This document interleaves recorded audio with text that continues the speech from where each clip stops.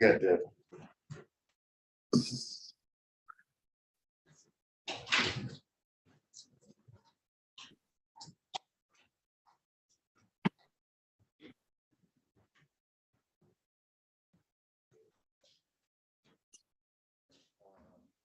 Morning, Your Honor. We got, How you doing? good. We got this Nika Davis, one of the defendants out there in the hallway. Yeah. Okay. Got something called out.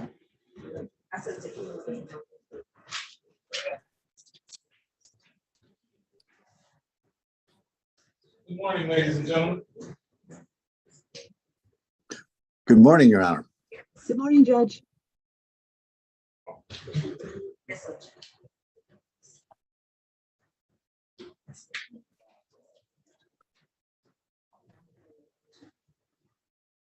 It's done. You're here on Harville.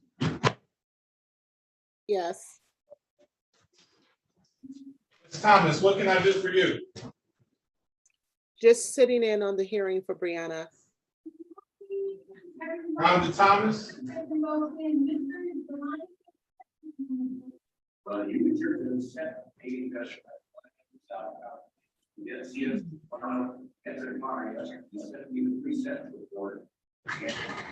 Rhonda Thomas, Yes. what can I do for you, ma'am? Just sitting in on the hearing for Brianna. You have to view these matters on YouTube where it's being live streamed. Okay, I should do that.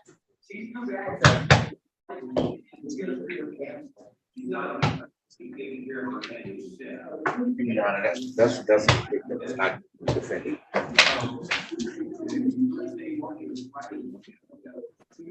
Okay, Ms. Dunn, Yes, good morning, Judge King. good morning. You're here on Harville? And she's here with us from the Wayne County Jail. Okay, great.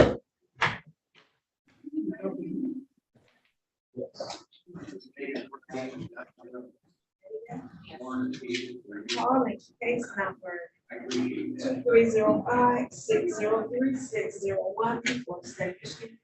Brianna Harville, defendant is charged in count 1, assault with a dangerous weapon, count 2, domestic violence. Notices for the record, please. Good morning, Your Honor. Shelley Drain for the people, P number 60249. Morning, Your Honor. Attorney Susan John P. 8696 on behalf of Brianna Harville. All right, Ms. Harville, tell us your name for the record.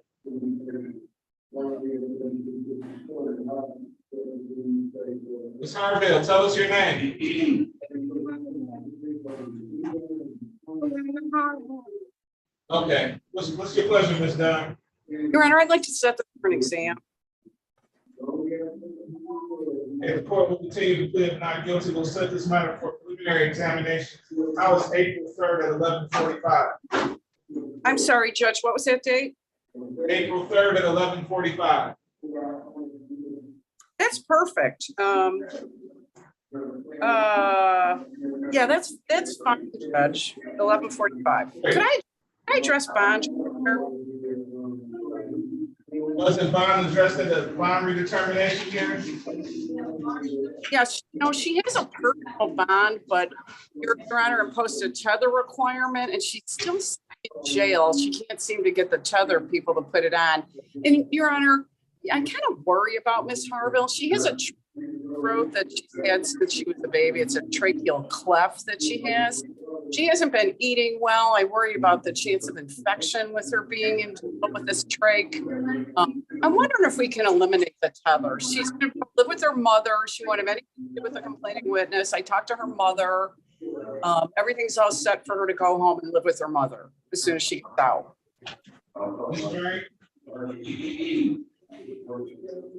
Judge, I have no objection to that. All right, send over an order to that effect, just done. Okay, I can do that around lunchtime today, Your Honor. I'm in Frank Murphy, so I got to do a few other courts before that, but I'll get about lunchtime. Thank you so much. All right. All right. Have a great day, everybody. Thank you, you too.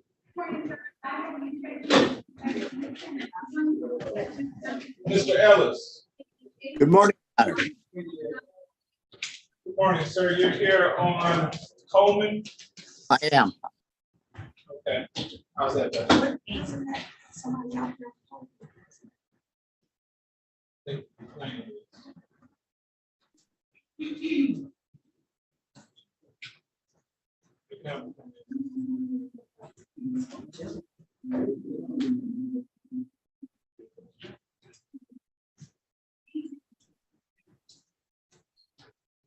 They hear on Coleman. Was that our complaint?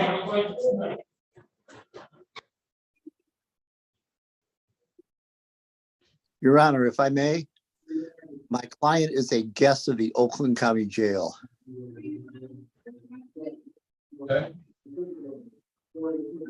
We're just asking that an exam be set.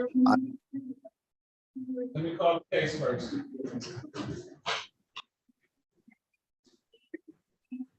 Nobody else? Calling case number 2305-555101 for the state of Michigan versus Salarino Coleman. Defendant is charged in count 1, assault with a dangerous weapon. Count 2, malicious destruction of personal property, 1,000 or more but less than 20,000. Count 3, malicious destruction of personal property, 1,000 or more but less than 20,000.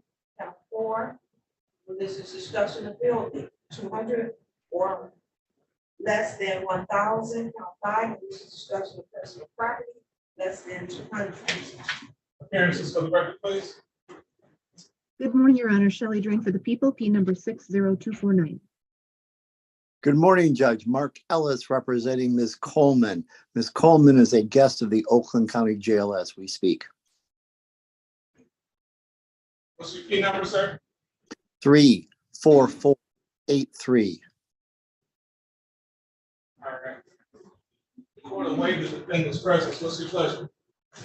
We're going to exam, Your Honor. How was April 3rd at 1:30? Not good, Judge. Either Tuesday or Wednesday of next week in the afternoon would be fine.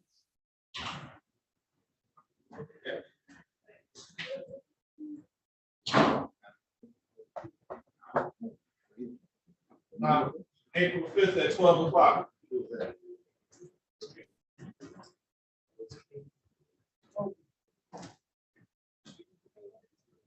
Your Honor, we were told at the that the exam would be an in-person hearing and my client would be invited to join us. That's correct. I assume that the court will take care of that transfer. That's what we do.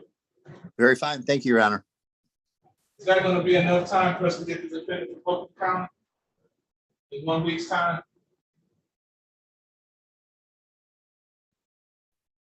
I'm not sure, Judge. Yes. You can take 2 weeks. You can take 2 weeks. That's what I thought. Okay, because she's coming from Oakland County, you think she'll be there? She will, Your Honor. Okay, let's go for April 10th. Is that a good day for you? What time, Your Honor? Wide open April 10th. What time is good for you? Anytime late morning is great. April 10th at 11 o'clock? Very fine, Your Honor. April 10th at 11 o'clock, why don't we continue? Thank you, Judge. Have a good morning. Thank you, Judge. Ms. Harville, you're all set.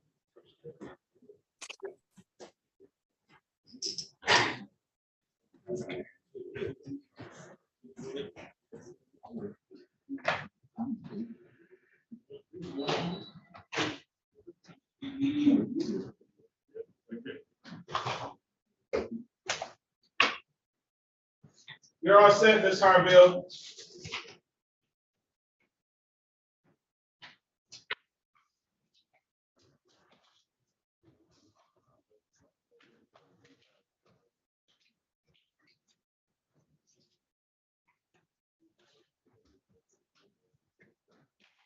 Ms. Harville is all set. Her next court date is April 3rd at 11:45. Thank you, Judge King. You have a great day, sir. Thank you, you as well.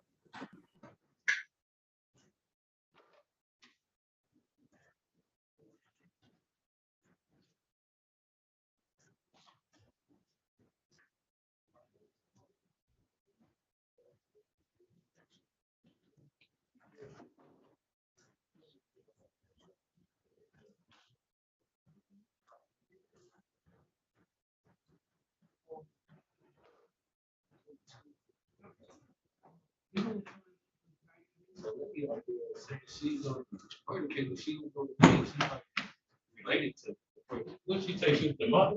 No, she just says, So, she had this, is she a witness? witness, She a witness? potential witness. Well, she, let me find out if she is. Oh.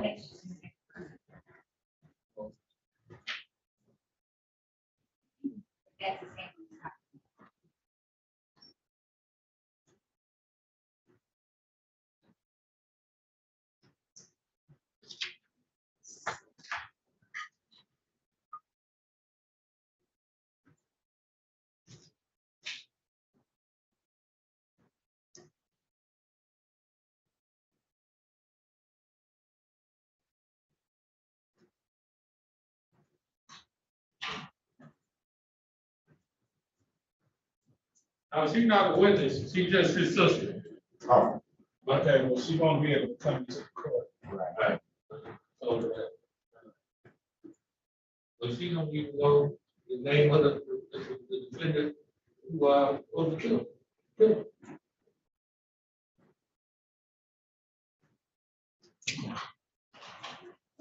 Well, if you let her know we have three today, 1 at 10, 11:30, and 1:30. Good on. That's a, what's her brother's name?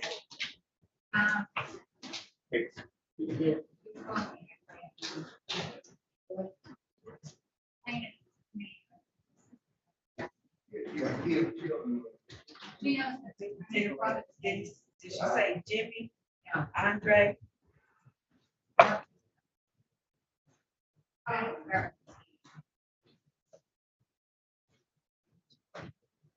About Robert? True.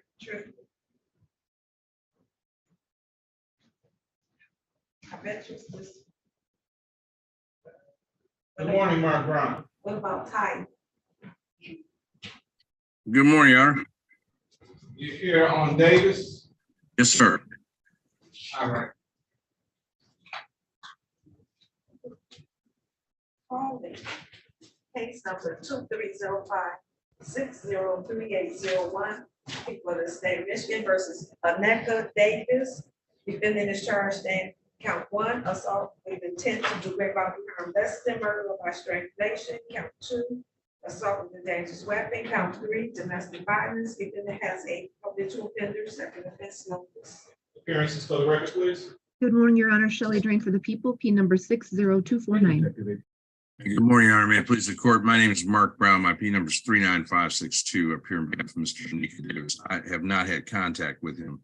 Is he in custody? Are you waiving their appearance? I suppose I could discuss the exam date. We set an exam date up.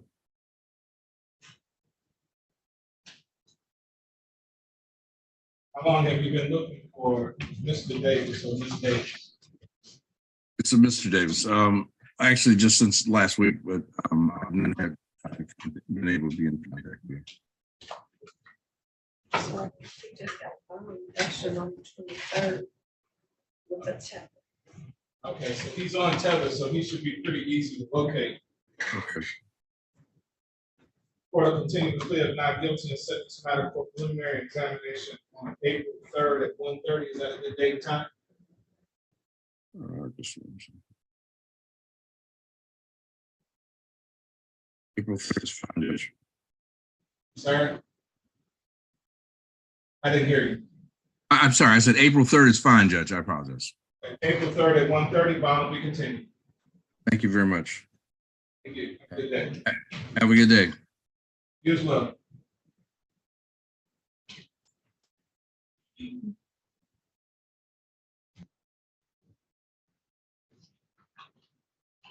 I think that's it for you, Ms. Drain. Yes, that short and sweet. I know it's been like that. Crime must be down in the city of Detroit. Okay, see you tomorrow. Thank you. Okay, have a good day. You too. Is she still on?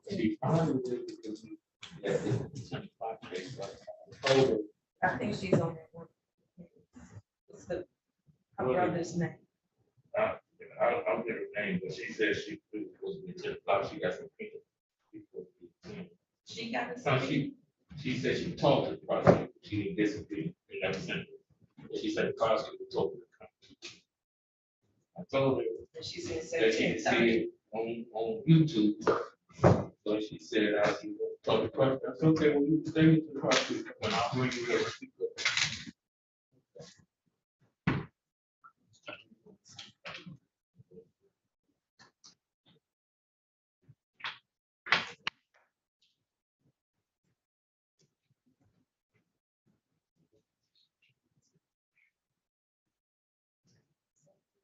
I think these homicides continue. Right. All these homicides are new cases that continue. Yeah, they're on today, I think. Yes.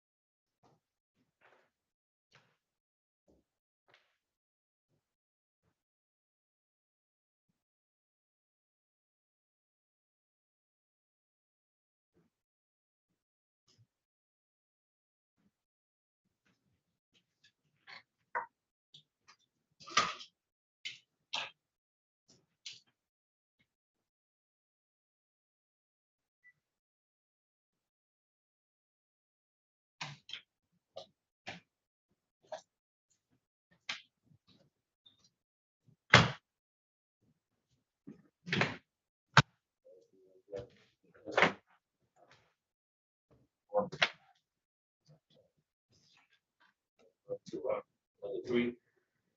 Yeah. Latoya Grant, can I help you? Good morning, Judge. I'm here to they had told me that it was a case going to be happening. Good morning, Judge. Morning. You have Yes. to view, whether it's being live streamed on YouTube, however. Okay. Thanks, Judge. Okay, no problem. Have a good day. You too. Bye-bye. Bye.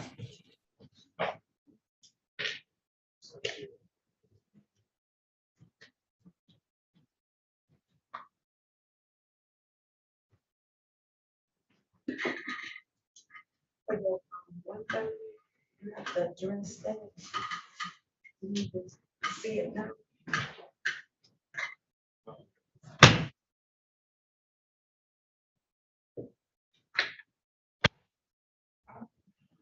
It's the one with 10 witnesses. Oh.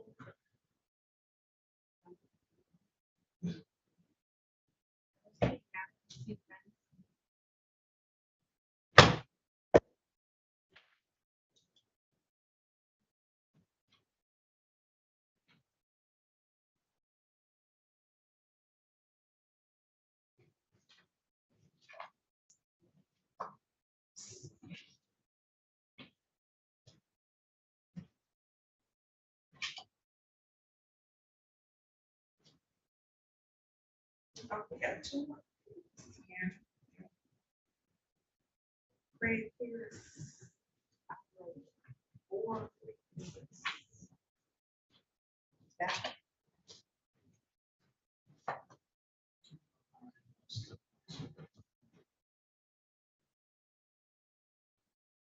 Hopefully the 10 and 11:30.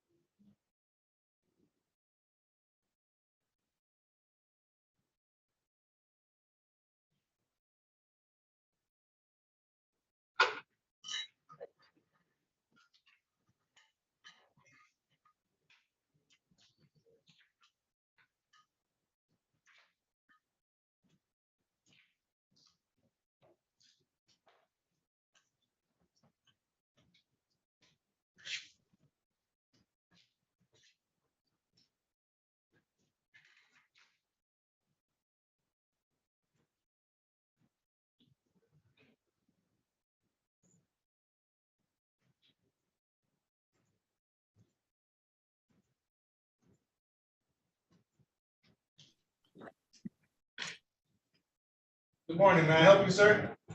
Yes, I tried to get into the room because I have a court today, but it doesn't show the name in the in the What's your room. name? Jose Carias. Okay, so you're not in this courtroom. So which court I can find it? How did you get this number? What is it? How did you get this number? Como tú dices ese nombre? Lo busqué ahí en We check. We saw on the website. So I'm prominently displayed on the website now. Mm-hmm. What are you charged with, sir? For no insurance. No insurance. No insurance, so that's a traffic ticket. Uh-huh.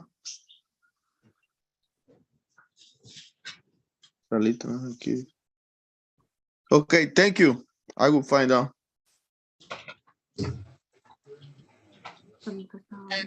Charge 360-435-0000. Okay, All right. thank you. Kent County Jail, who do you have here? This is es papá.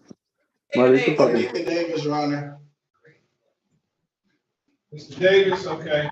Mr. Davis, your attorney's been looking for you. He didn't know you were still in jail. Your next court date is April 3rd at 1:30. Okay.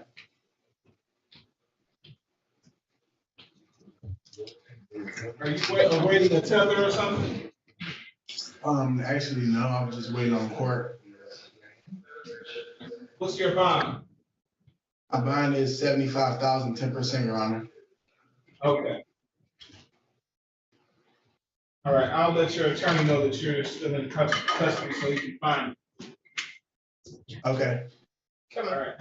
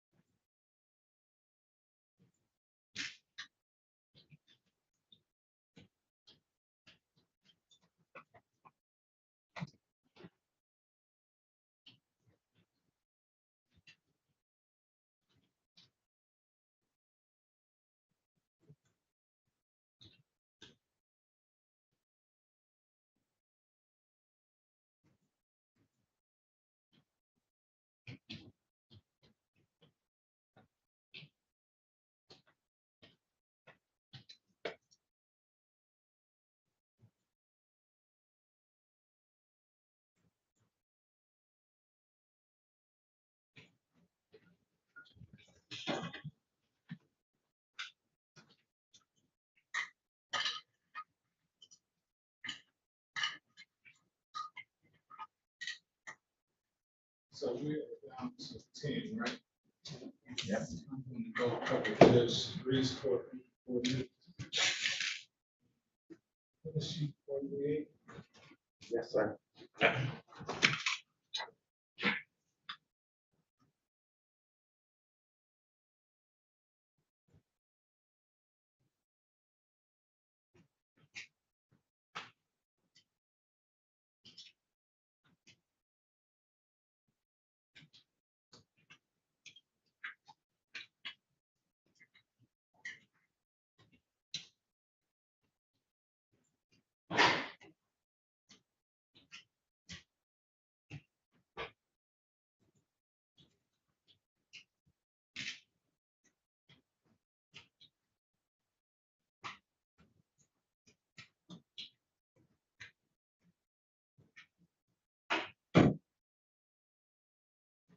I'm gonna go cover Reese courtroom 16.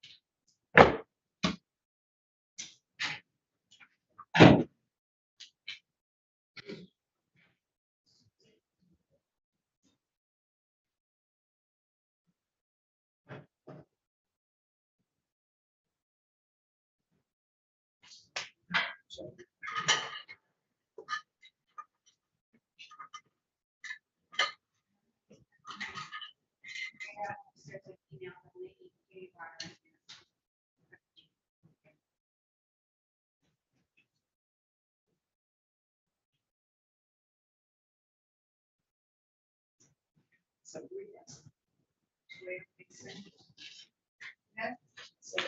really? She not here?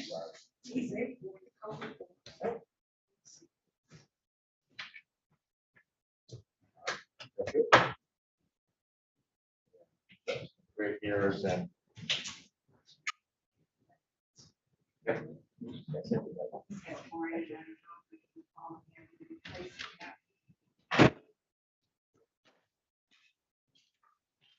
That looks perfect over here.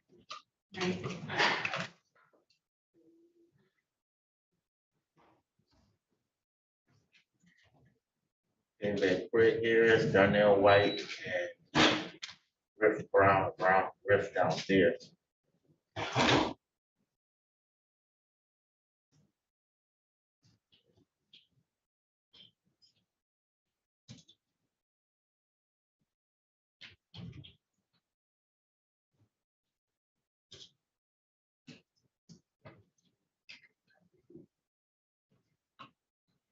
Jerry.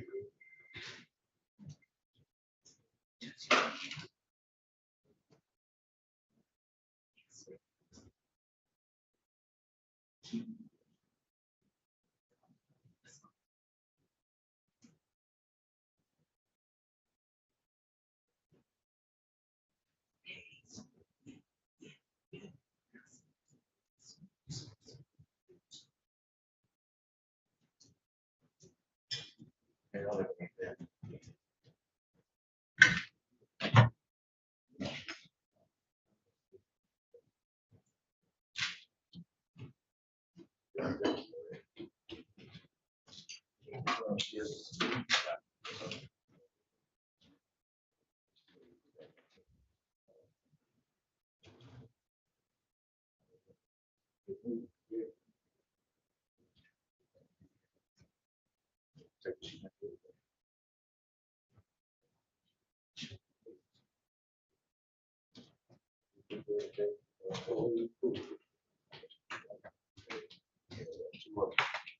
Okay.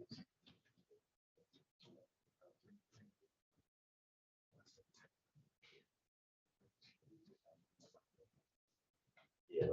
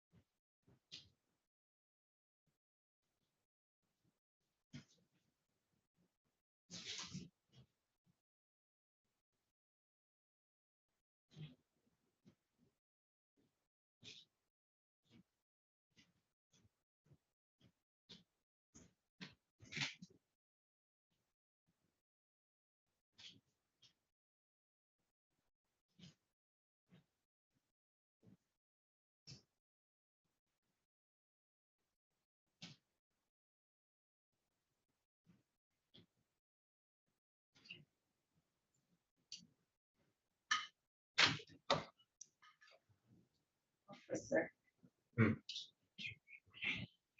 not here. 15 for, that's what I said.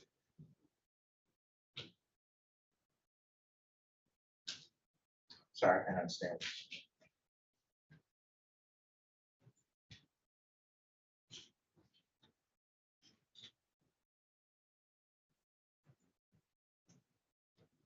I can barely understand what you're saying. You say you got a bond reduction.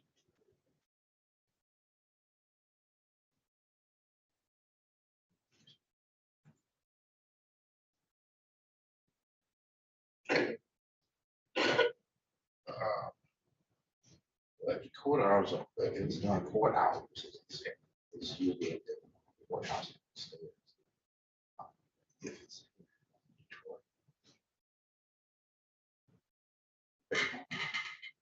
I could barely understand what you're saying, sir. I'm sorry.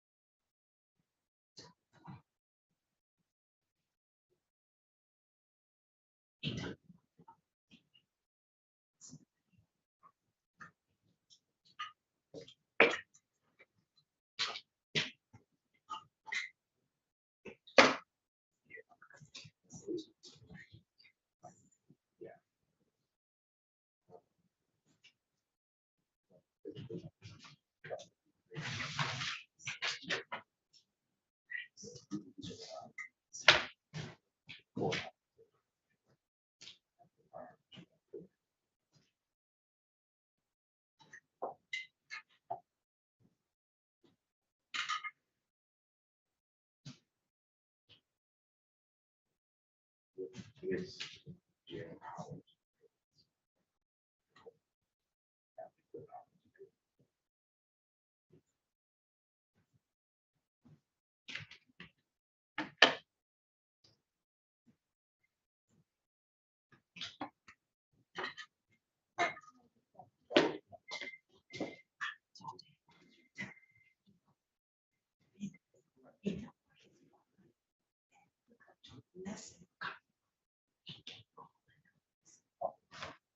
Now he asked me, we pay a hero, pay a jail. I told him, going out, pay it at the courthouse, after courthouse, pay it.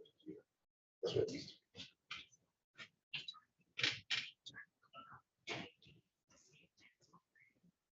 Oh, wow.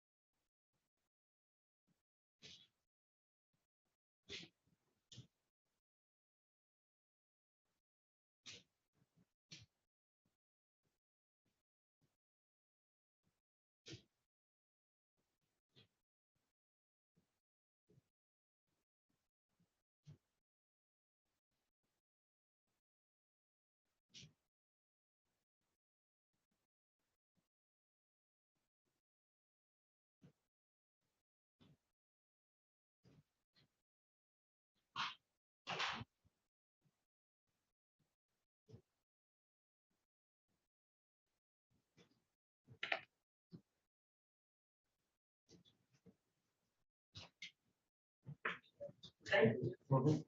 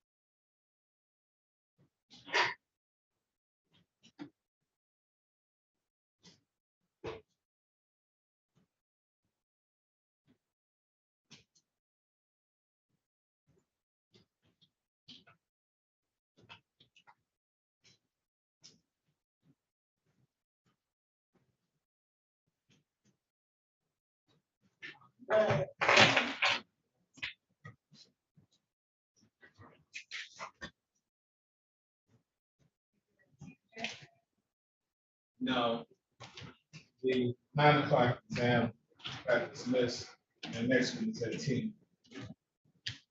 So I hope my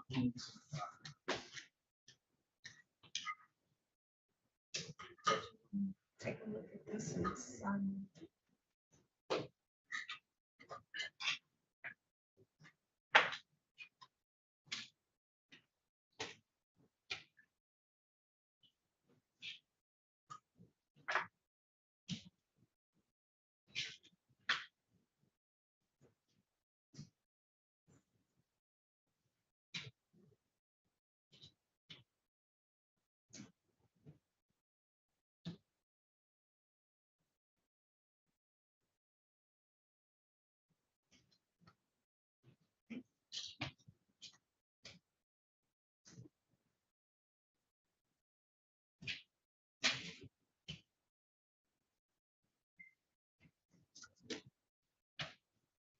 Just take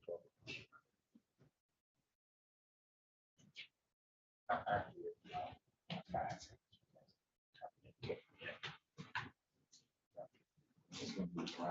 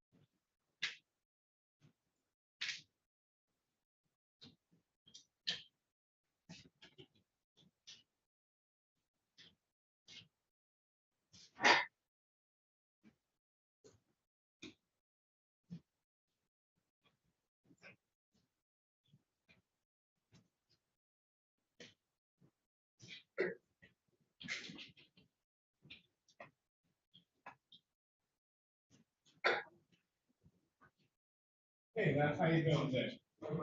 Good.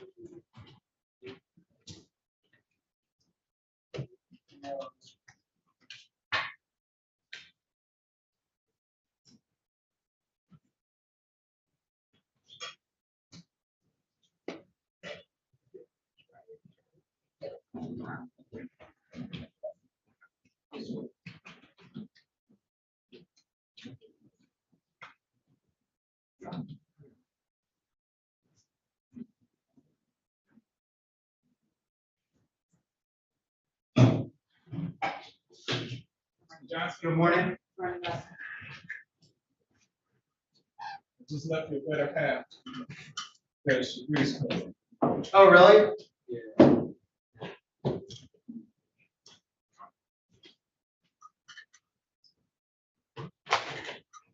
she's definitely better.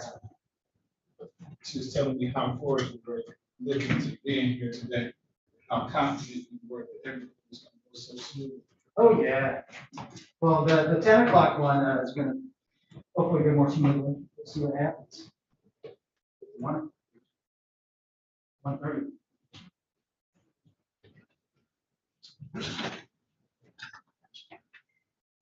Your Honor, I have the victim's mother that would like to, she's not a witness or anything. She showed up here, the officer told her to show up here.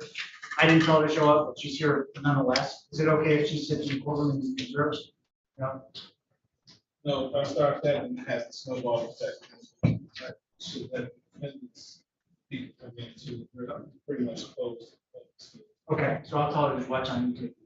Okay.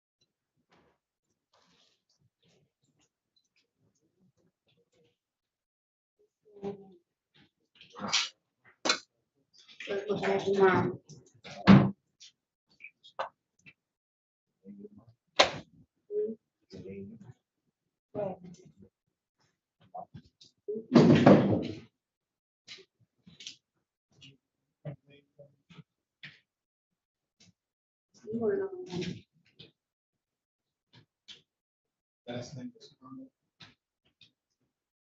First name is Kenneth.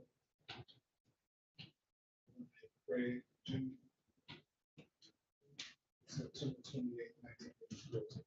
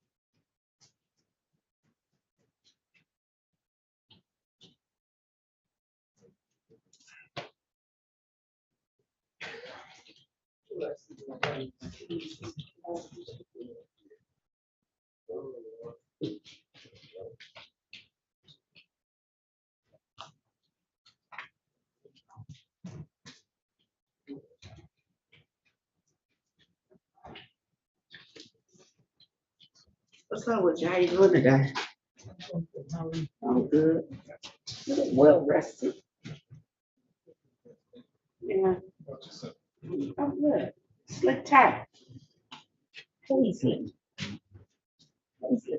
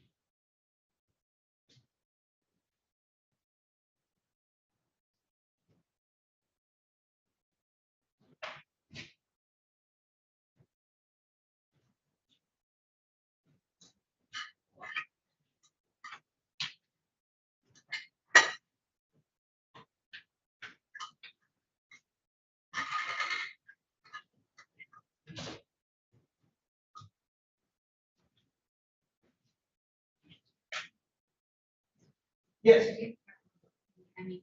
You. Have you seen Mr. Baker? I have not, Your Honor. Shooting call, so. Okay.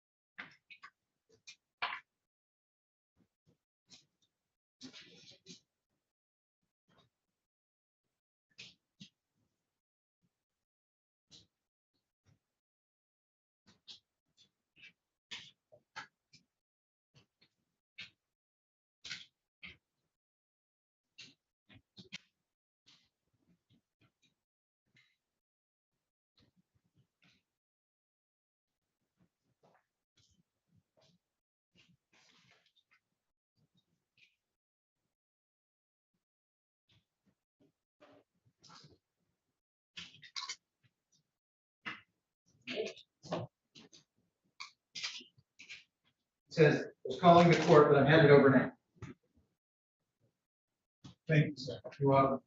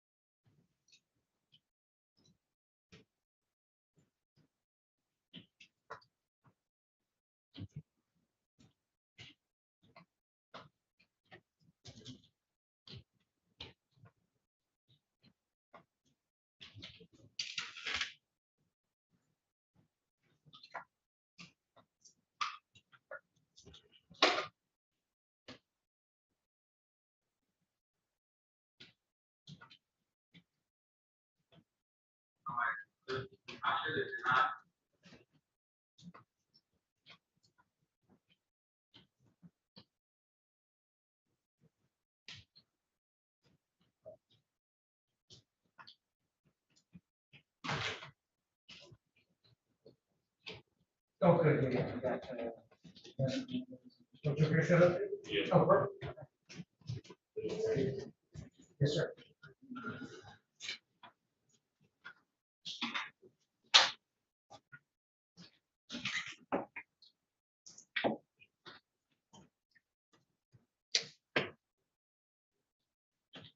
Yeah, Mr. Harris. Yeah.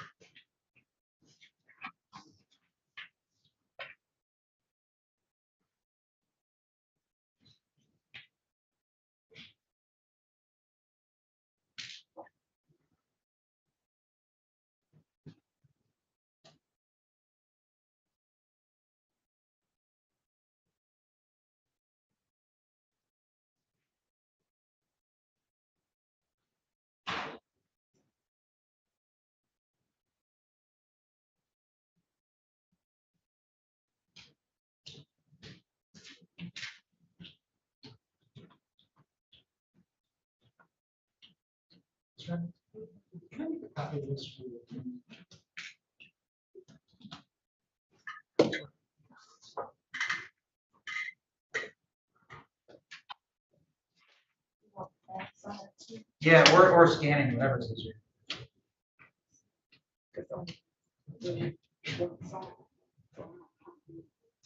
Okay.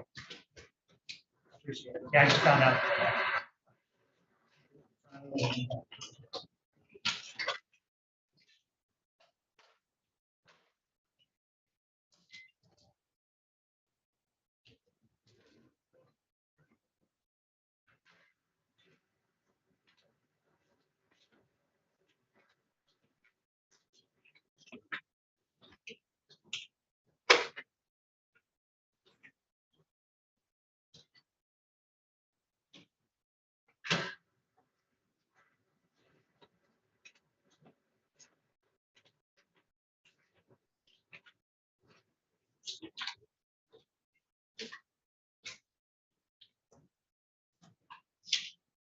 Impressed. Thank you.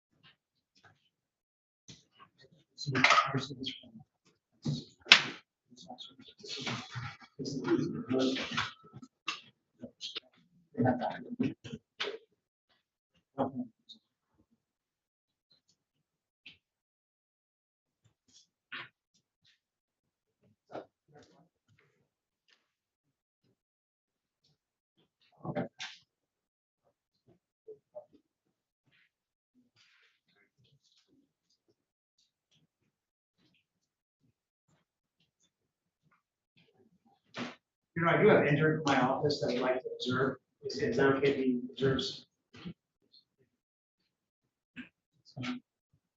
Mr. Bickert is here now. Yes, sir. Master of sir. No, okay. It's going to be just a short door. And in front of that, like share.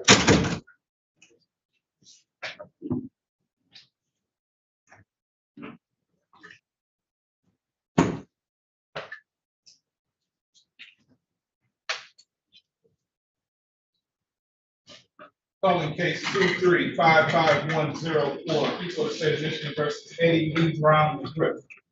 Pending discharge from count 1 homicide, murder, first degree premeditated. Count 2 assault with a dangerous weapon. Count 3 and 4 felony firearm. Appearances for the record, please. Good morning, Your Honor. This is Brian Johnson for the people, P84143.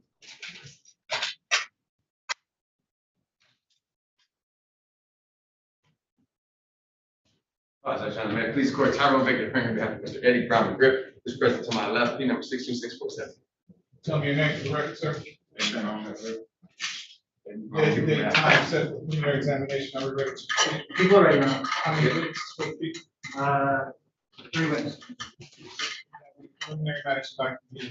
Yes, Your Honor. The people would begin with 2 preliminary matters. The first is the preliminary report. I'm sorry, the post-mortem report that the people would seek to admit under 766.11b. I actually, it is my fault, I dropped the ball. I received a stipulation to cell phone extraction. I did not receive a stipulation to the identity of the victim. So I would ask on the record, Mr. Bickert is indicating yes, that he will stipulate the identity of the victim for exam purposes only. That's correct, Your Honor. For exam purposes only, it would stipulate here. Court receives that stipulation. Thank you, Your Honor. People would seek to admit postmortem report 23-00280 as Exhibit 1 and move to publish the relevant portions. No objection. Admitted? All right. If people will approach and bring a copy to the court. Yes.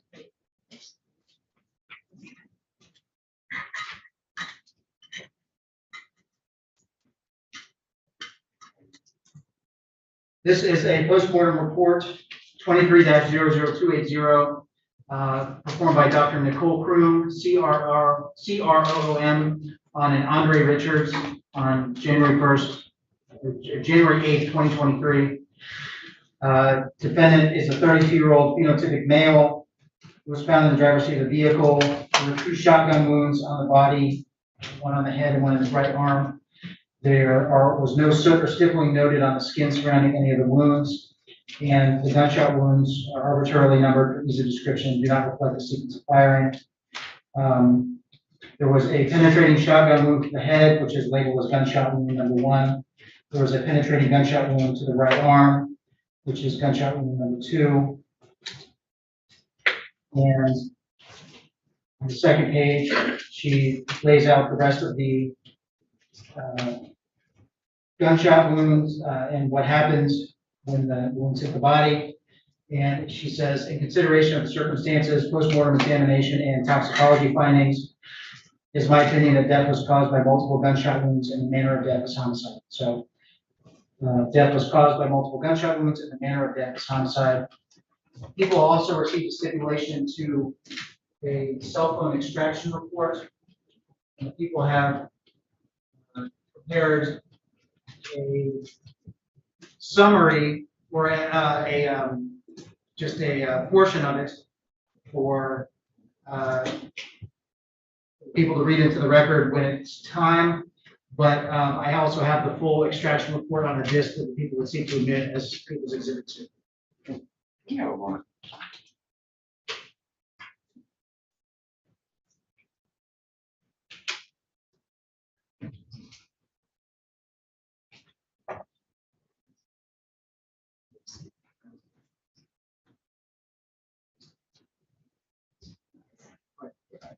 Right.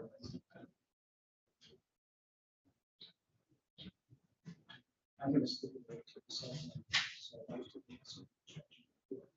So what I do is I pull all the portions from the report. Talk about it.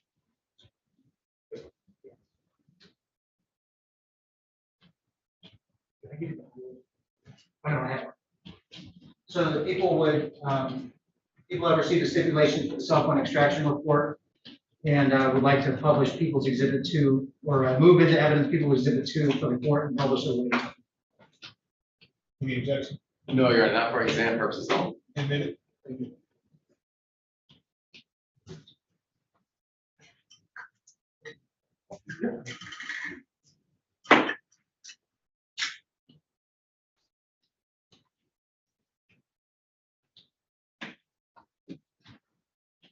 With that, you ready to call your first witness? Yeah, people are ready, Your Honor. Jimmy Harris, people call Jimmy Harris.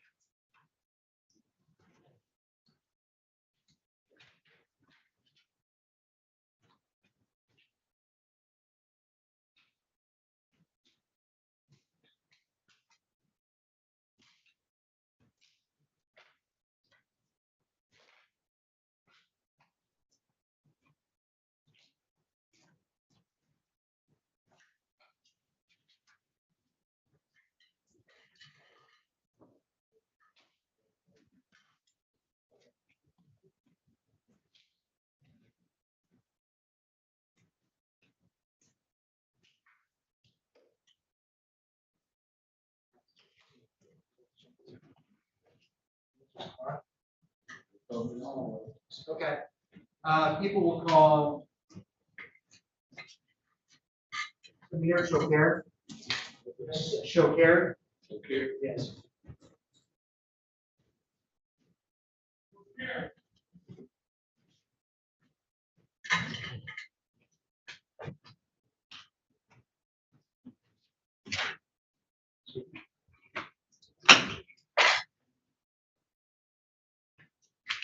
Sir, please step forward, give your name and spelling to the young lady seated over here.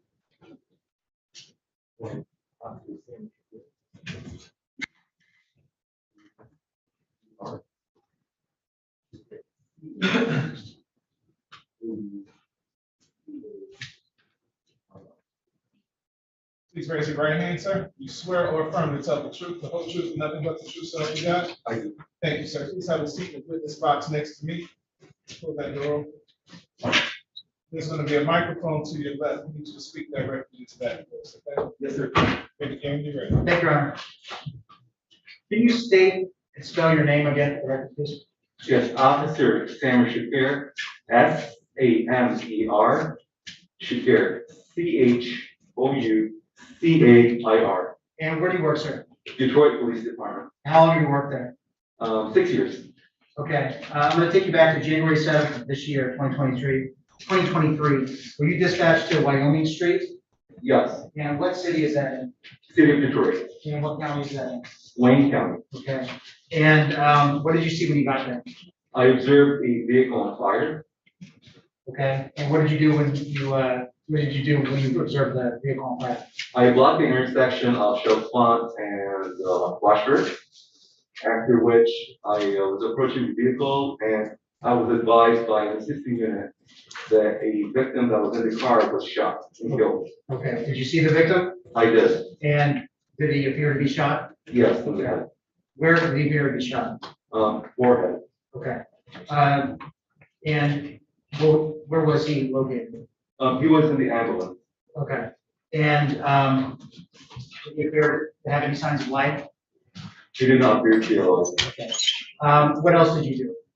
I then approached the vehicle again and I canvassed the area for evidence. Okay. What did you find? I observed 2 shell casings, black in color, in front of the vehicle. Okay. I also observed a firefighter pull a cell phone from the front passenger compartment of the vehicle and place it on top. Okay. And what did you do with those items? I placed yellow markers indicating the location of them. Okay. And while you were at the scene, were you given a description of a shooter? Would you just given a description of the shooter? Later on, yes. Okay. Without telling me what that description was, with that information, what did you do? I was advised over radio that the offender was walking westbound Okay. on Shell Pond. Okay. Did you go to that location? Yes, And were you in a police car? yes, And did you come across a person who matched the description you were given? I did. And what street was that on? Burwood, Shell Pond and Burwood. He turned southbound on Burwood. Okay. And how far away is that from Wyoming? Not that far, a couple blocks at the most. Okay. And do you recall what this person was wearing? Yes. What? He was wearing a black like bubble jacket Okay. and blue jeans. Okay. And what did you do? Did you get out of your car? Did you stop your car? Yes. Did you stop your car? Yes, Did you get out of your car in response to seeing this person? of course. And what did you do? I gave him loud commands to show me his hands. Okay. I was able to get close to him safely, after which I cuffed him immediately. Okay. I advised them that he matched the description of the suspect. Okay. And due to the fact that we were looking for a homicide suspect, I searched his person. Okay. I recovered a few items. What did you recover? From his right pocket, I recovered a BMW key Okay. and a debit card. Okay. From his left pocket, I recovered a black cell phone. Okay. And do you recall whose name was on the debit card? Yes, Who was it? Eddie Brown. Okay. And And do you, number 3. Eddie Brown and the number 3? Yes, sir. Okay. Do you see the person that you cuffed in the courtroom today? Yes. And can you point to him and identify him by the article of clothing he's wearing? Yes, he's sitting to my right and is wearing green. May the record reflect that the witness has identified Mr. Eddie Brown McGriff. So noted. And after you searched him, did you have any other involvement in this case? Yes, I placed him in the backseat of my scout car. Okay. And I was then advised by homicide task force to convey him to the Detroit Detention Center to place him under arrest, basically. Okay. And is that what you did? Yes, sir. Okay. Did you have any other involvement in the case? No, I recovered his clothing. People have no further questions for this witness. Cross examine. Thanks. Morning, officer. Good morning, sir. Officer, do you recall around what time you received the ride to the location? Maybe approximately, I do not really recall, maybe 10 o'clock, not earlier. It was morning time though? Yes, sir. Okay. And you arrived at the location, do you believe that you were the first officer to arrive? I was not. Okay. When you arrived, I believe you said you initially kind of used your car to block the street. Yes. Can you repeat what street that was? Yes, it was Chalfont and Washburn. All right. At the location itself, you said that you observed an individual inside of the vehicle. The vehicle was parked next to like an alley. Do you recall the alley itself? Sir, I did not say I observed anybody sitting in the vehicle. Oh, I'm sorry. You said at some point that you observed an individual that had been shot. Yes. Where did you see that person? He was in the ambulance. Am I fair in understanding that but by the time you arrived, that the victim in this case was not, he was already in the ambulance? Yes, sir. Okay. You received some information and then you left. Can you approximate how much time passed between when you arrived at the scene and when you then left and drove looking for a suspect? Maybe a couple of hours. Then. Between the time when you had arrived and the time when you went and started to kind of search the area? So we arrived at the location. Okay. To assist Scout 29. Okay. And then we were advised later on that the offender was walking westbound on Chalfont. Okay. And that, you say you were advised, I assume that came from another officer? Yes, via the radio. Okay. And you said this was several hours later? Yes. You identified the person that you arrested as my client, Mr. Eddie Brown Griff. Is there anything about Mr. Brown Griff today, as you look at him today, that's different than when you saw him the day that you were arrested? I still got those distinctive tattoos on his neck that you can see right now. I understand. Yeah. And also, obviously the tattoos you're saying are the same. Is there anything that's different? There may not be. No, not that I'm aware of. Now, did you ever talk to any witnesses in this case? I did talk to a witness, yeah. Do you recall or have any way to know who that was? Mr. Harris. Did you take any written statements in this case? No. Did you take any notes during your conversation with Mr. Harris? I wrote something, was probably in my notepad.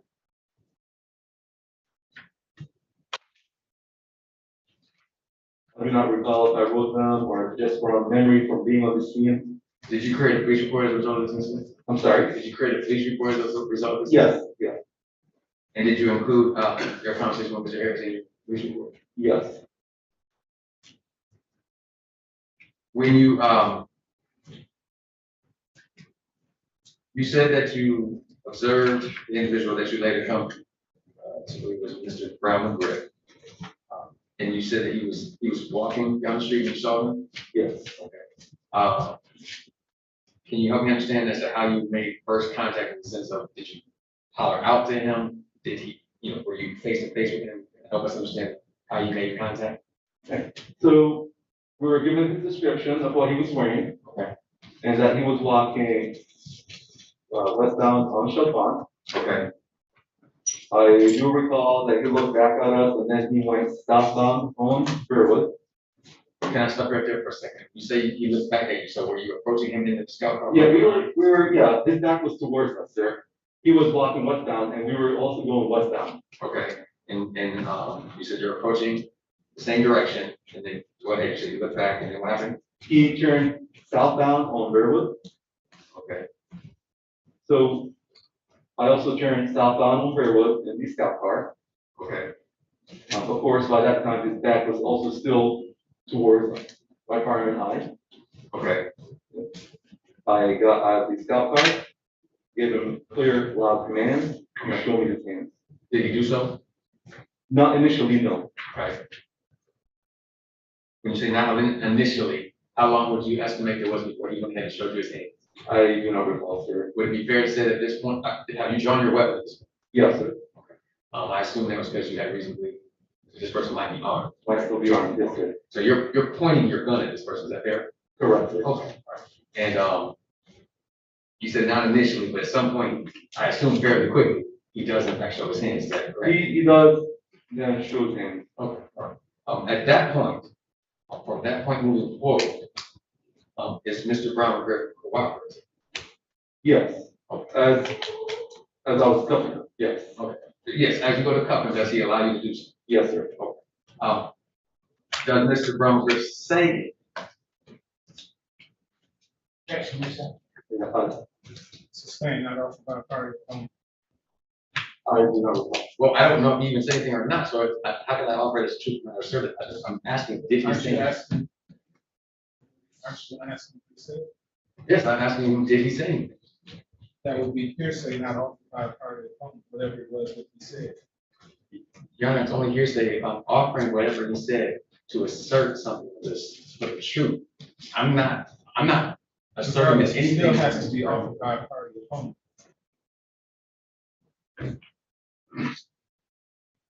What I'm arguing on is that whatever it, assuming for the sake of argument that he did say something, that even if he said something, I'm not offering that for the truth of what he said. What are you offering me for? I don't know if he even said anything. That's why I asked. What are you offering me for?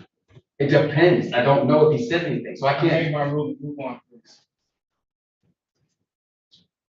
So I'm not allowed to ask this officer if my client said it, made any statements when he was arrested. You understand it's sustained? I sustain the objection, move on. I'm just trying to make sure that I do understand exactly what it is, what it's not. That's all. I'm saying the court is frustrated with me, but at the end of the day, I'm just trying to make sure I understand exactly what I am and not allowed to do with this witness. I'm not allowed to ask him anything about what my client may have said or anything that he did after his arrest. That's correct. What he said. Did he do anything? Mr. Griffin do anything? I'm sorry, what do you? After when you arrested Mr. Griffin, put him in handcuffs, did he do anything? No. I placed them in the back of his stop car. Did you ask Mr. Brown Griffin any questions? To possibly ID them, yes. Am I allowed to ask about what his response was? What was his response? He told us where he lived and gave us his name. That's to the best of my recollection. Okay.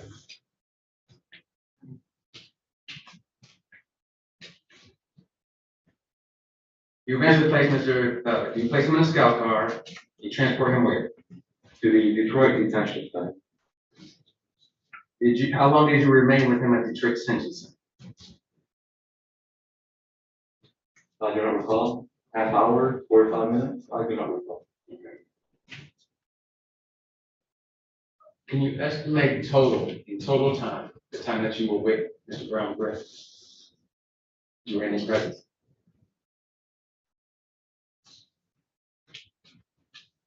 An hour and a half.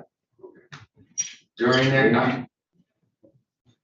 During the approximately hour and a half? Yes, sir.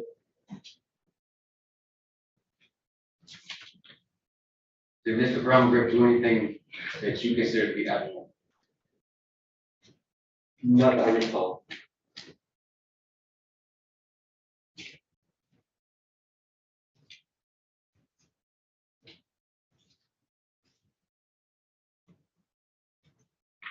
Was he silent or was he trying to talk to you? Sure, I do not recall.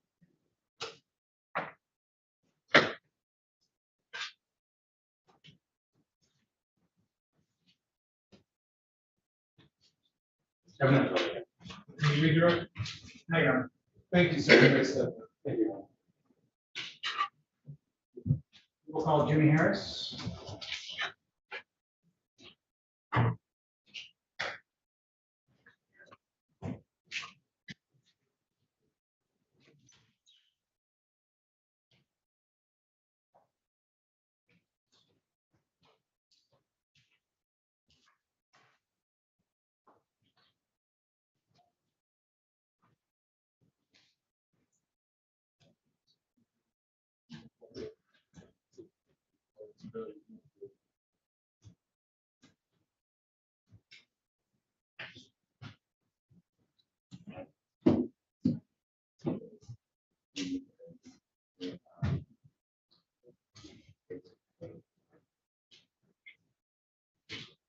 Sir, please raise your right hand. You swear or affirm to tell the truth, the whole truth, and nothing but the truth, so help you God? Thank you. So please have a seat with the spots right next to me. Yes, sir. Speaking to that microphone is going to be to your left. Okay, Gary, you ready? Thank you, Your Honor. Mr. Harris, I'm going to ask you to state and spell your name one more time, okay? Okay. Okay, what is it? Jimmy Harris is JIMMYHARRIS. And where do you work, sir? I'm sorry, I didn't hear you. Where do you work? I work at Caruso Transportation. Okay, where did you work? Are you nervous today? Yes, I'm good. Okay, well, I'm just gonna ask you questions, and if you can't understand what I'm saying, just let me know, okay? I'll speak up, all right? And you don't, just speak loudly, and if I don't understand you, I'll let you know, okay? Okay. Okay, so where did you work back on January 7th of this year? I worked at Wyoming Tire. Okay, and what street was that on? Chef on. Okay, and how long did you work there? I worked there probably like for a year. For a year? On and off. Okay, what did they do at Wyoming Tire? There's a tire shop. Okay, so people would, I'm sorry, go ahead, didn't mean to cut you off. We worked on tires. So would people bring in busted tires and you would fix them for them? Yes, Put sir. on, okay. All right, I'm gonna take you back to January 7th, 2023, okay? Did you go to work that day? Yes, sir. And what time did you get there? I got there at 8:30. Okay, and who was there when you got there? Anybody? His name is Tommy, which is the owner of the tire shop. What does Tommy go by? What do you guys call him? We call him Pops. Okay, is he an older gentleman? Yes, sir. Okay, and you said Pops is the owner? Yes, sir. Tommy's the owner, okay. And did a person named Andre Richards work with you? Yes, sir. And did you know him as Andre, or did you know him as another name? I know him as Dre. As Dre? Okay, and how long have you known Dre? For a year. Okay, did you work with him there?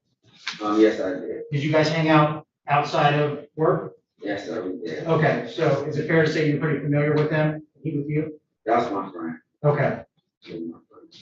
all right. Now, when you get there at 8:30, do you immediately start working? No, sir. What do you do?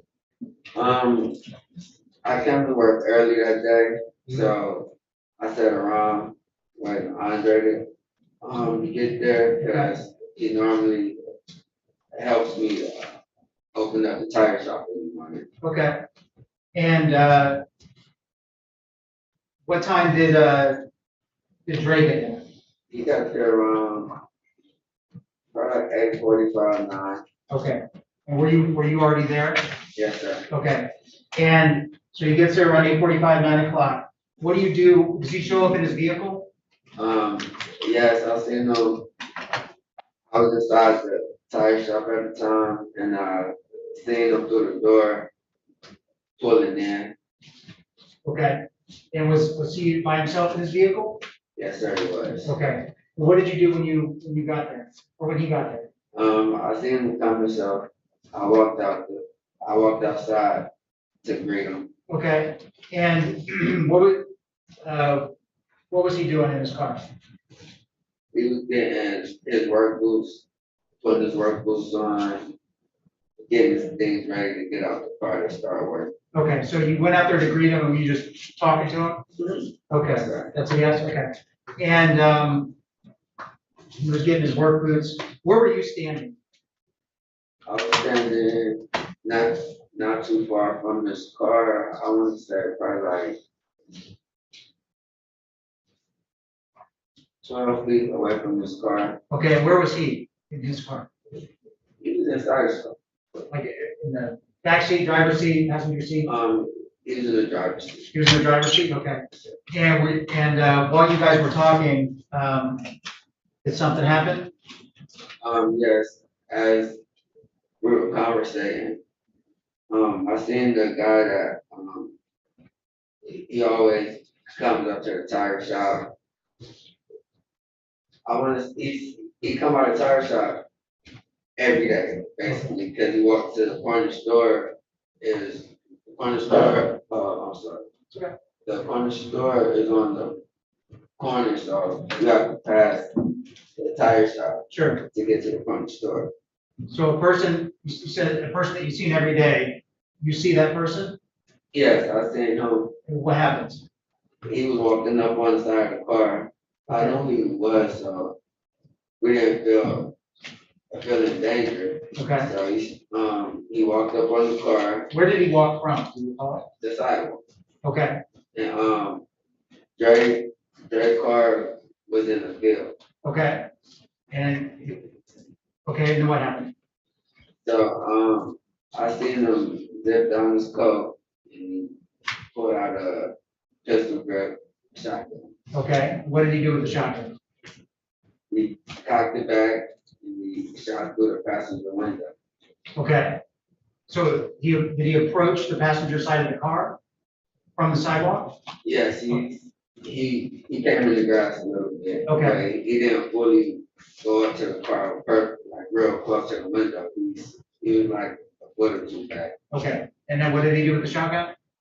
He cocked it back again and shot it. How many shots did he fire? So Okay. When he first approached, did you see a firearm? no, I did. Okay. And then you said he unzipped his jacket and pulled out the weapon? Yes. Okay.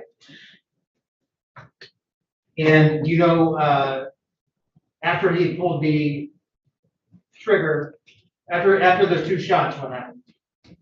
After the first shot, I started walking back. Okay. And I was surprised what was going on. The second shot, after he shot him the second shot, he upped the shotgun towards me. Okay. And did he point it at you? Yes, he did. Okay. And how did that make you feel? I'm not the same right now. Okay. Were you afraid? I mean, what was your emotional reaction? Fearing for my life. Okay. Fearing for my life. Sure. And what did you do in reaction to that? I ran. Okay. And where did you run to? I ran in the alley. Okay. And I jumped over a fence, hurt my knee real bad. Okay. And I was calling for help. Okay. Do you know if he shot at you? He didn't shoot at me. Okay. He just pointed it at you? Yes. Okay. And when he pointed it at you, how close was he? He was close enough to shoot me, but I ran behind my car first, so he couldn't, so the bullets couldn't hit me. Sure. So he didn't have any other, he couldn't get to me fast enough. Okay. Now, the person that pointed the gun at you and shot through the car, or shot into the car 2 times, do you see that person in the courtroom today?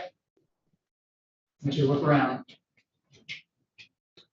Yes, I did. Okay, can you point to him and identify by article of clothing he's wearing? Yes. He's wearing the green helmets, that's it. Okay. Your Honor, may the record reflect the witnesses identified the defendant? So, Okay, so did you call 911 when you got to the alley? Yeah, no, after I jumped the fence, I called. Okay, after you jumped the fence, you called 911? Yes, sir. Okay.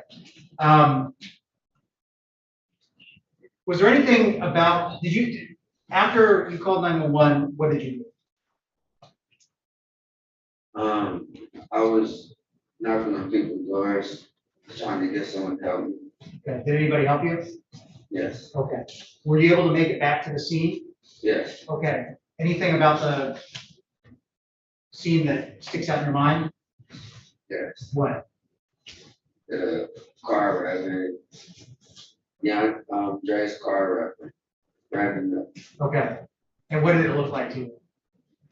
Looked like his car was on fire. His car was on fire? And did the police come shortly thereafter? Yes. Okay.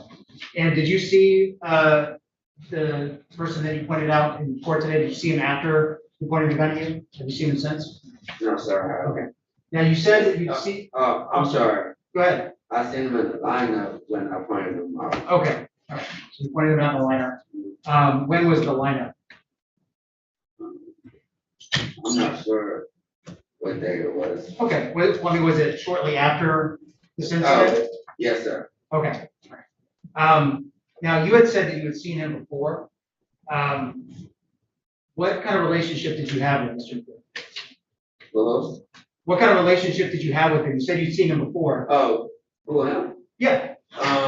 He used to come up to the shop, smoke with us. I smoked with him before. He seemed like a pretty cool dude, but you could tell something was wrong with him. Like he was just like out there. Did he ever make any threats to you or anything like that? No, he never made any threats. Okay. And what did you guys have conversations? Yes, sir. What would you guys talk about generally? One time I came up to the shop and I was beefing with my girlfriend at the time, and I was just being out to him, you know what I'm saying? And then that was basically about it, because the owner had told us. Don't tell me what the owner said, but you guys had a prior relationship, right? You guys had talked. Yes, sir. Okay. Yes, sir. Okay. Had you ever seen him with guns before? Not seen him with guns, no. Okay. What do you mean not seen him? He tried to sell it. Okay. When you say that, what do you mean by that? He would come up to the shop trying to sell things to us. Okay. And one of those things was guns? Yes, sir. Did he ever tell you what kind of guns he wanted to sell you? Objection as to relevance. This gets to their prior relationship and it gets to his prior relationship with having a gun. It's first degree murder. Right. The fact that he had guns in the past. He just said he never saw him. He said he tried to sell them.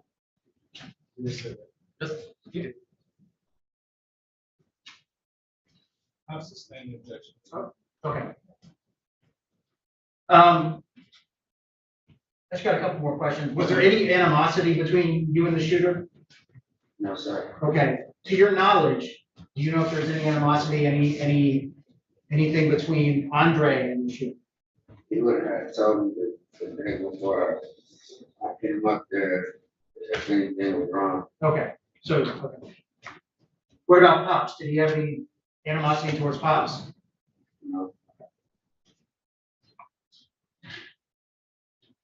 I have no further questions for this witness. Cross-examine. Thank you. Good morning, Mr. Harrison. I do, sir.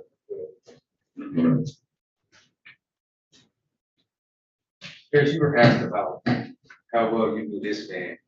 Is it fair to say that you didn't really know this man, Mr. Brown? You didn't know him as a person, is that fair? I never went to his house or chilled with him before. You had seen him before, right? Yes, I just seen him. I just seen him. You had smoked some weed with him on least one occasion, right? Yes, sir. You had you had some type of conversation, right? Yes, sir. But you don't hang out with this man, right? No, sir. You don't have a relationship with Mr. Brown, Griffin. No. You see him at the store when you were working, right? Yes. And he passes by on his way to the store. Is that what you He said? stopped by. Say hi to him. Okay. And sometimes, and he would also say hi and talk to Dre. Is that fair? Mm-hmm. Okay. Is that yes? Yes, it is. Yes, it is. And he didn't work at the shop, right? No. How many times would you estimate that you have seen him? Would that be like a lot of times, like more than one? More than 50. Okay, that's it. But out of all those times, how many times would you say that you actually talked to him? I never talked to him because I was working. You said that there was no, at least as far as you knew, there was no problem between you and Mr. Right? And you said that you believe that if there had been a problem between him and Dre, that Dre would have told you the day before. Is that because you spoke to Dre about those types of things? Man, I'm talking on the record. And Dre never said, hey, this guy's a problem or anything like that, right? On the day that this happened, the man, you testified that it was this gentleman, Mr. Brown Griffin, said he walked up and stopped and opened his coat and pulled out a pistol grip shotgun. Is that right? Yes, sir. Okay. You said that he stopped some distance from the vehicle. Yes, sir. Am I correct in saying, based on what you're saying, that he didn't walk right up to the window of the vehicle. Is that fair? Fair. Okay. How far from the vehicle would you estimate that he was when he fired that shot? Close enough to kill him. Understood. Can you point to something in the courtroom that would demonstrate distance he was? Right there, right there. To the wall? Okay, maybe 5, 6 feet. Yeah. Approximately 5 to 7 feet. Okay. Okay. And so he walked up, he unzipped his jacket, right? Pulled out the pistol grip shotgun. Right. At that moment, when you saw that, did you start to run? No, I thought he was trying to sell it to us. Okay, all right. And so then he stopped approximately that distance you just described, right? Stopped walking. And is that when he like kind of raised the weapon? Did he immediately raise it and fire it? He pulled it out like he was going to show it to him at first. Like he was like, look what I got. He didn't say that. He didn't say that. He didn't say it. No, he just paused. And he just shot from the surprise. I was in shock. Because I believe he testified that even when he pulled out the gun, you still weren't in fear, correct? No, I wasn't. Because you didn't think anything was about to happen. Is that fair? Right, true. You just thought that maybe he was going to try to sell it. Right. The man didn't, and when I said the man, I'm talking about Mr. Brown Griffin, as you testified it was him. He didn't say anything at all, correct? And Dre didn't say anything to him, right? You didn't say anything to him? Nope. In fact, when this part happens, nobody says anything to anybody. Is that fair? Sure. Okay. And then Mr. Brown McGriff just raised the weapon and fires, correct? Yes, sir. Cocks it again, fires again, right? Yes, sir. And still is not saying anything.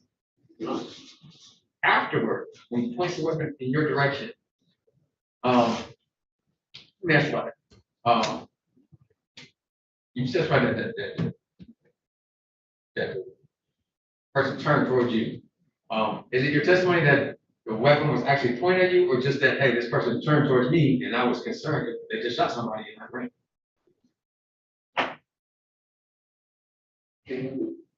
That's the weapon pointed at you at any time. Yes, it was.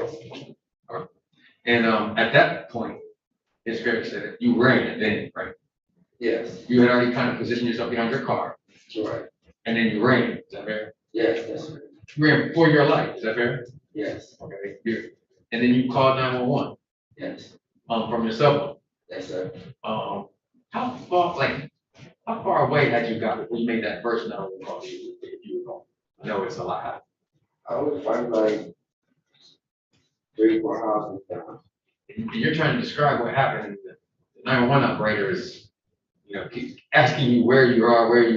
Right. You're trying to figure out where you're at, right? Right. Okay. You then called 911 again, right? You went back to. I don't recall until I was at school. Fair enough. Do you recall? No, I don't. Yeah, okay, real quick, you may not recall. Do you recall ever returning back to the tire shop? Yes, I ran inside the tire shop and told the boss to lock the doors. Okay, let me back up a little bit. When the weapon was pointed at you, you ran away from the location, correct? Mm-hmm. Okay, and then you called 911. You called 911 that first time. You're outside in the neighborhood. Is that fair? Yes, sir. Okay. At some point, you then return to the tire shop. Yes, sir. Okay. And that's when you say, hey, you lock up, tell pops. I assume when you return to the shop, is it fair to say that the people at the shop know that this has occurred? They didn't know. There was nobody out there with me. Okay, all right. So when you return to the shop, you're telling them, hey, lock up, Dre's been shot, that type of stuff, right? I'm not trying to quote you. Just you're telling them, hey, something has happened. Yes. And I believe your testimony is that, I'll be specific, Tommy or Pops, was it your belief at that moment that he did not know that this had happened? He told us. You can't testify to us when there's no, this is not. Was Pops at the shop when you got back to the shop? House was there all the time. Okay. And, how do you lock the doors? After I told him what happened, Okay. And when you told him what happened, did he act as if he was surprised? he told me that he thought it was a car backfire. Okay. So he told you he had heard a noise outside, Yes, but that he thought it was a backfire. yes. Okay. And so other than that, he didn't know what was going on up there. Were there any other workers at the shop when you got back to the shop?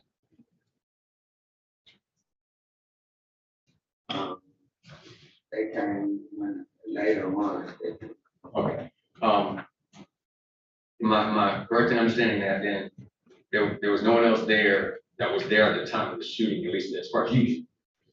But me and Pops. Okay, so there's you, Pops, and Dre at the time when this happened.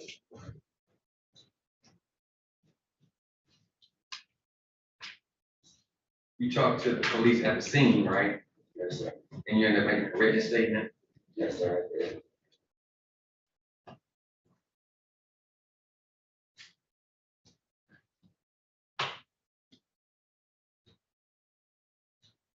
Move back a little bit. You said that at the time when you had spoke with Mr. Brown, correct? That you could tell that something was wrong. Recall that testimony? Mm-hmm. Can you tell me what you meant by you could tell that something was wrong? Yeah, Can you tell me what you meant by that? where a young guy just to be solicited and running the streets, no police, like, he didn't have a police, kept trying to sell us. I'm just a person, you know, to be around. Did you ever?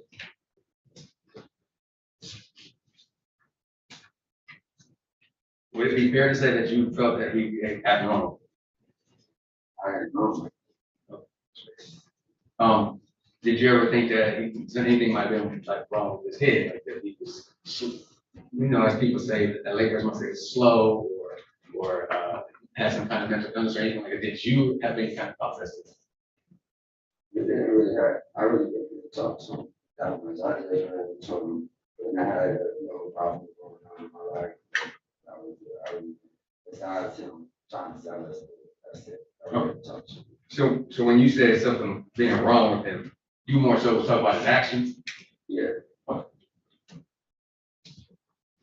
Have another further. Can you redirect? Yeah.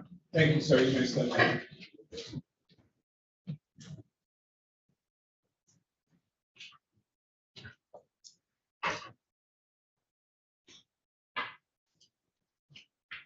People call Brenda Hernandez.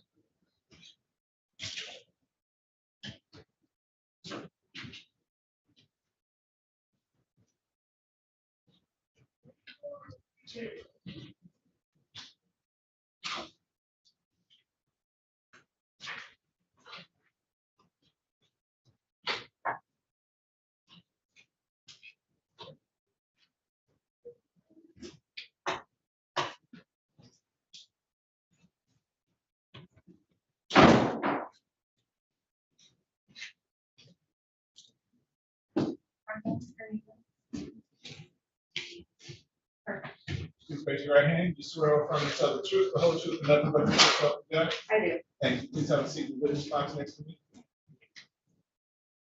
Maybe, when you ready. Hey, Brian.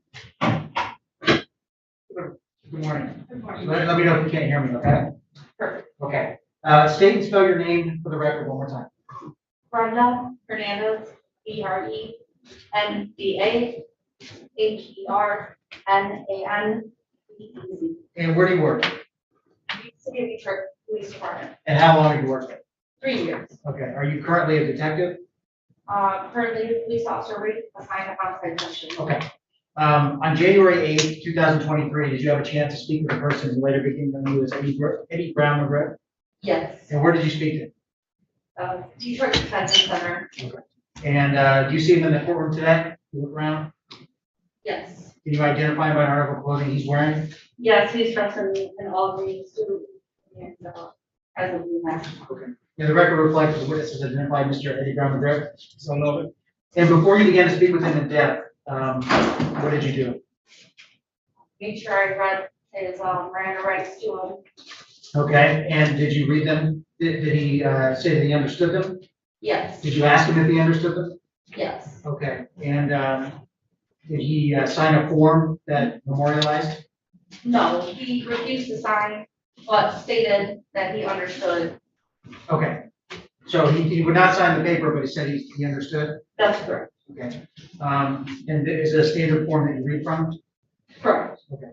People will make a motion that the defendant understood his Miranda rights and waived them. You are there as the voluntary? Yeah, yes. Ms. Hernandez, you stated that, it's your testimony that Mr. Brown said that he understood his rights. Correct. Okay. He refused to sign the form that indicated the same, right? That's correct. He also did not initial any of the individual rights, correct? That is also correct. Is this portion of all of this tape recorded? Yes.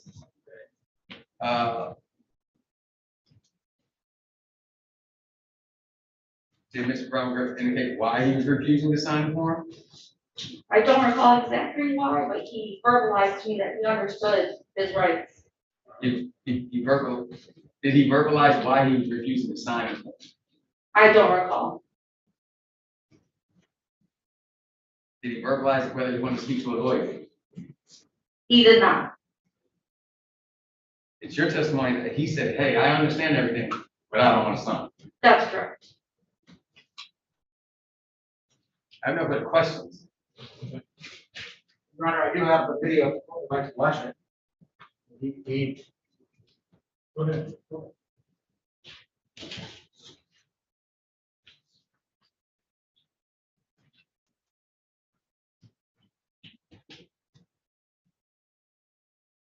360-224. 234. May I ask one additional question? Go ahead. Officer Hernandez, did Mr. Brown McGriff ever indicate that he wanted to talk to you? Yes.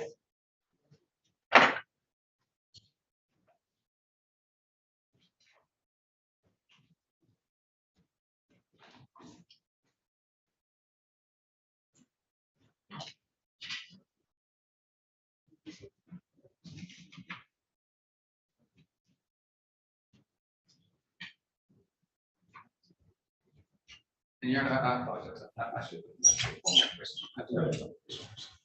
Officer Hernandez, did you ever ask Mr. Brown McGriff whether he had been diagnosed with any mental illnesses?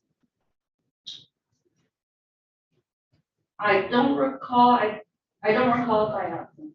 Did you find out how far he went to school? That is memorialized in the video. Oh, sorry. Right.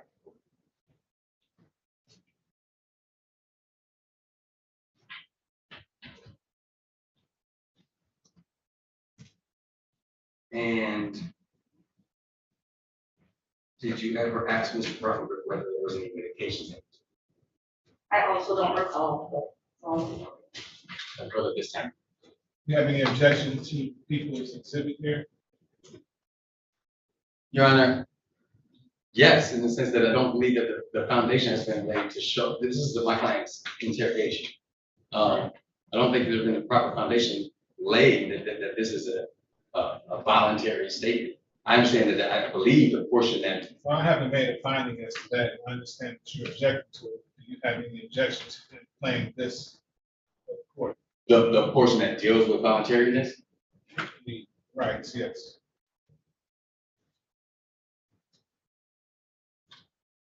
No, Your Honor, I don't think I have a objection to it. Okay, so the court will admit that, Mr. Johnson. Will proceed.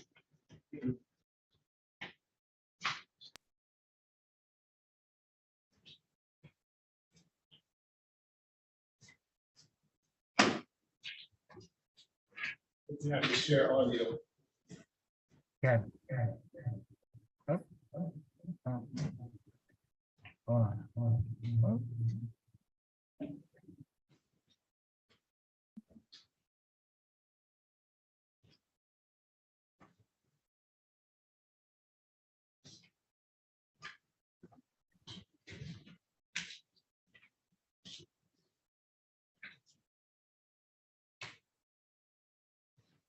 Just a record.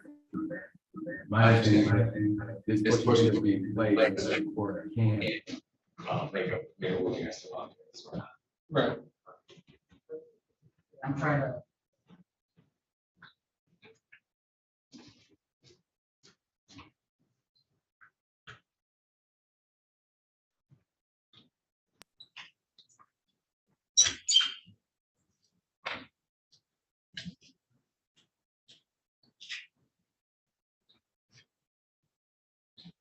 And during the time, I answer any questions.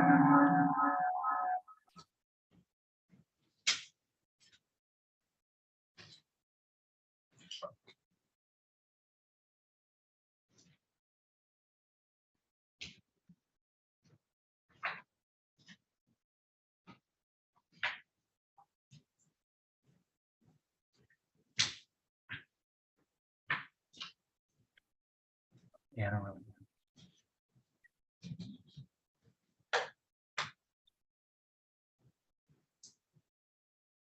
I'm gonna try something else. Let's see. Mute yourself, share the audio. That's what I'm trying to do. I need it.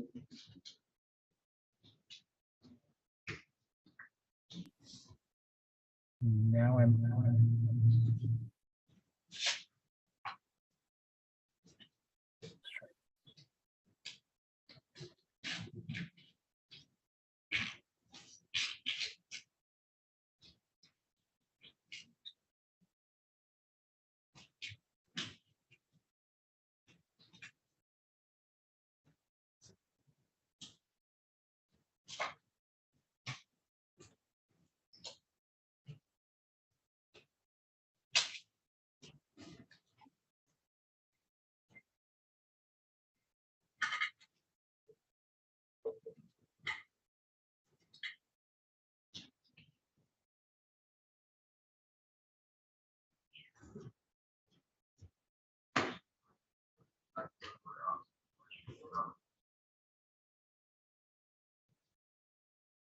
Try one more thing. If not, I'm just gonna bring my laptop to you.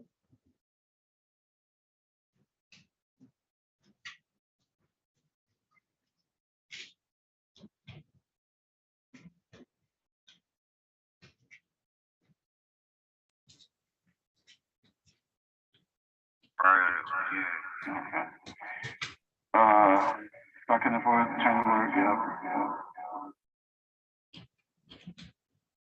I'm still getting an echo.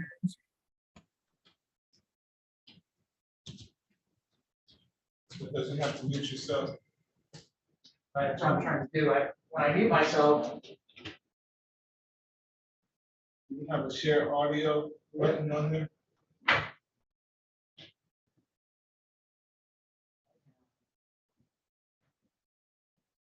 don't share money. Try stopping the show.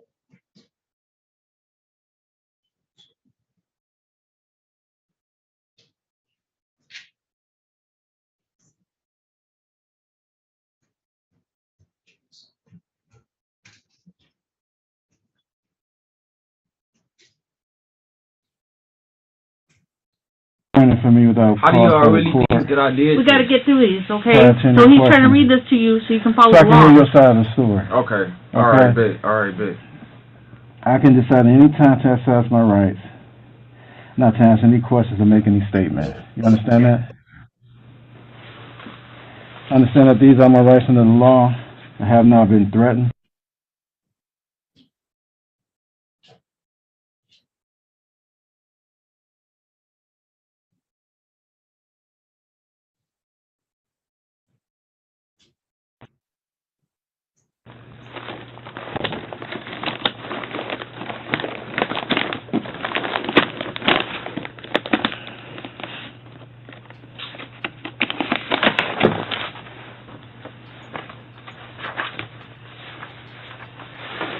So read you the rights real quick, okay?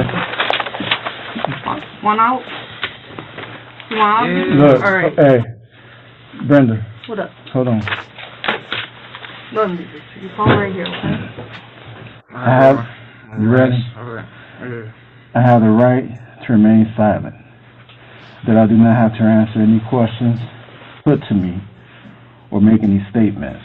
You understand that? Yeah. Any statement I make or anything I say will be used against me in the court of law. You understand that? Yes. I have the right to have an attorney, lawyer present before and during the time I answer any questions or make any statement. You Or I'll understand? be in the house chilling, bro. I need a cut, bro. You understand that? Yeah. I would with the questioning, I can't afford the attorney or the lawyer I will be appointed for without cost to the court prior. Yeah. Okay. If I can afford attorney, lawyer, yep. One will be But how's y'all cops and y'all don't know y'all job? appointed for me without How do cost y'all to the really court. think that I did We gotta this? get through these, okay? Try to So he's answer trying to questions. read this to you so you can follow So I can hear along. your side of the story. Okay. All right, bet. All right, bet. I can decide at any time to exercise my rights, not to answer any questions or make any statement. You understand that? Understand that these are my rights under the law. I have not been threatened or promised anything. I'm not desiring to agree to answer any questions put to me or make any statement. You understand that? Yeah. Listen, Hey, so for these 5, okay, just your initials, and then sign right here. Why do I have to sign? Did you understand all these? I understand, but why do I have to sign? You don't have to if you don't want to. you don't man. want to That's good. sign? I'm saying I do want to sign, but y'all might be putting me in a bad predicament. It's It your seem like- choice if you It want to seems like sign. y'all picked me up So for the some shit I didn't do and y'all trying to pin it on me. The signature is just to say that you understood. Okay, I do understand. Okay. So as long as we know that, Okay, we're good, bet. all right? All right. So you said we pick you up for something that you don't got nothing. All right. Your Honor, I mean, he clearly says it. Each right was read out loud. He says, I understand. Then he wants to continue talking. And then asked, why do I have to sign? And they said, well, you don't have to sign, but do you understand? And he says, yeah, I understand. I just don't know what you guys are trying to do, but I understand. So I think you got to take him at his word that he understands, the rights he's given up, and then he agrees to talk. I think the question the question is voluntary. Counsel says that he says he wants to keep talking. He never indicates in any way that he wants to keep talking. He does say the words, I understand. Well, they didn't get that far yet. Right. The question is, does he understand his rights? But the video speaks for itself. I don't think the video shows that he understands anything, but he does say the words, I understand. Over and over again, and furthermore, in support of that, he chastised the officers about not knowing their job. And he says, he even gives a reason as to why he doesn't want to sign. He said, by signing this, I would put myself in it's like y'all put me in a bad predicament. Well, he says a couple things, but he says the words, I understand. I leave that For for purposes of this hearing, the court makes a finding that the defendant normally voluntarily understood his constitutional rights and decided to waive his sentence. Okay. Thank you, Your Honor.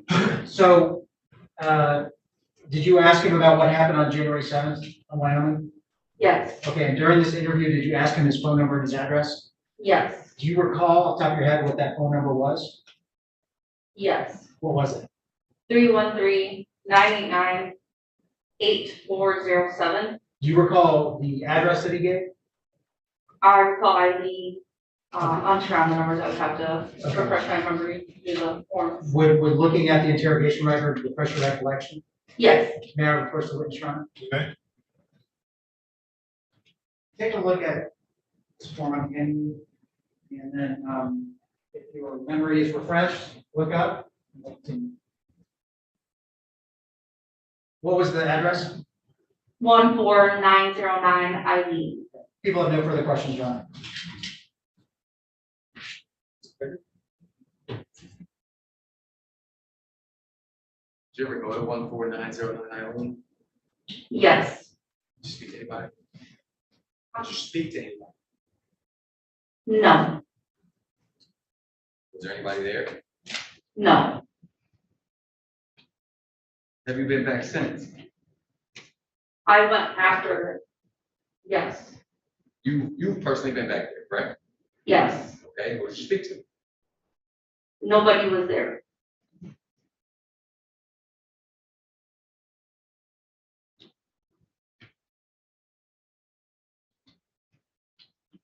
On the interrogation record, Do you have a copy of the interrogation record?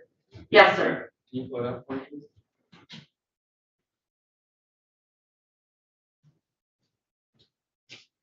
On the interrogation record, near the top, it has a line that says advised by. It says Detective Brian Vogt. That's Detective Brian Vogt we see on video, correct?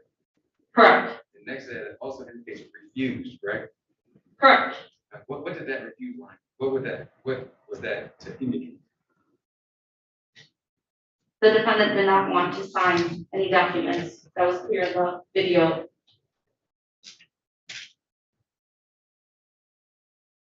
So that refused is to indicate that he didn't want to sign on the other document? This refuse is for this document.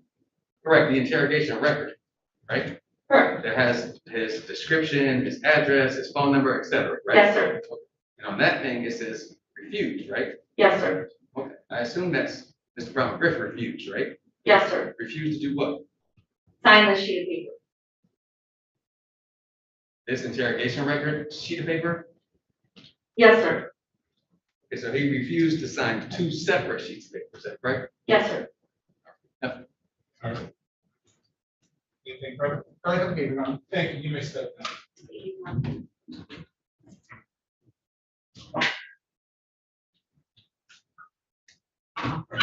People are here, Mr. Chairman. So you're not introducing the state. No, I'm not interested. So why did you call that? I called this witness because I wanted to get the phone number for the extraction. Oh.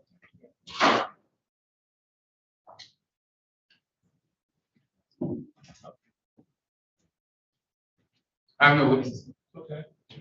Thank you, Your Honor. The people make a motion to bind over on first-degree murder, premeditated, assault with a dangerous weapon, the 2 counts of felony firearm, and then I would add a CCW, a carrying concealed weapons charge, based on the fact that, seek to amend the information, because Mr. Harris testified that Mr. Brown walked up, pulled a gun from his jacket, he unzipped it, pulled the gun from it. He didn't see it at first, and then he saw it. So people would seek to amend that or concealed weapons permit.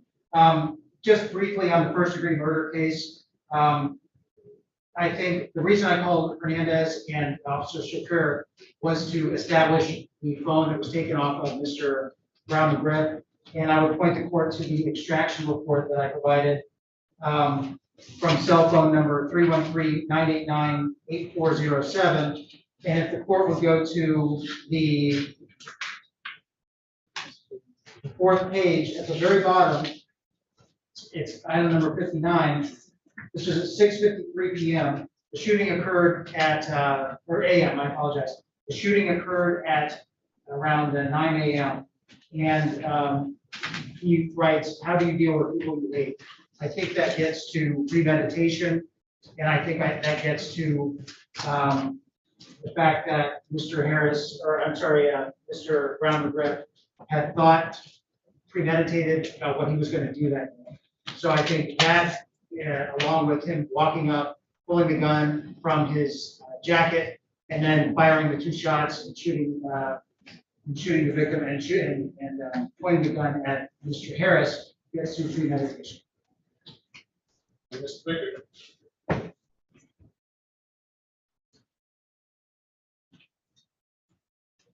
As it relates to the evidence from the extraction report, I would submit that certainly does not push in that direction. In fact, out of these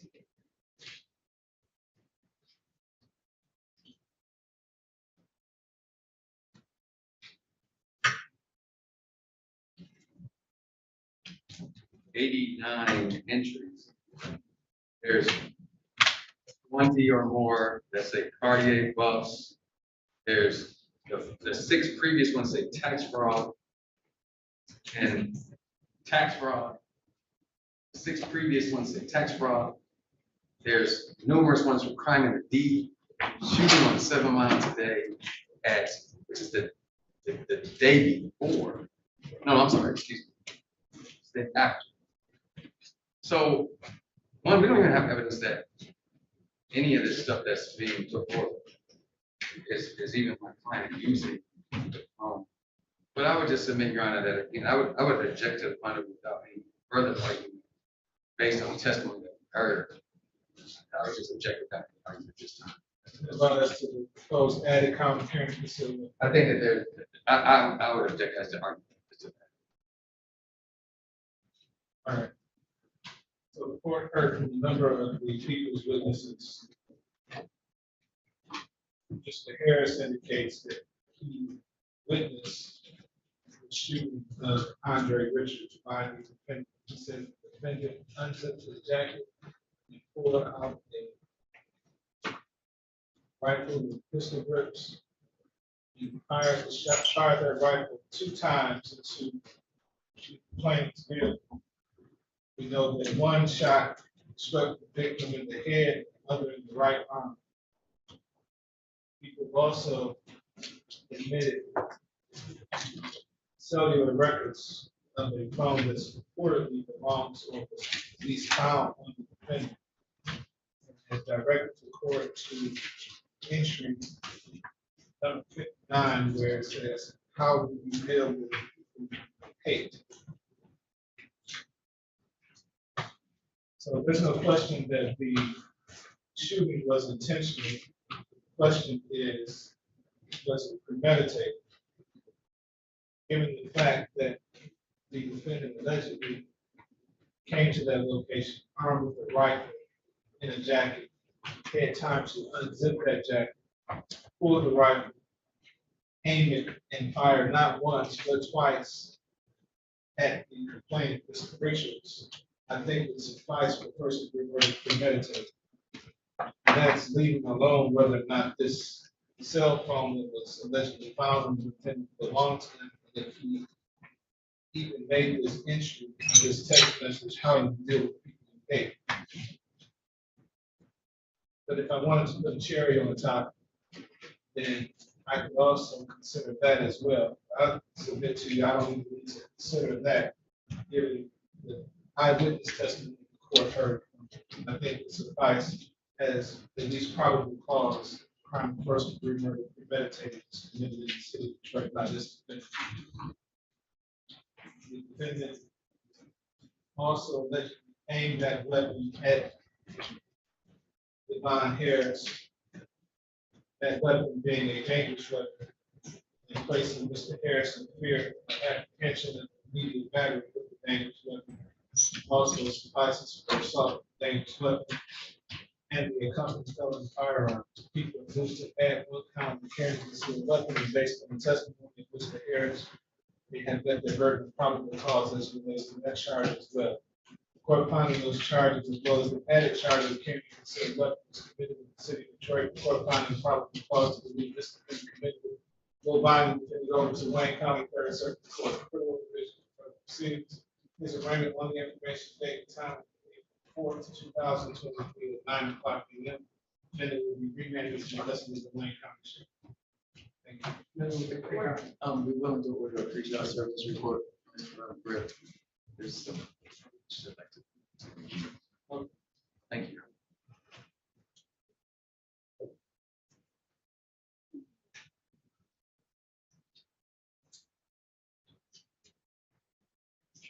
CCW 750-227.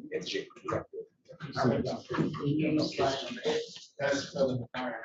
I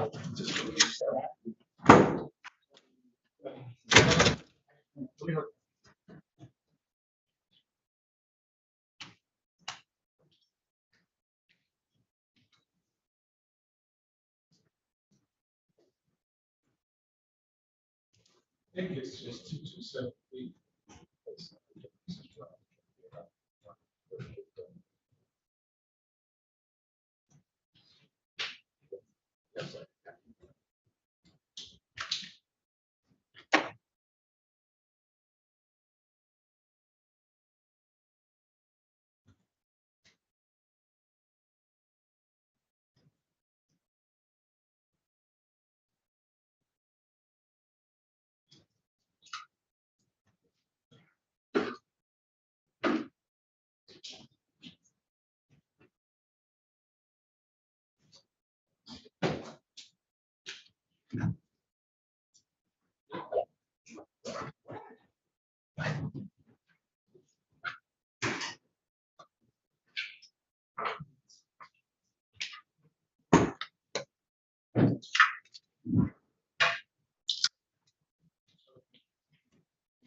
$750.227.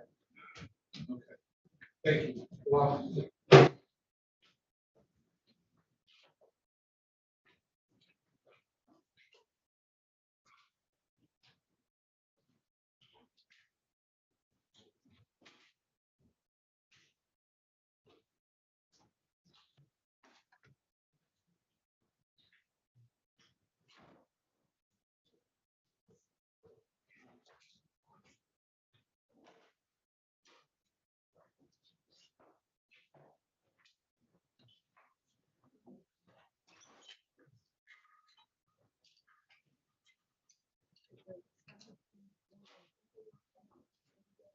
Oh, Brian, yes, want your exhibits back? sure.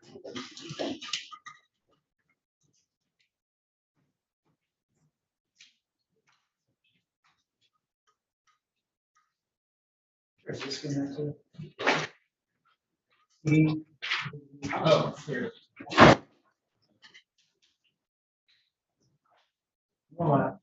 Yes.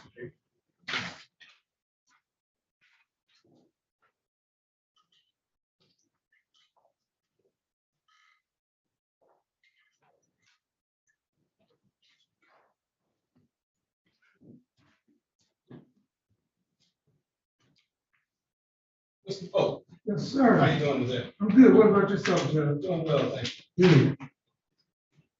You're here on Always Mrs. good to hear. Corbin? Yes, sir. Yeah.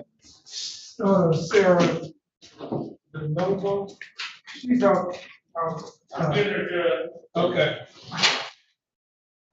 There's also filed this on the court to take a look at.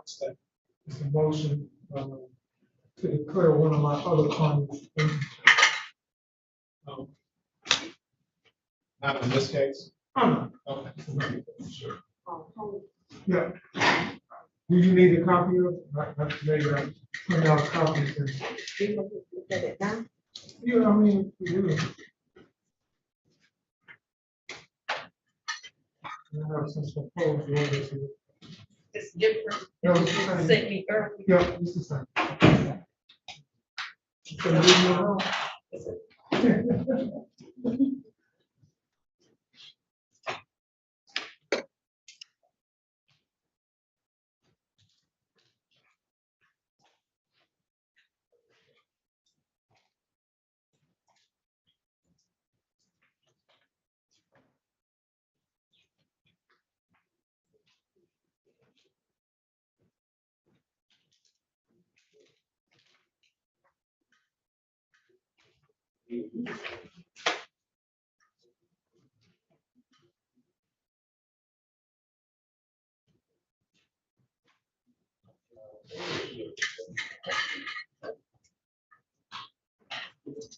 We told you.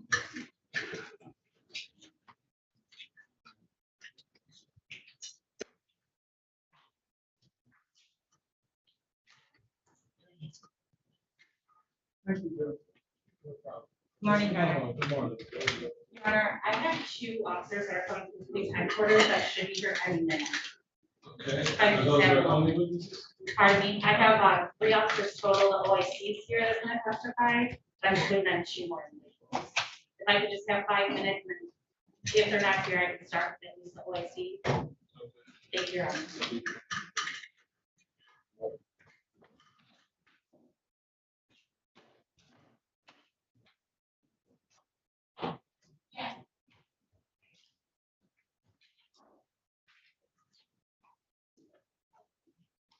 What's your name? Ariana Corbin.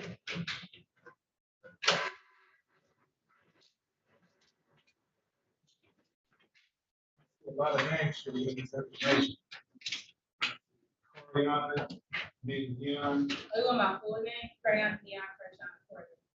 Okay, so that is it.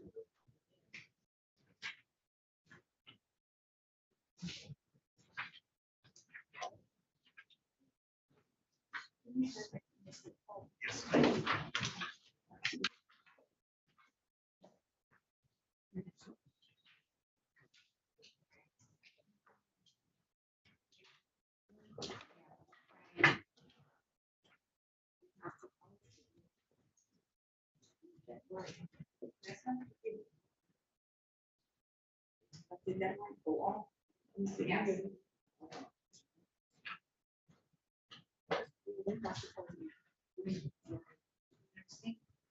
That's on IT.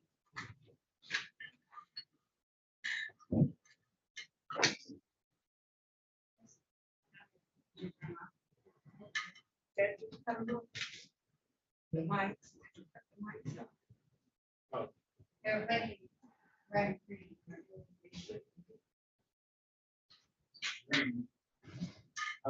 Go back red.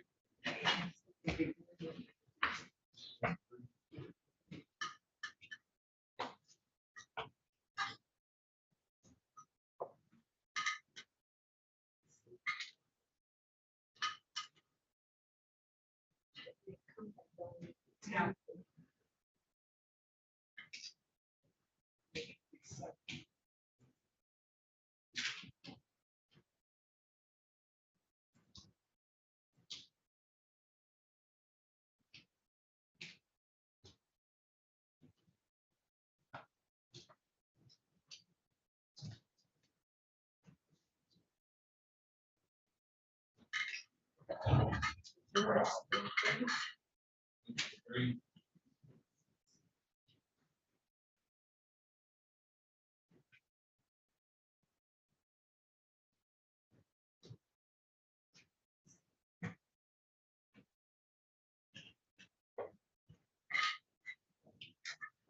Now those came back. Yeah.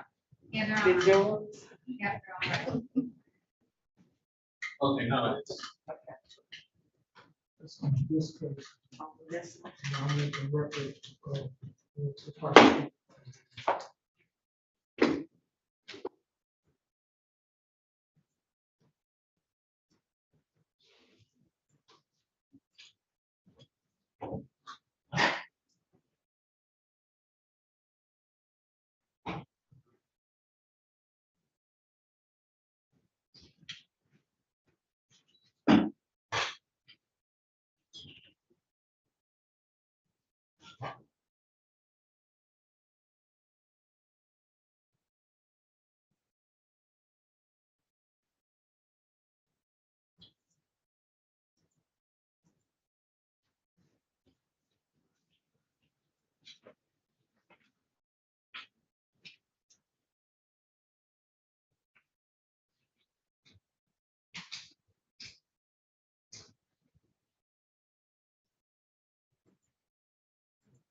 The prosecutor here.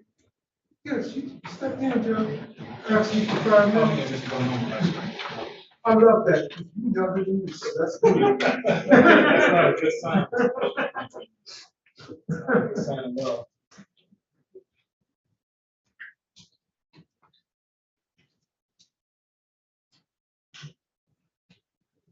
Telling my wife, man, I'm going up the stairs, to get something. Got at the top of the stairs and it was closed. That's just a sign of doing. It was too much. just like, man. You're just doing too much. Yeah, Too much on well, I your was mind. just doing too much. I mean, just up the stairs. It was closed. Are you ready, Mr. Mundo? Your Honor, I just received notice that they're walking in right now. My OIC is gonna come in here as soon as the.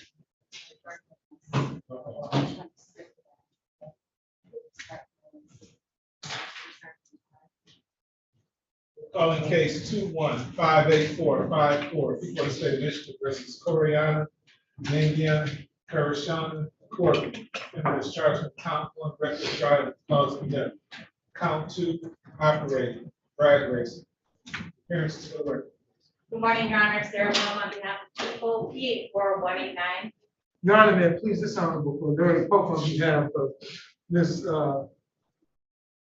Kariana Porter, who stands to my immediate left. The court will state your name for the record, please. It's been time set for preliminary examination. Are we ready to proceed? We are, Judge, I just have a couple of preliminary matters. Okay, go ahead. Number one, I'd ask that there be a mutual order to registration. Ladies and gentlemen out there in YouTube land, if you are a witness or potential witness, I'm ordering you to log off at this time. To continue to watch, you may be preventing yourself from testifying at a future date. Number two, Judge, there are some body worn cameras from officers that I did speak to the prosecutor about. I have not received. Ms. Paloma? That's correct, Your Honor. There's body-worn cameras that are mentioned in the investigative report. I reached out to the officer in charge. She's still trying to locate those. This case is from 2020. She has not been able to do that at this time. How would you like to proceed?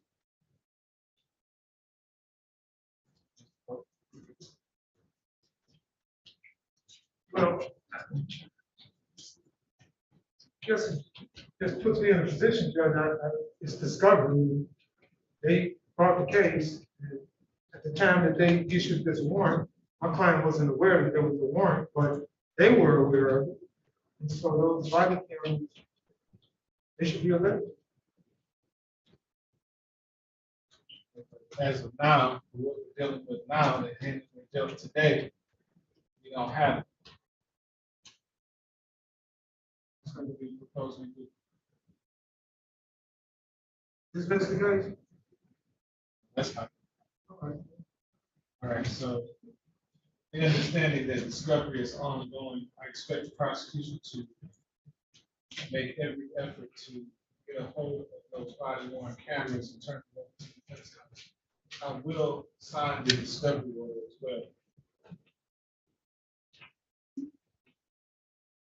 And then number two, is there a video from the Coney Island?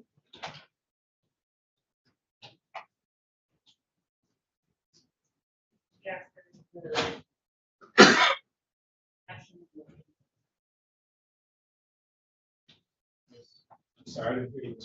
She said she was gonna look. Yeah, I can look. I'm not sure if it's Coney Island. Everything that I have as far as videos, I provided to defense counsel.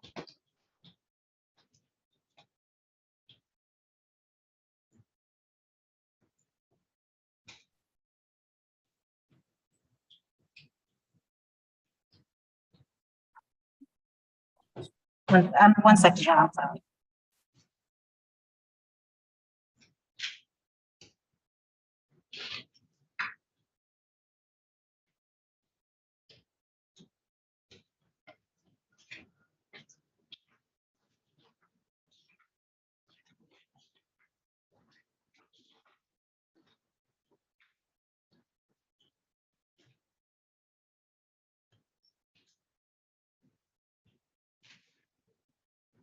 Your Honor, there have been two other videos that were provided, and I'm not sure if it's from that Coney Island.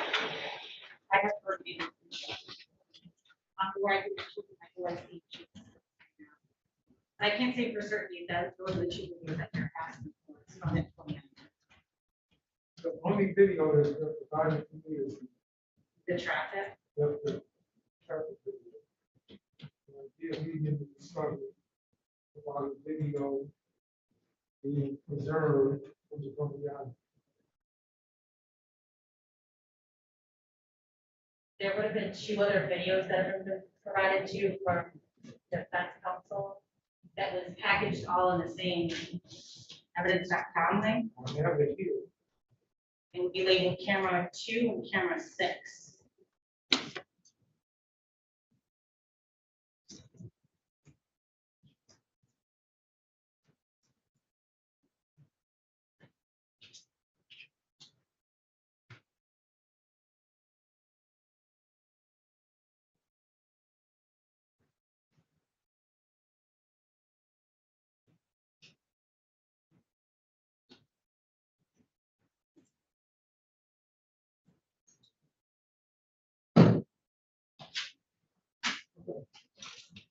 I see. My prosecutor. See. Okay. All right, so are we ready to proceed? Yes, yes. Well, Your Honor, I have two preliminary matters. Well, actually, one now, because the sequestration was the first one, but I also, I just checked to see if my officer in charge is ready to go. She was supposed to come in right now. Okay, thank you.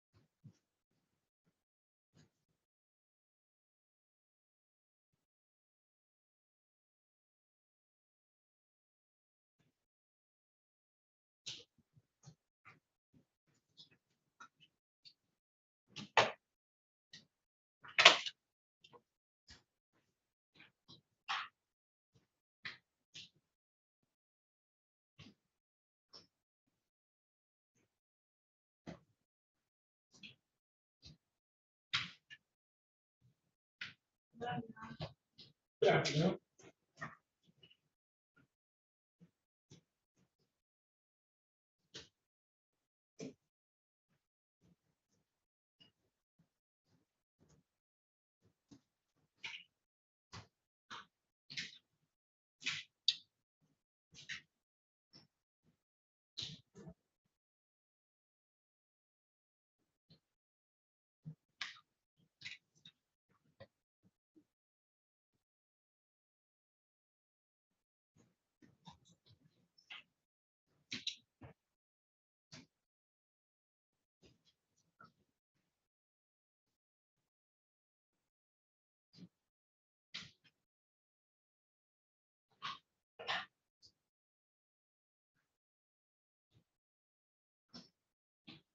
Thank you, Your Honor. People are ready to proceed with one preliminary exam matter. Your Honor, at this time, people would move the admission of People's Exhibit 1, the postmortem report under 76611 BD.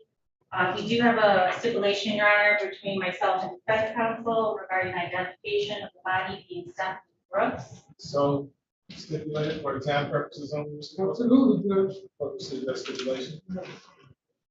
Thank you, Your Honor. And may I read just a portion of, brief portion of summary and opinion into the record? Any objection? No, sir. Admitted. Your Honor, People's Exhibit 1 is entitled the postmortem report from the Office of the Wayne County Medical Examiner and certifies that Dr. Wilkman Sung, Assistant Wayne County Medical Examiner, performed a postmortem examination on the body of Stephanie Brooks at the Wayne County Medical Examiner's Office on August 26th of 2020 with an ME case number of 20-12821. In the summary and opinion portion of this document, it states, in my opinion, that the death was caused by multiple injuries sustained as a driver involved in a collision. The manner of death is an accident. With that, Your Honor, people are ready to call their first witness. Your Honor, this time, people call Sergeant Joanna Todd.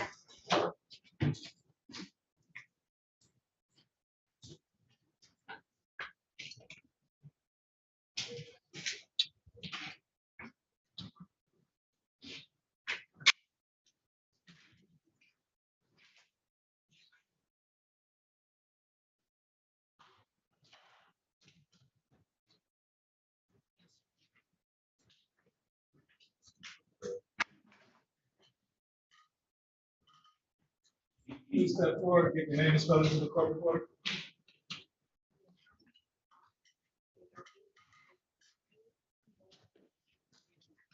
You raise your right hand, you swear or affirm to tell the truth, the whole truth, and nothing but the truth, so help you God. Thank you. Please have a seat in the witness box next to me.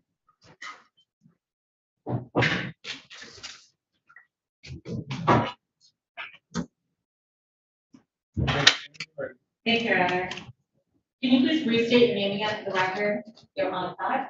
And where are you currently employed at? Seabrook Police Department? And in what capacity? Sergeant with Fatal Squad. And you employed this contract on August 26th of 2020? Yes. And what was your involvement in this case? I pulled some videos from a system called Tile Vision. And what was the location of that? East Outer Drive in Sherwood.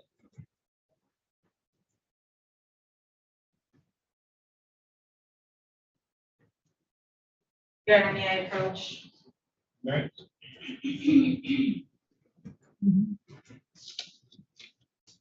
Any people propose exhibit 2? Can you review this video as much as necessary and let me know if this looks familiar?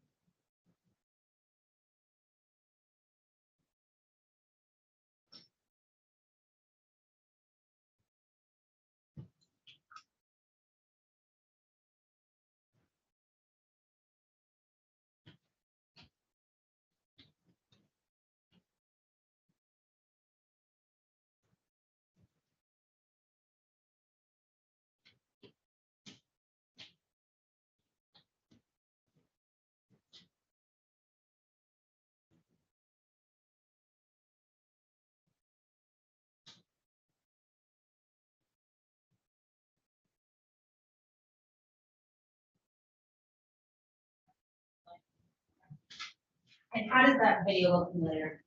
That's the video I downloaded from my vision. Does that video fairly accurately depict the video that you downloaded for this case? Yes. Thank you. Your Honor, people move to amend people's exhibit 2 into evidence. No objection. Admitted. No further questions. Your Honor. Cross examine. Well, you're saying that you specifically downloaded this video? Yes.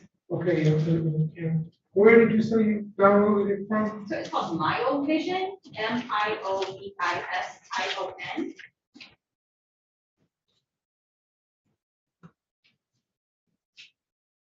And So that's. what is that? It's from, no problem. That's from the traffic engineering. So those are the full cameras. And this is something maintained by the city of Detroit? It is.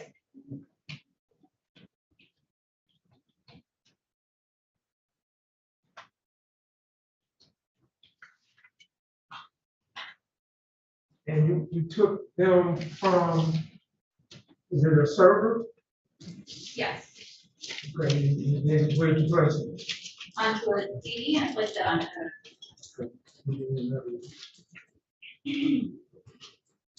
All right, did you author a report? Yes, it is. Okay, I just, do you have your report with you? No, I do not. I just want to make sure that this is your report. You have it first with you.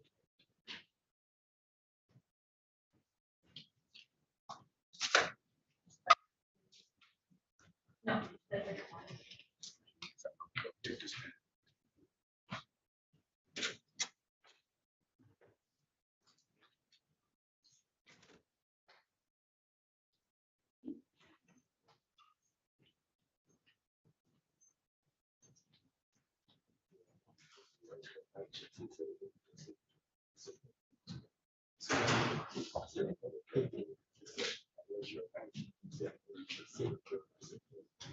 I told you he was on record. Do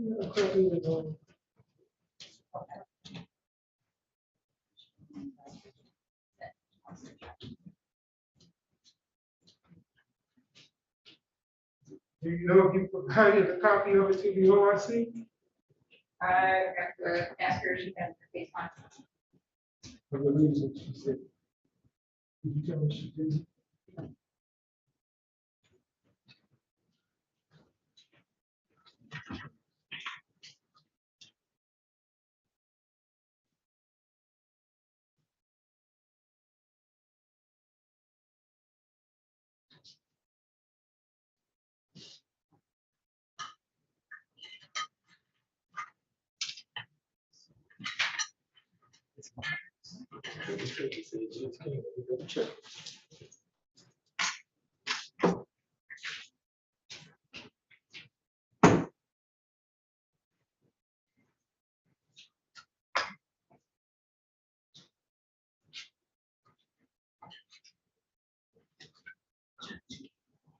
Is that a copy of your report?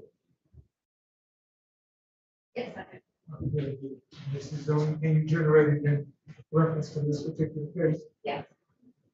What further questions? Judge, can I get a copy of this? Sure. Can you redirect? No, Your Honor. Thank you, you may step down. I have two copies, please.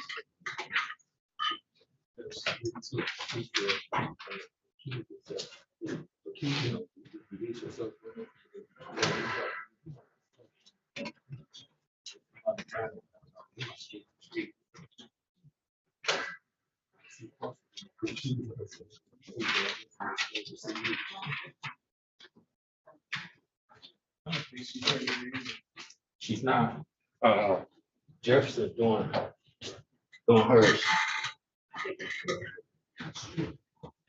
No, Jefferson doing jobs. Thanks, Judge. Okay. Next witness, please. Your Honor, this time we'll call Detective Ellie Alston Brown.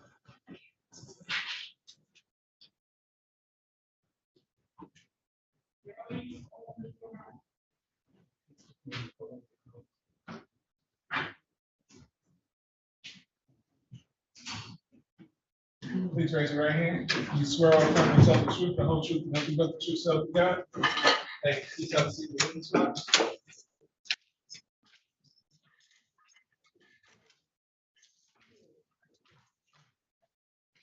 Yeah, beginning ready.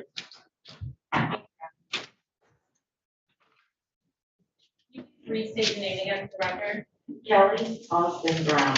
And where are you currently employed at? I work at the Detroit Police Department, State Block Division. And what is your role in this case? I'm the officer in charge of the investigation. And were you employed in this capacity on August 25th, 2020? Yes, And did your duties as the officer try to bring you to the area of East Outer Drive and Sherwood? yes, Is that the city of Detroit, yes, county of Wayne? yes. When you made that location, what, if any, observations did you make? 3 vehicle accidents. What were the make and models, if you can recall, both of those 3 vehicles?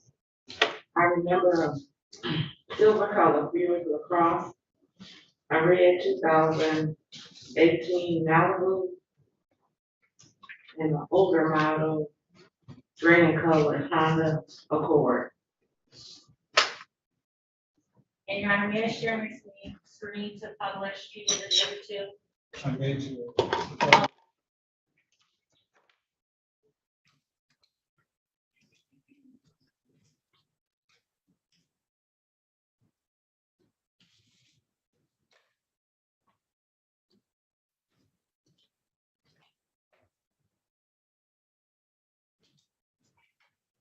You had an opportunity to review this video that's showing on the screen.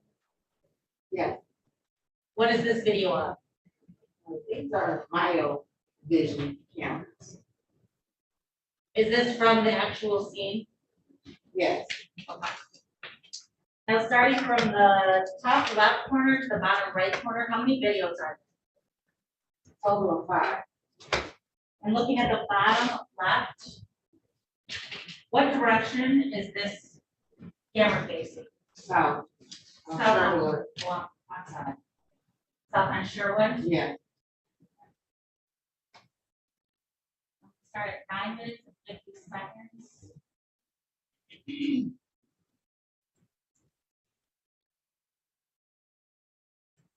9 minutes and 51 seconds. Looking at the video from the bottom left, what color is the light? The traffic light. And this is on Sherwood? That's Sherwood. Sherwood. I'm playing the video for about 6 seconds.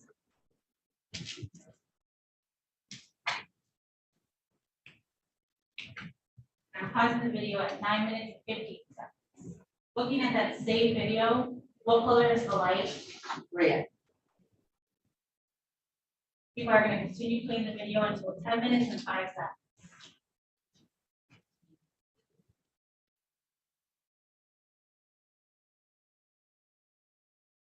Stopping the video at 10 minutes and 5 seconds.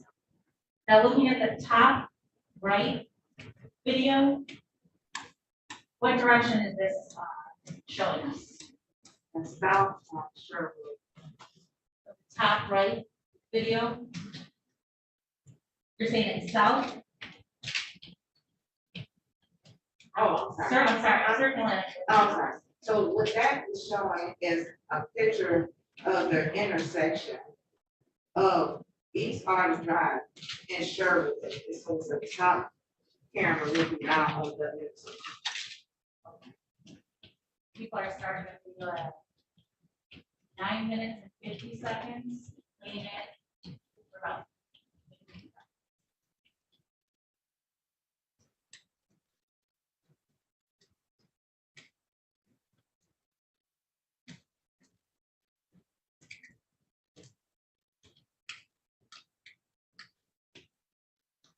7 minute video at 10 minutes and 5 seconds. Now looking at the top left video. What direction is this video showing? That's south on Sherwood. Starting the video at 9 minutes, 50 seconds.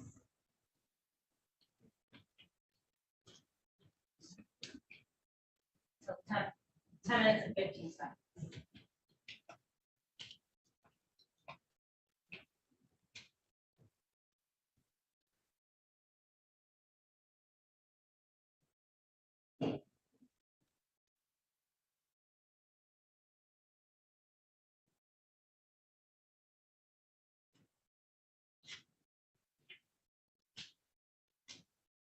Starting the video at 10 minutes and 14 seconds.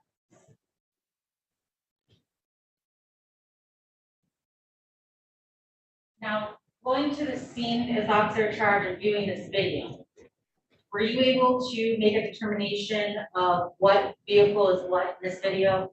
Yes. Okay, so the vehicle that we observed that landed the, now I'm talking about the top left video. Okay. There's a vehicle at the very top of that video where it rests at 10 minutes and about 14 seconds. What vehicle is that? That's the view at the cross. Did you speak to the driver of that vehicle? Yes. And do you see that individual in court today? Yes.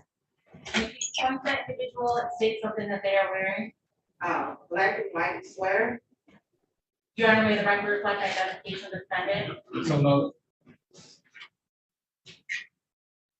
Now, the vehicle in this same video that we've been viewing, that's closest to this light. Circling it with my mouse, the vehicle closest to the traffic. What vehicle is that? That's the red, that's the red Impala. I'm sorry, that is a 2018 red now. Okay.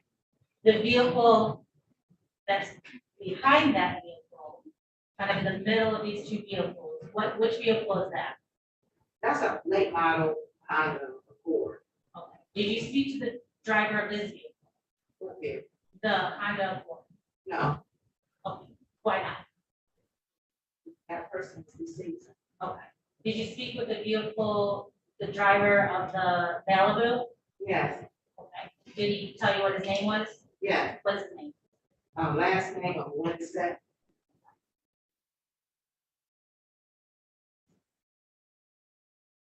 And what is the posted speed limit on Sherwood? 30 miles an hour. No further questions. Cross examine.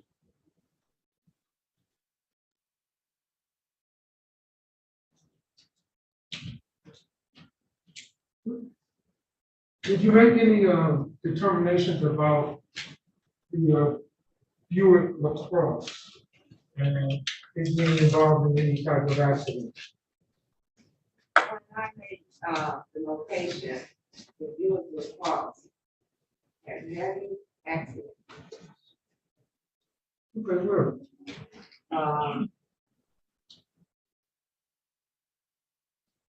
I don't, I can't recall exactly where the damage is at on there. Did you document that in your report? I think what I put on my report was heavy accident damage on all the vehicles at home. Okay, do you know if the accident damage on the blue Buick LaCrosse was from this particular incident? Yes, Okay, and tell me how you know that. it was fresh accident damage to the vehicle and some vehicle parts. As we were processing the scene, there was some gray vehicle parts on Sherwood that we collected off the scene.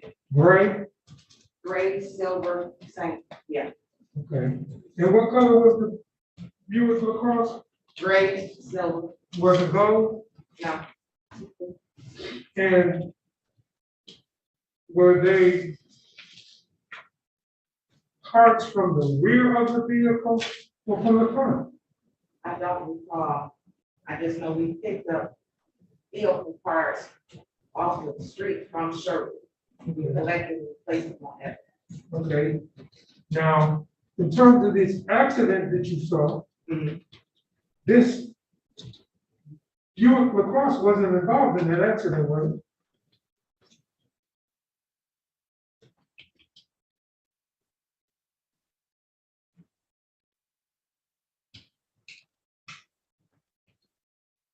Yes.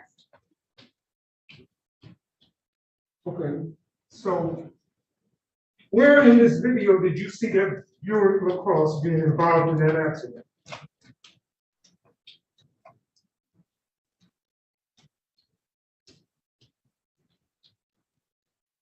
Now, first, could you play it again so that she can see if that refreshes her recollection? Well, the one of the actual collision.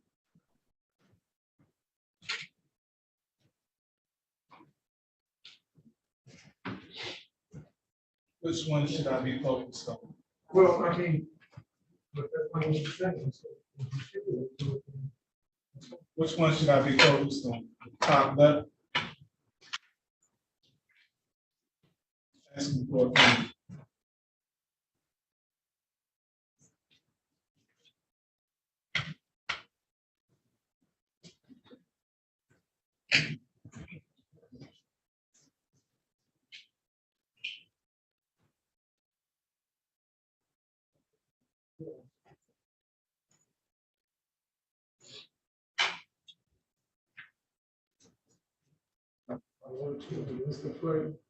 So let's do it like this. So you see the bottom?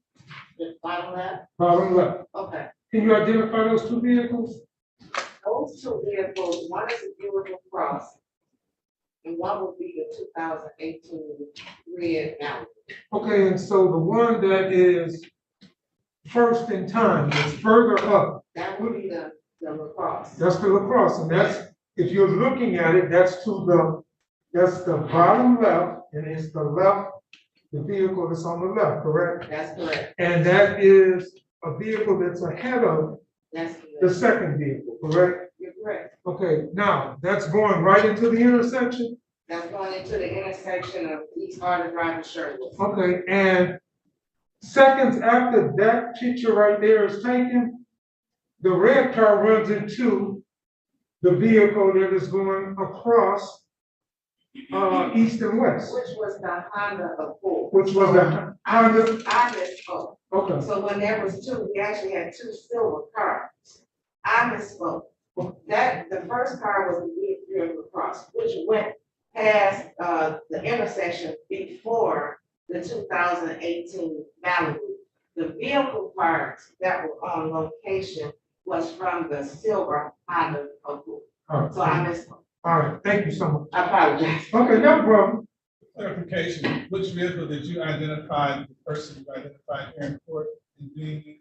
And the Buick LaCrosse. That was to the right. The first car that went past Sherwood and East Harder Drive, further down the street.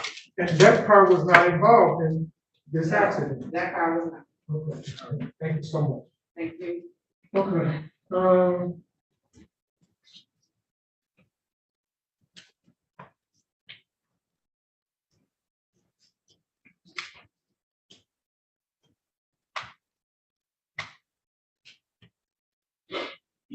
so at the time that the Buick LaCrosse enters the intersection, Yes, is the light yellow? no,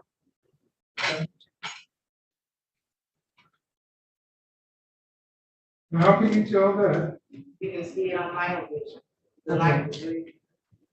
At the moment that they entered into the intersection? That's correct. Which vehicle was the deceased in? The Honda Accord. So just that it's clear to the court, the Honda Accord is going east and west, is that correct? That's correct. And the vehicle that my client is in is going north and south. That's correct. They're traveling southbound from this camera. Southbound. Yes, sir. That shouldn't say going I got you. north and south. I got you. Yeah, okay. So they're traveling southbound. And so my client's vehicle goes through the intersection. Correct. It's nothing. That's correct. The second car that's next to her goes through the intersection. Correct? That's correct. After my client. Correct. And hits the complainant's vehicle. Yes, the Honda, the Okay. silver Honda. And the complainant is ejected out of the vehicle. That's correct. Do you know if the complainant had on the seatbelt? I do not.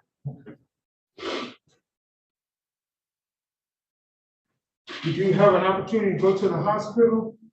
Yes, Did you interview individuals at the hospital? yes, Did you have on body cameras, body worn cameras when you interviewed them? yes. Have you reviewed the body worn footage of those interviews of those individuals? Not of lately, just a written statement. Okay, just the written statements, but Yeah. have you ever reviewed the body worn camera interviews of those individuals? Yes, So you know it exists. yes. I have any additional questions? Thank you, Judge. Can you redirect? Just briefly, Your Honor. The Buick LaCrosse, where is that located at again when you made the scene? So the Buick LaCrosse was on Sherwood in a field, In a field, not on the street? not on the street. There's damage to that vehicle? Yes, Is there any other vehicles around that vehicle in no, the field? no. Nothing further, Your Honor. How did you determine that the cross was involved? Because initially you said it was a three-car accident. How did you determine that the cross was involved in this? Was it involved? Was, like you said, it was a three-car accident. Right, so when the initial run came out, it was a three-vehicle accident. When we arrived on location, there was a large crowd of people. It was pretty busy that night. And we began to survey the whole entire, crash. We walked the, Sherwood, drive to see what was going to be placed on the fields, and what who was involved was not. That's when as I walked down Sherwood, I saw the vehicle turn the opposite way, the Buick LaCrosse, and I talked to them. They told me it was an accident. They were coming from a party or Who something. was this you talked to? The young lady, Judge, I'm gonna object to this narrative. And I guess I'm just trying to figure out, I'll let her continue as long as the court wants her to continue, but I'll cross-examine you. So the person you talked to, is that the defendant you identified here in court? yes, Did she that was tell driving you- the Buick LaCrosse. What happened? And I went over to the car. My mom was there, and I asked her, was she involved in the accident? The young lady explained to me what happened and where she was. Did she say she was involved? She said she was driving the Buick LaCrosse. Did she say she was involved in an accident? No. Any questions based on? No, sir. Briefly, Your Honor. The video on the top left. We watched the vehicle that kind of spins out of the scene. What vehicle is that? Can you replay it? Yes. Starting the video at 9 minutes and 45 seconds, you just draw your attention to the top left.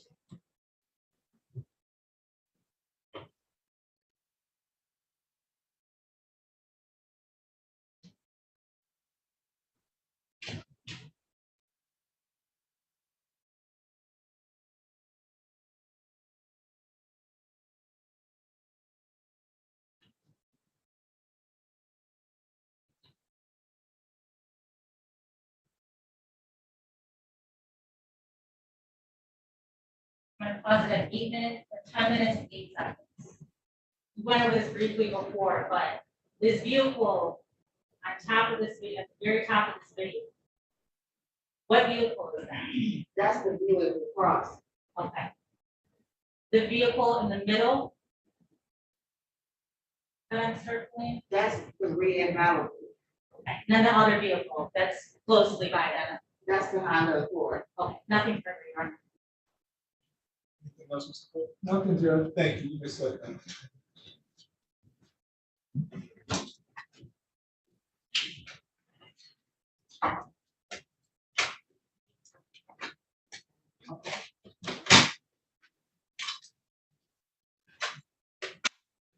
Comments?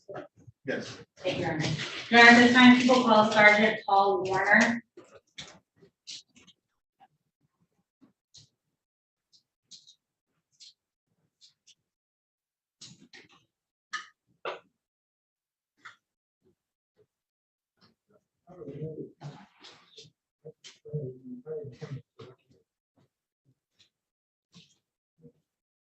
Have his name, but, you raise your right hand, you swear or affirm to tell the truth, the whole truth, nothing but the truth, so help you God. Thank you, sir. Please have a seat. In the spot.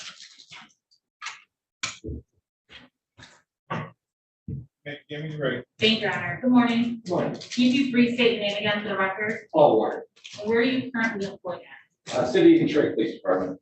And in what capacity? I'm a sergeant with a unit called Fatal Squad. And for how long? I've been on force 26 and a half years. And were you employed in this capacity on August 28th of 2020? I was. And did you download a CDR report of a Chevrolet Malibu? I did. And did you receive data from that report? There was an event report downloaded, yes. Your Honor, may I approach? Right. I'm handing you people's proposed exhibit 3. Can you go through that document? And let me know if that looks familiar.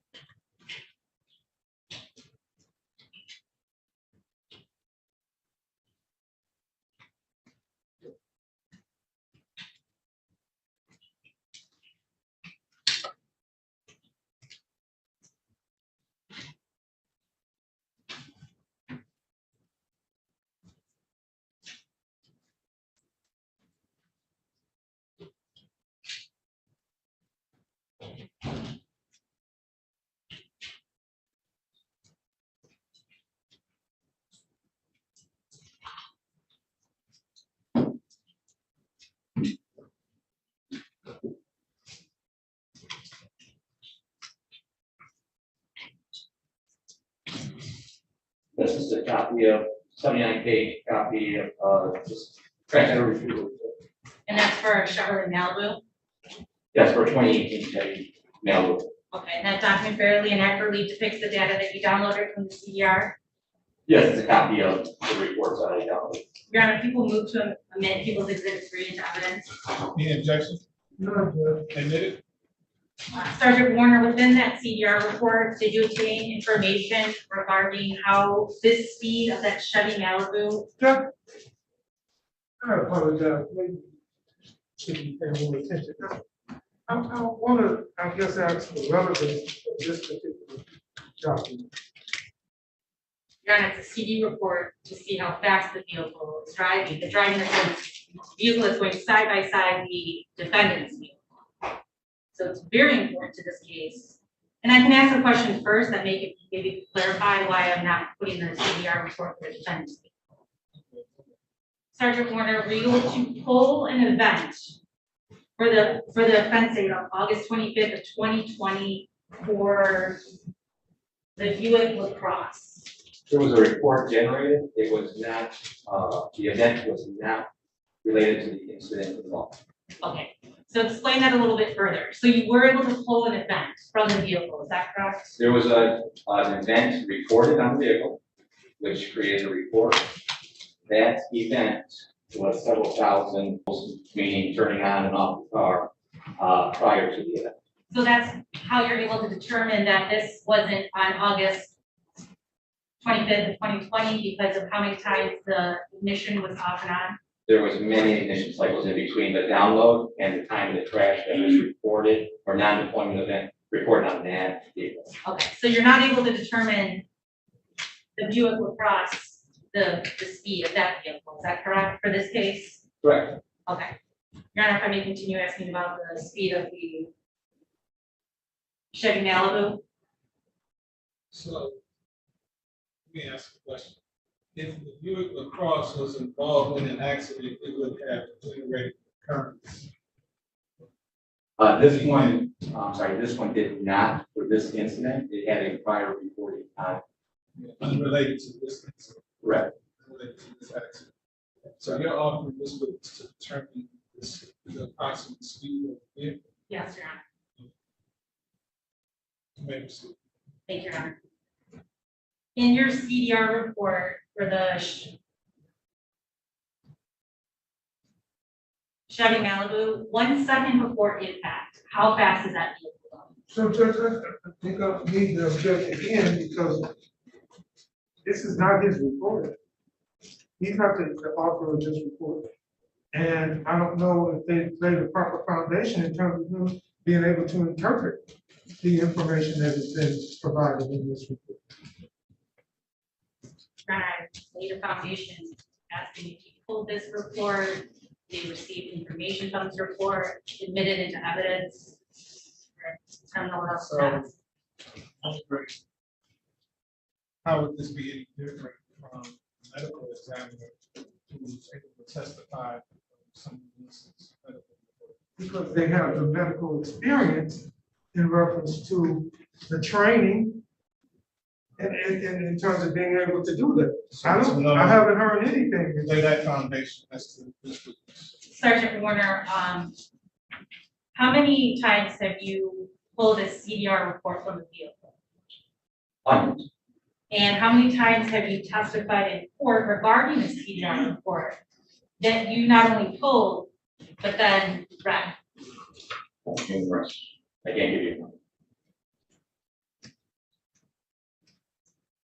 You have some questions, Mr. Pope? Yeah. So do you have any specific training in reference to CDR report? Yes, sir. I took crash data retrieval extraction course in 2000, which gave me the ability to connect to the vehicle, download and interpret. And I also took the analyzing course, which analyzes the reports in 2020. Okay, you haven't had any additional training since then? In regards to that, no.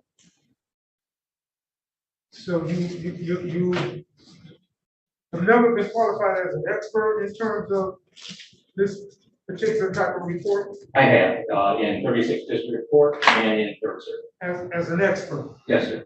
Okay, and it's based upon what's your educational training? My educational training is I took accident investigation level 1 through Detroit Police Department, accident investigation level 2 through 23, except for 16, which was reconstruction of heavy trucks through Michigan State University Highway Traffic Safety Program. I've taken BURLA training, which allows me to download infotainment centers from motor vehicles. And I've taken the analyzing course through IPTM. Okay, and are these courses graded? Yes. Okay, and you received passing grades on all of the test requirements for all of these courses? Yes, and received certificates. Okay, and do you have do you possess a bachelor's degree? I do not. I'm an associate, sir. An associate in what? Associate in just general studies, sir. I do have my CEP available if the court requires.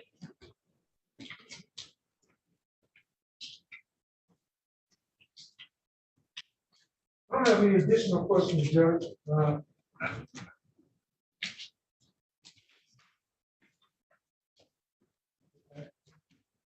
Ms. Maloney? 1 second for impact, how fast was the Chevy Malibu going? I may not look at the report for the.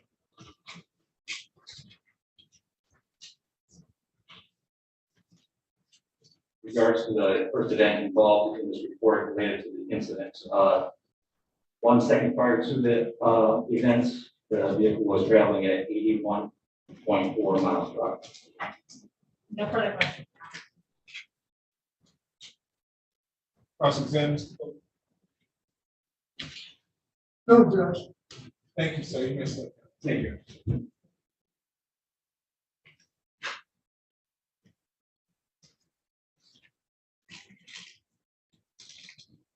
No further witnesses. Witnesses for the defendant. At this time, no, Judge. Your Honor, people heard testimony, or I'm sorry, the court heard testimony from Detective Holster Brown that she arrived on scene to a 3-vehicle accident. She believed at first it was only 2 vehicles, but as she walks further down, she observes a vehicle in the field. That vehicle is a US Cross. We see this vehicle on the traffic video, basically spinning out away from 2 other vehicles. Detective Austin Brown testifies that she speaks to this individual and it's the defendant, Ms. Kirk. We also observed the video of the Cross and the Malibu side by side. We know that the Malibu is going 81.4 miles per hour a second before impact. So we could gauge that the defendant's vehicle, in order to keep up with that vehicle, driving side by side, has to be going at least around 80 miles per hour. We also observed in the video that the traffic light is red.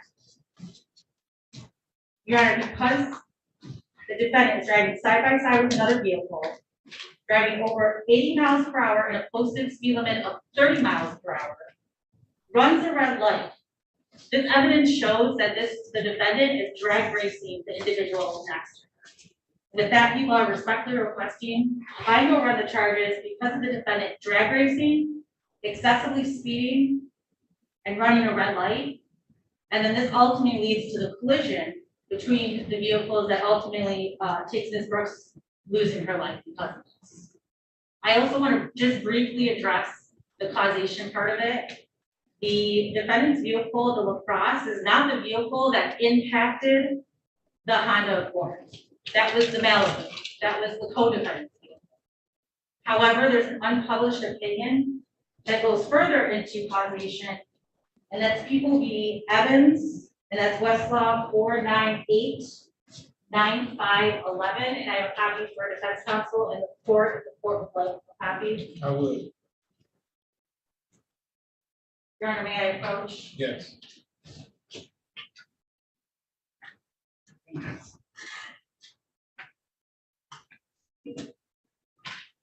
Your Honor, in that case, there's 2 vehicles that are engaged in drag racing, and one of those vehicles loses control and crashes. One of the passengers in that vehicle dies from this, and 2 are seriously injured. The defendant in that case, who was driving the other vehicle, argued because he was not involved in any kind of crash, that there wasn't sufficient evidence that he was factually or proximity caused the accident. That's on page 1. The court in that case stated that they disagreed. Regarding the factual causation, the court held that a jury could find that that accident defendant's actions engaging in horseplay or racing, the collision would not have occurred. Same thing that we have in this case, Your Honor. Second, regarding proximate cause, the court found that the prosecutor presented evidence that moments before the accident, the two vehicles were speeding down the road, close proximity. They were exceeding speeds of over 100 miles per hour. That even though the defendant slowed down before the collision, he was involved in the accident because his conduct was connected to the resulting accident in a logical and natural manner. Therefore, sufficient evidence exists to allow a jury to conclude that the collision was a reasonable, foreseeable result of the defendant's conduct and that no superseding cause broke the causal chain. And that is the same argument I'm making here today, Your Honor, that even though the defendant wasn't involved in the actual physical action of it, it's the fact that she's drag racing right next to this individual is what ultimately causes this accident. With that, Your Honor, people are respectfully testifying. And you surmise that they were drag racing because of what? Because of the speed?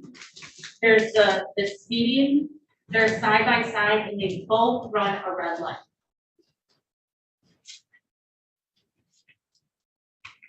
Well, Judge, I respectfully disagree. The prosecutor has attempted to surmise that it's drag racing, and she hasn't put on any witnesses that have provided that information to the court. That they know each other, acknowledge each other, anything that would suggest that they are drag racing. Okay, if you look at the video, my client goes through the intersection prior to this other car even getting to the intersection and has no collision with anyone.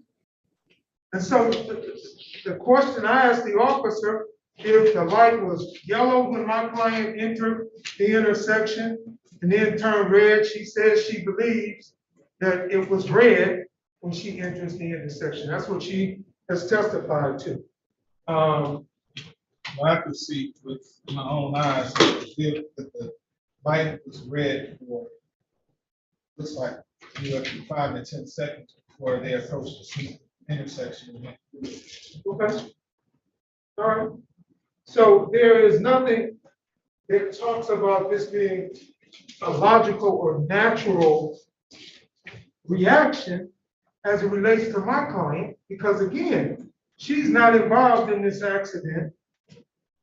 If in fact there is any belief that she, based upon the video, runs a red light, that still does not move to reckless driving. It is a civil infraction, running a red light. They want to try and bootstrap the speed, but again, we don't have enough information to determine when my client accelerated and at what speed she was going. We know what speed, I believe, from the information provided for the other individual, but we have nothing that talks about when they got together in terms of when they came to close proximity of each other. When my client accelerated, was my client actually going the speed that this other vehicle was going? They have nothing that really demonstrates that. And I believe that they haven't demonstrated that my client's actions were willful, which the statute definitely talks to, or wanton. That her actions were willful or wanton, and that it was a total disregard for the safety of others. And so with that, Judge, I don't believe that they've established enough to have this case bound over. And I'd actually not to find it though. So at first glance, it appears that the major issue here is causation. so far as I see. The people have submitted an exhibit that shows this mile cam, whatever it's called, the defendant's vehicle, as well as the complainant's vehicle, and also a co-defendant's vehicle. And it's clear and uncontested that it was not the defendant's vehicle that came in contact with the complainant's vehicle, but that it was the co-defendant, Mr. Whitsett, whose vehicle came in contact with that vehicle. So what evidence do I have that these vehicles were acting in concert, drag racing, whatever the case may be? We know that an accident did occur. After the accident occurred, this defendant had no connection to the event at all. I would suspect one or two things could have happened. She could have driven off because she was not involved in the accident, doesn't know who those persons were, why they were riding alongside of her, she was speeding.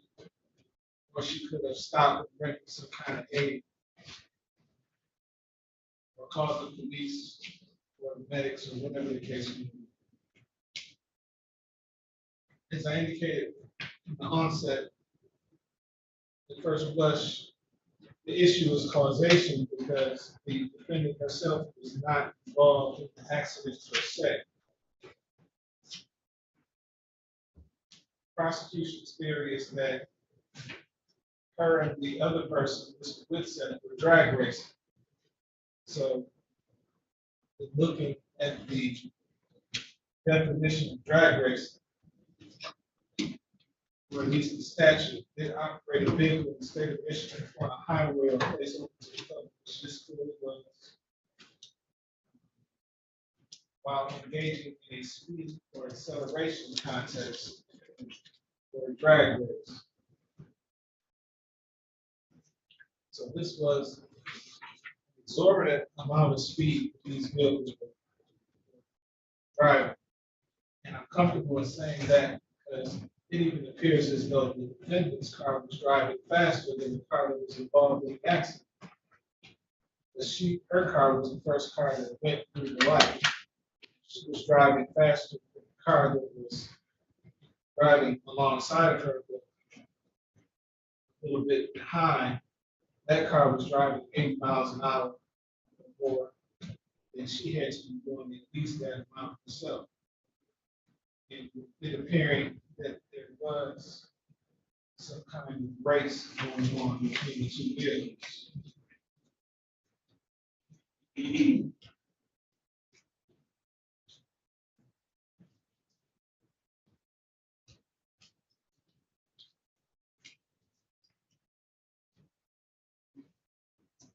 case that the people have provided appears to be right on point.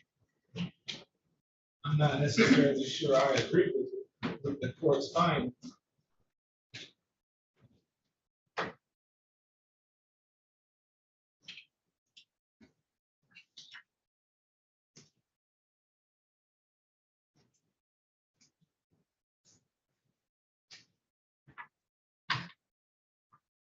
But the court could find that but for the defendant's conduct in racing this other vehicle, this accident may not have occurred.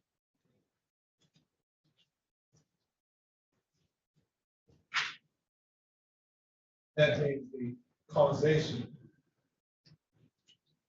of the accident. Do we have a sufficient intervening cause to relieve the defendant of any liability? I'm not so sure that we do.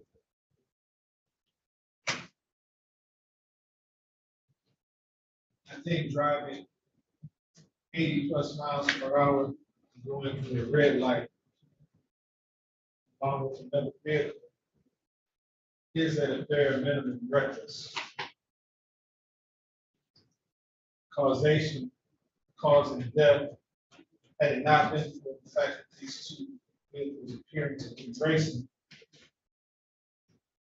accident would not have occurred.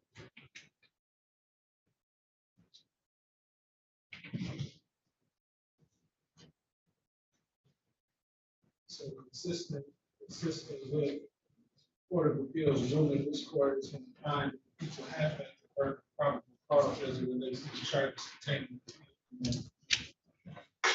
Charges recommended in the city of Detroit, court finds probable cause to believe this defendant committed. Defendant was bound over to Wayne County Third Circuit Court, Criminal Division Proceedings. Heard writing on the information date and time of April 11, 2023 at 9 o'clock p.m. So I need to speak to this court in reference to my client's, okay? The current judge, she has no prior criminal history whatsoever. She's out on bond. She has it on the tablet. Yes, sir. And I'm asking the court to relieve her of the tablet. I'm not convinced that a tether is necessary. I don't think I'm on the driving. Your Honor, that's all that people would ask is that there be no dragging order in place still, but no objection. Judge, I would even ask the court to consider allowing her to drive as long as she has valid driver's license. And Your Honor, people were obviously objected that. We just held an exam. The defendant is being charged with reckless driving causing death. The people charged with death, driving. And again, we look at the circumstances surrounding this and we understand how serious they are here. Like constitutionally, she's still innocent until proven guilty. We had a probable cause hearing. There's enough to send us to the next court, but just in terms of her not being able to drive, I believe that as long as she has a valid license and drives carefully. That's a privilege, not a right. I understand. And based on this, someone lost their life. That's not a loss on the court. Someone lost their life as a result. It could have been hurt. So I'm not at all comfortable with someone who makes such a bad decision. On the road, at least for this short period of time. So I want to continue to go driving. I'm going to take the test. Thank you very much. Over to that effect. Yes, sir.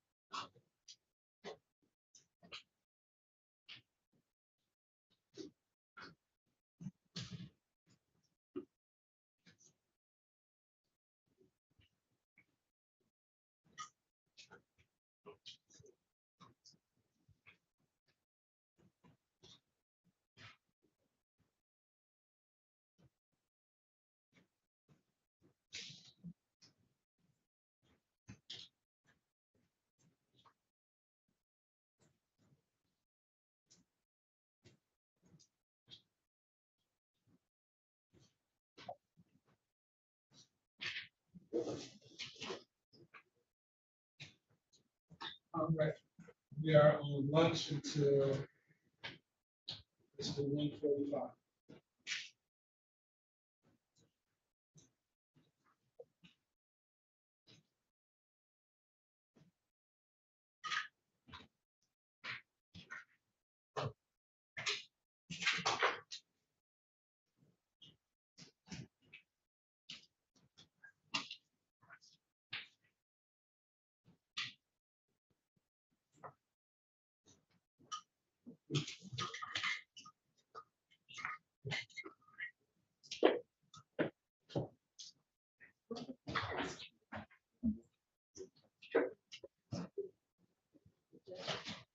Sure.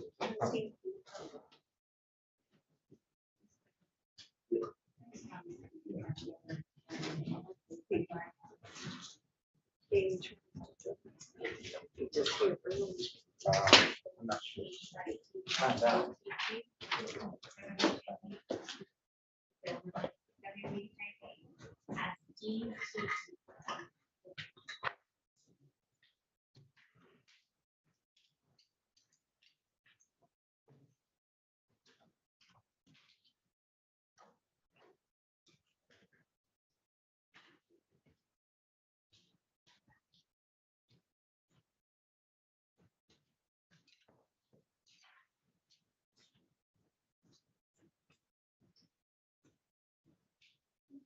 Have a good day, Your Honor. All right, all right, take it easy.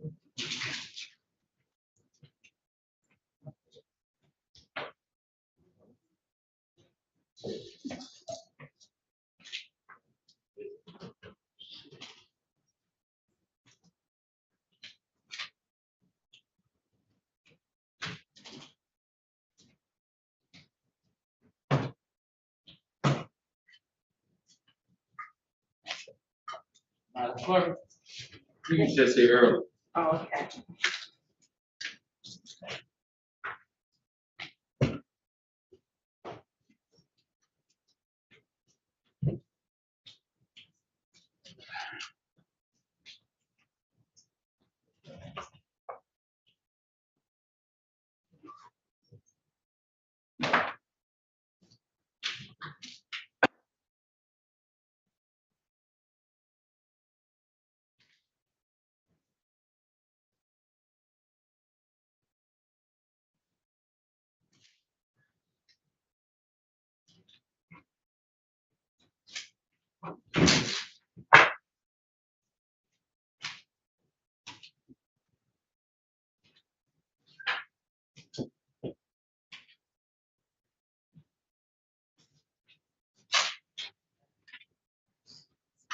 Thank you so much.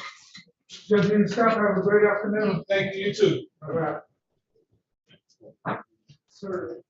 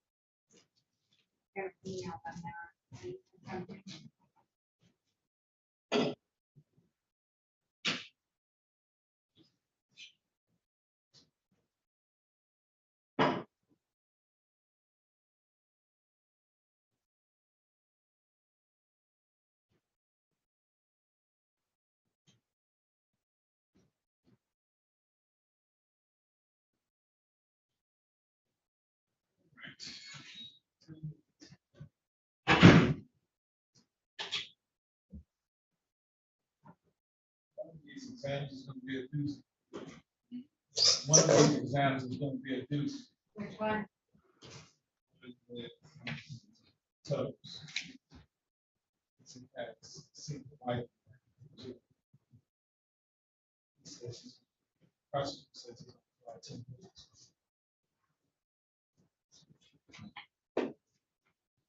That's the second. Oh, they're both of them nervous. You want to judge first? Probably. That first because.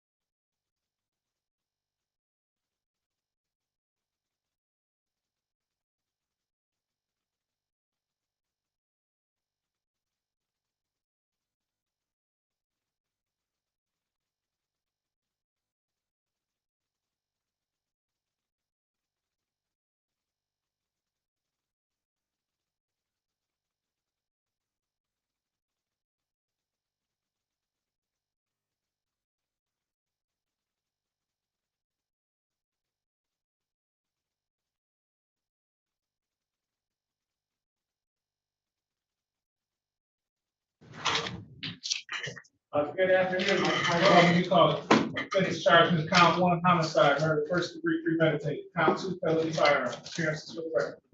Good afternoon, Mike Kleinfeld with the People, Pete 79328.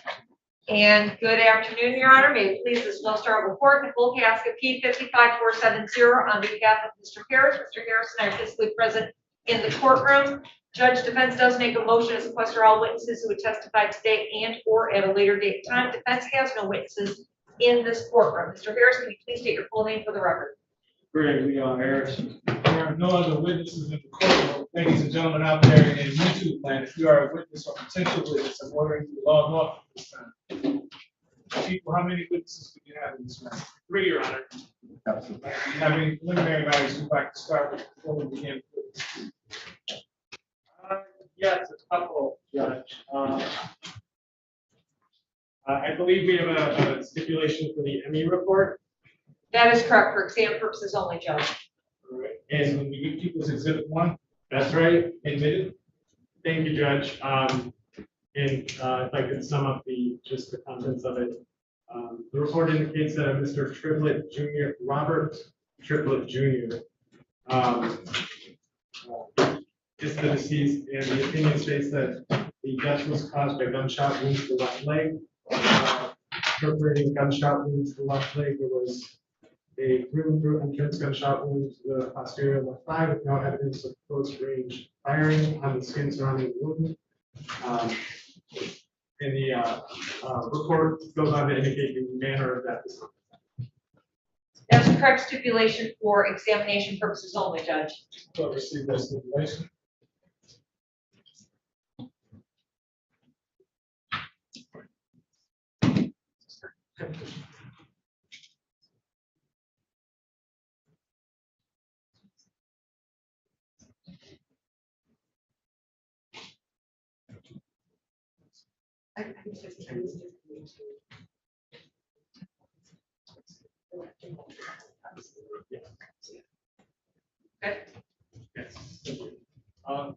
Judge, we also have a stipulation for 2 videos with the videos proposed exhibits 6 and 7.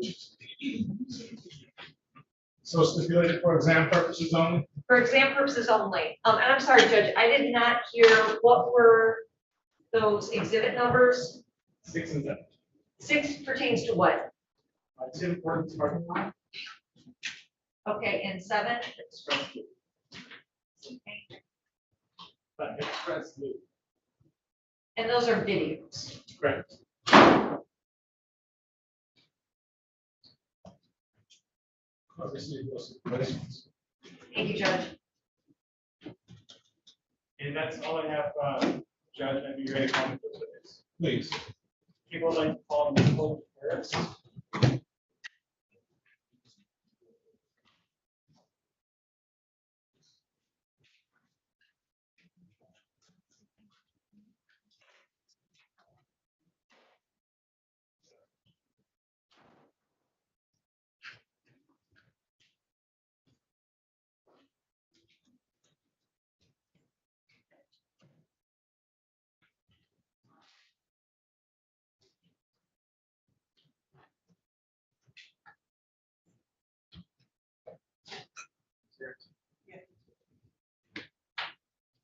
Good afternoon, ma'am. Please step forward, give your name and spelling to the young lady seated over there. Okay. Okay, ma'am.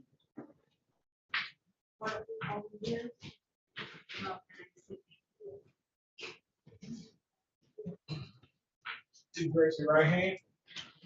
You swear or affirm to tell the truth, the whole truth, and nothing but the truth, so help you God? Yeah.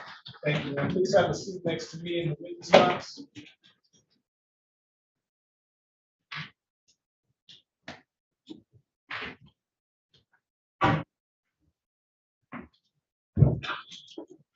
Ready to begin when you're ready. Thank you, Judge. Ms. Harris, I'm going to take you back to June 8, 2020. Do you recall that day? Yeah. Okay. And where were you that day? Okay. Would that be Tim Hortons at 10490 Gratiot Avenue? Yes. And that's Detroit, right? Yes. Okay. Were you there with other individuals working? I was a store manager. I had 4 staff. Okay. One of your family members work there with you. Yes, Who would that be? my daughter and one of my cousins. And was there any significant event that occurred with your daughter that day? Yeah, And what's your daughter's name? Sasha, Okay. And what happened involving her? a customer, ran over. Okay, did you see that occur? No, Okay. Did you see, was there any type of argument with the customer? yes, And did you see her arguing with that customer? no, Did you see her after she was run over? yes. What did you see? Clothes was ripped off her, her leg, her right leg, and went to her face. Blood was everywhere. And, where was she when she appeared this way? Like coming into the Tim Hortons parking lot, she was right in the middle of the parking lot. Okay. Were there any other, family members there? Yes, Who would that be? my two sons, Okay, what are their names? Craig Harris.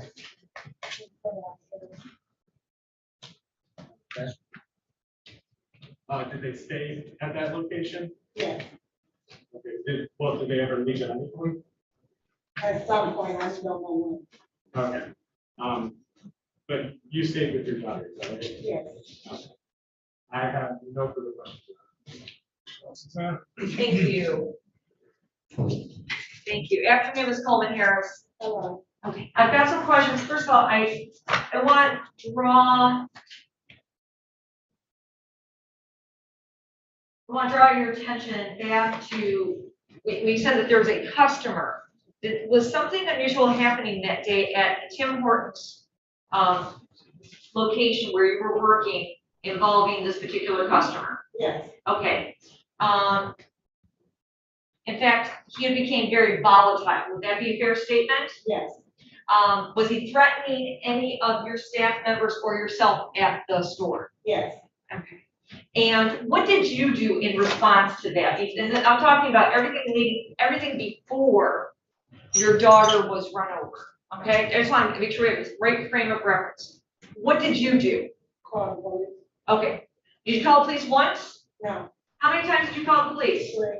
3 times. Yes. Is that 3 times before your daughter was run over? Yes. Okay. In fact, was there any other kind of special system at Tim Hortons that allows you to go and to alert the police with even not having to get on a phone? Yes. What is that system? That is the hot button. The hot. Okay. And was that working that day? Yes. And did you use it that day or did you not use it? I used it. Okay. Now, did the police come immediately before your daughter was run over? No. In fact, did the police ever show up to your Tim Hortons store that day? After the accident. Okay. Do you remember approximately how long after the accident? Like 30, 35 minutes. Okay. It was a while. It was quite a bit of time. Yes. Okay. And was there an ambulance there before the police or? The ambulance didn't make it before the police. Okay. Now, fair to say, were you inside the building or outside the building when this volatile customer went and ran over your daughter? Inside. Okay. Are there glass windows where you can look out into the parking lot from your store? Yes, but I was in the office looking at the cameras. Okay, you were at the office looking on the cameras. Did you see it happen on the cameras? No. Okay.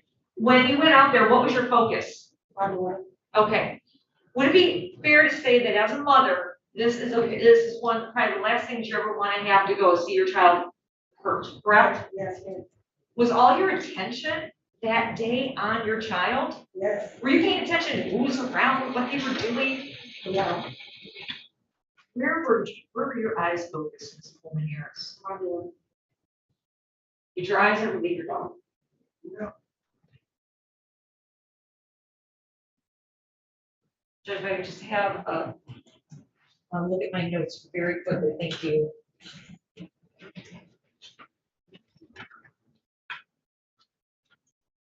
And just so I'm clear, Ms. Coleman Harris, you went and called the police 3 times before anything physically happened to your daughter at the store that day? Yes. Okay. With no help from the police? No. And that'd be Detroit Police Department? Yes. Okay.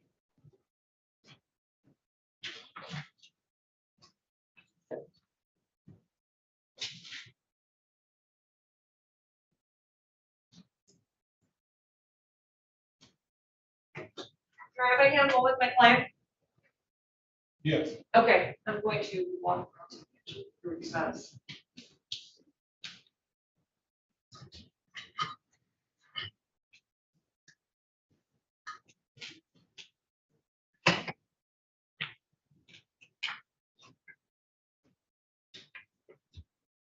Ms. Coleman Harris, is this date burned in your memory? Yes. I have nothing further, thank you.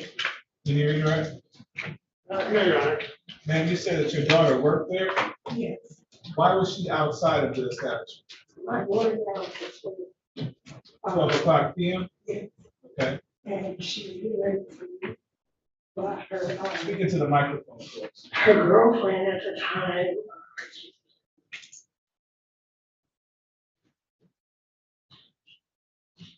Her girlfriend at the time worked there also, and she was getting ready to come in. So my daughter went outside to talk to her girlfriend, and that's when the customer came up to my daughter's car and spit in her face. And then my daughter. Did you see that? No. Okay. Yeah. All right, any questions based on my question? No, Your Honor. That's excellent, thank you, Judge. Thank you, ma'am. You may step down. Judge, if people would like to call, Mr. Garrett.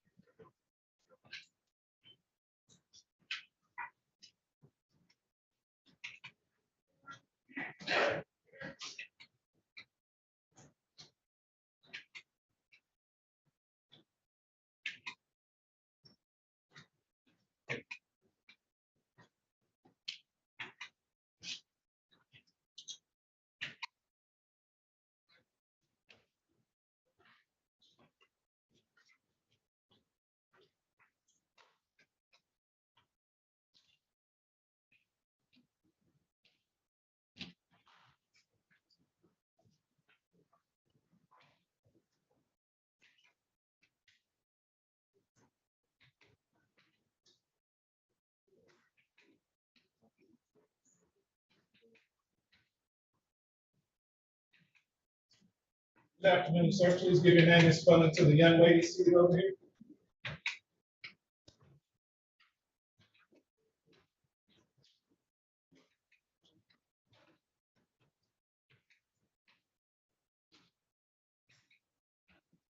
Please raise your right hand, sir. You swear or affirm to tell the truth, the whole truth, and nothing but the truth, so help you God? Thank you, sir. Please have a seat. There's a sponsor right next to me.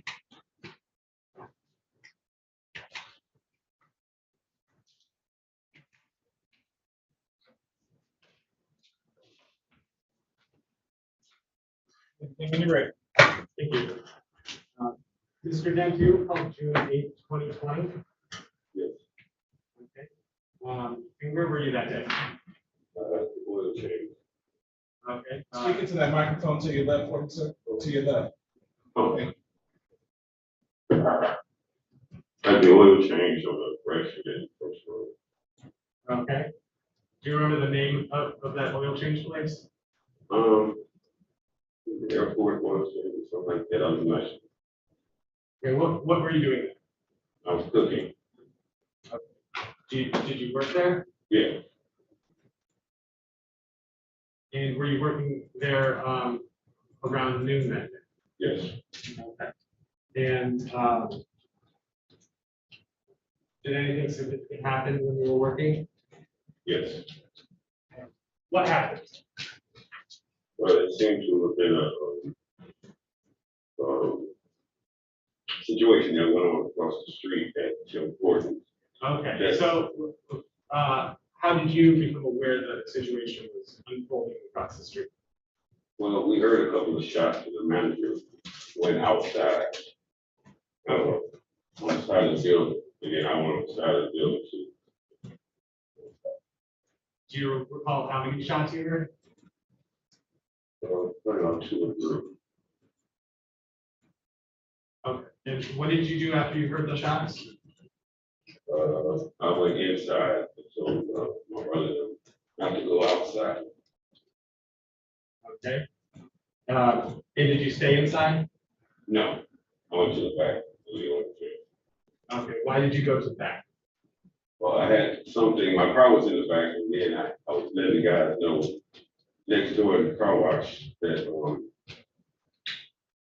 it was some shots right across the street, and I seen two cars coming around. Okay. To the car wash. So, let me kind of slow you down. When you were, across the street, did you ever look over at the wardens? Yes. And, what did you see when you looked over there? I've seen gray and powder, and I've seen a little lady laying on the ground. Okay.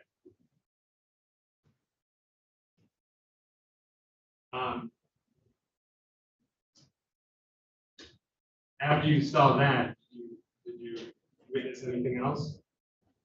Yes, Grand Impala, two cars, Grand Impala. One kept straight, the other one went on the other side of the street against traffic. Okay. Can we have him differentiate which car he's speaking to? So there's two cars and describe one car, just so that we're clear on the record. It was a silver Impala, Ford Impala, maybe like 2004, 2005. Okay, so you're saying you saw these vehicles, is there some reason that they were drawing your attention? Yeah, it was two guys hanging out the back window. The windows were down and they were sitting up on the door. And which vehicle was that they were hanging out of? Silver Impala. What was the description of the other vehicle? The other vehicle was gray too, I'm not sure if it was in the house, but it took off and went straight down the direction. So when you say it took off and went down Gratiot, so Tim Hortons is on Gratiot, is that correct? Yes. Which direction on Gratiot did the gray vehicle head? When it stayed away, Yes. it went south, southwest. And what did the other vehicle do? The other vehicle was heading south, but it went against traffic, it went against traffic, and all the way over to the other side of the street where the car wash was. It stopped right in front of the car wash. Okay, when they did that, were there still people hanging out of the vehicle? Yes. Okay, did you see any weapons? Yes. What did you see? The scene would appear to be a pistol and it would appear to be an automatic weapon. Where did you see them? In the hand.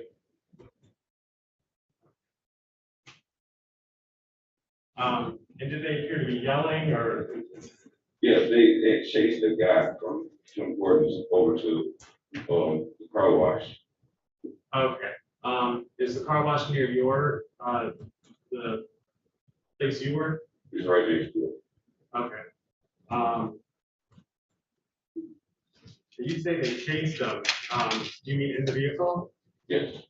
Okay. Was the person they were chasing in the vehicle? No, he wasn't. Okay.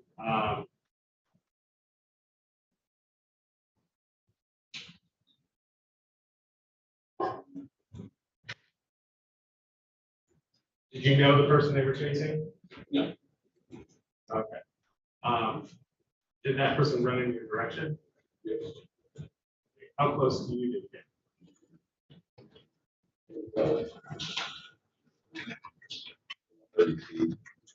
Okay, and during that whole time, was it still being chased? Yes. And at some point, did the people chasing get their vehicles near you? Well, I ran around. When they came on the other side of the garage against traffic, he was standing right there. He took off running through the car wash. They went through the parking lot, started chasing through the car wash. I went around the back where my car was, and the guys that be driving the cars back there, I told all of them to get inside. So this guy was around. You hear shots being fired. Okay. Did you ever see them get out of the vehicle with the guns? Yes. And how close to you were they when they did that?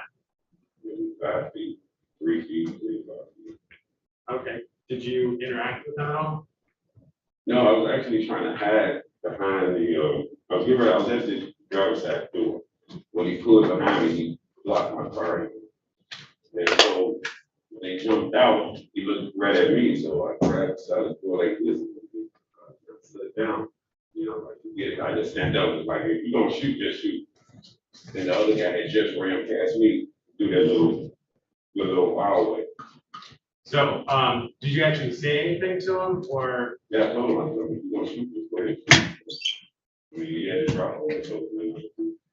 Okay, what did he do after that?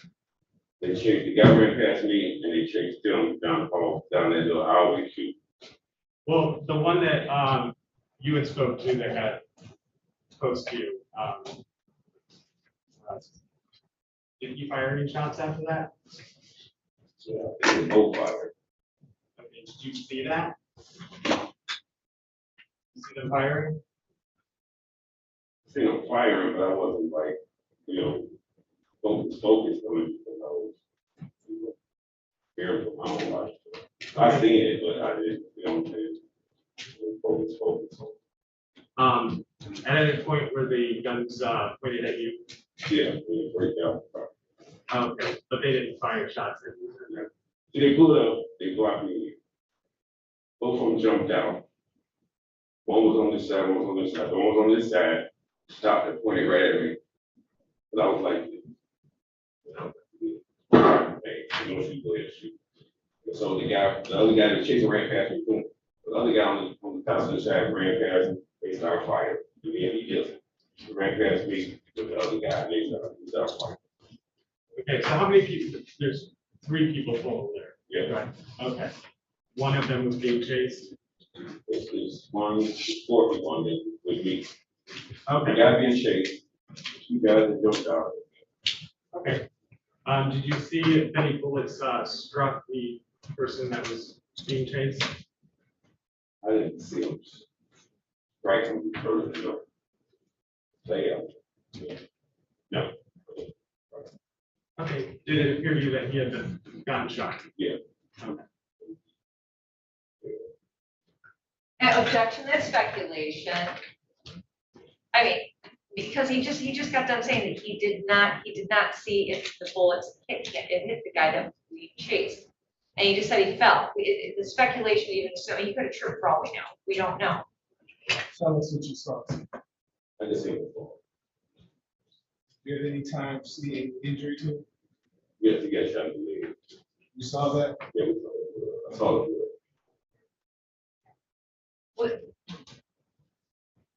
I'll just wait till thank you, Judge. At some point, did you go to the police station and discuss with police what you'd seen? Yeah, they came to you. Oh, well, we got here. Sorry. Yeah. Okay. And at some point, were you provided with photos to try to identify the person? Yes. Okay, and were you explained the process for how to do that? Yes. And do you recall how many photos you might have seen or been given?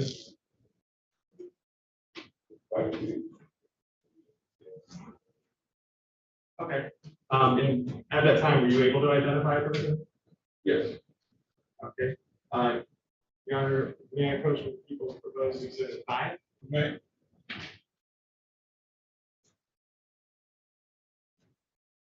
Can you take a look at all those pages and once you have a moment about?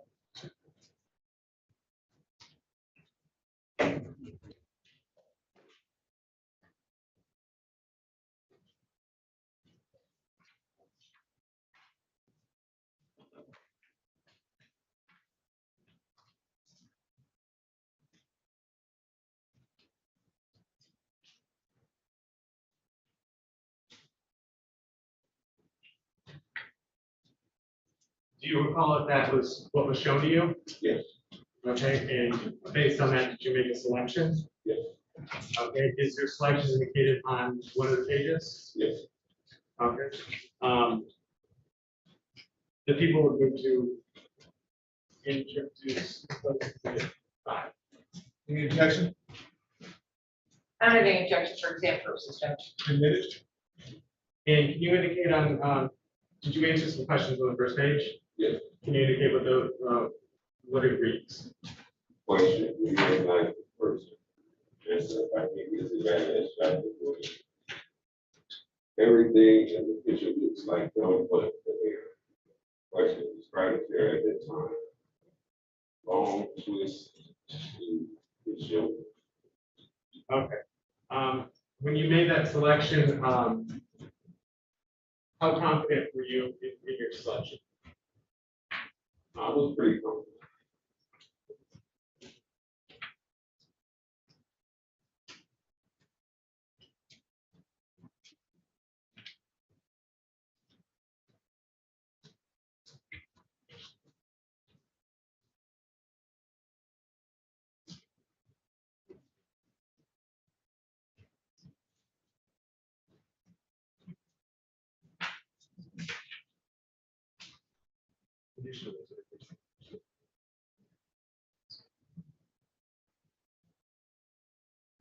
I have no further questions.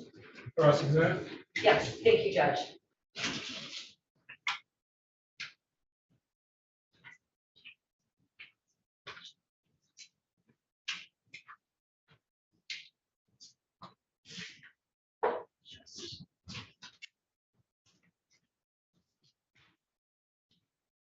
Afternoon, Mr. Dent. Okay, so let's kind of reverse engineer this. Let's start up where you were just being questioned regarding that photo lineup that you were shown.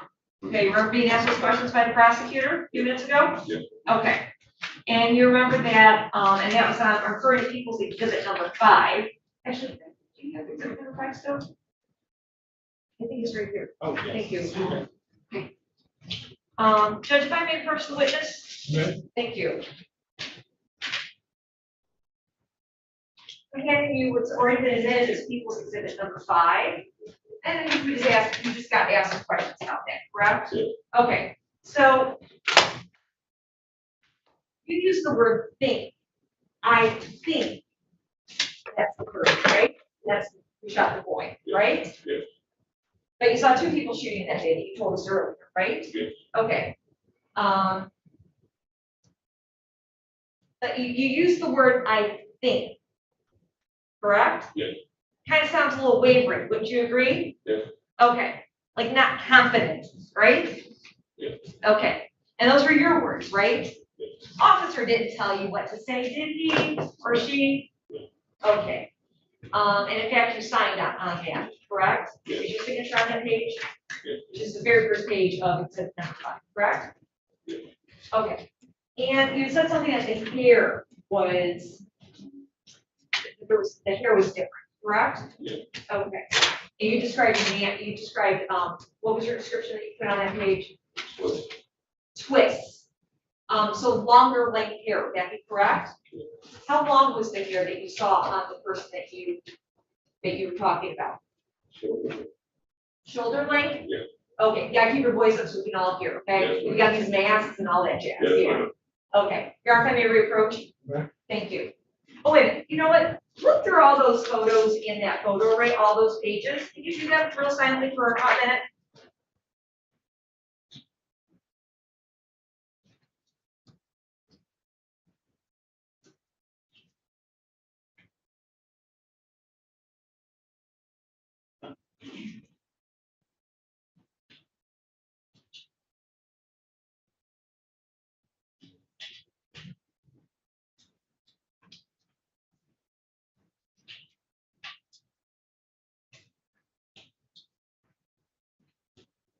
Okay, you had a chance to go in and look at all the photos in that photo array that you were shown back in 2020? Yes. Okay, and the photo that you picked out, that picture does not have any twists, not shoulder length twists, correct?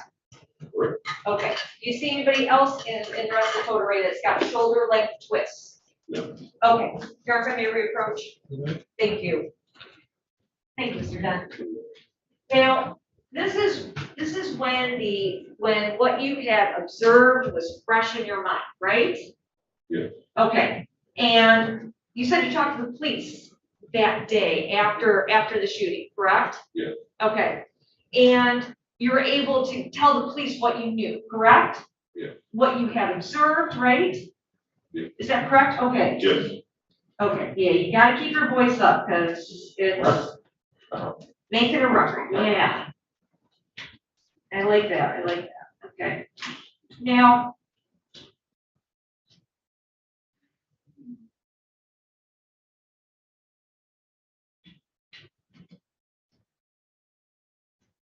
do you remember telling the police that day back on June 8th, 2020, that you didn't observe the shooting, but that you heard only the shots in the general area? Did you tell the police officers that day? Can you repeat the question? I certainly will.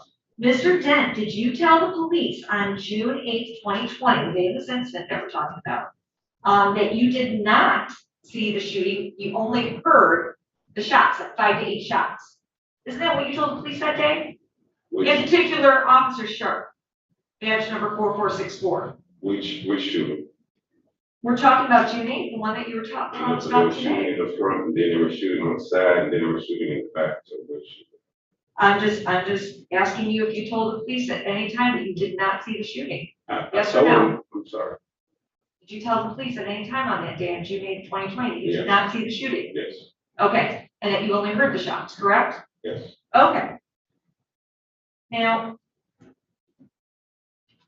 and you gave the police you gave descriptions of the people that you could, correct? Yes. Now, in that gray or silver Impala, depending on what you think the color is, how many persons were in that vehicle? 4. There were 4, okay. And we already know about, there was just 2 hanging out? Yes. And you said the windows were down and they were sitting on the door, hanging out the window, correct? Yes. And were those the ones that had the weapons? Yes. Okay. And then there were 2 more folks in the vehicle, correct? Yes. So there had to be someone in the driver's seat. Yes.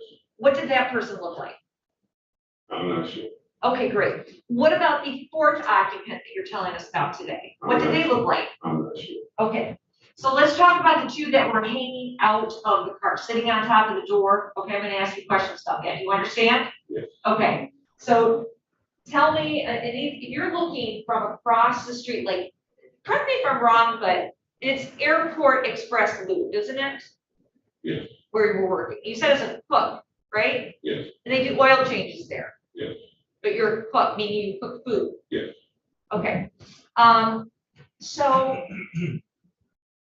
Tim Hortons is on the other side of Gratiot, but kind of like almost kitty corner. Yes. Okay. So it's like kind of like diagonal from the Airport Express Loop, right? Yes. Okay. And Gratiot at that point is still a multi-lane road, right? Yes. 2 lanes on each side and then a turning lane in the middle, right? Yes. Okay.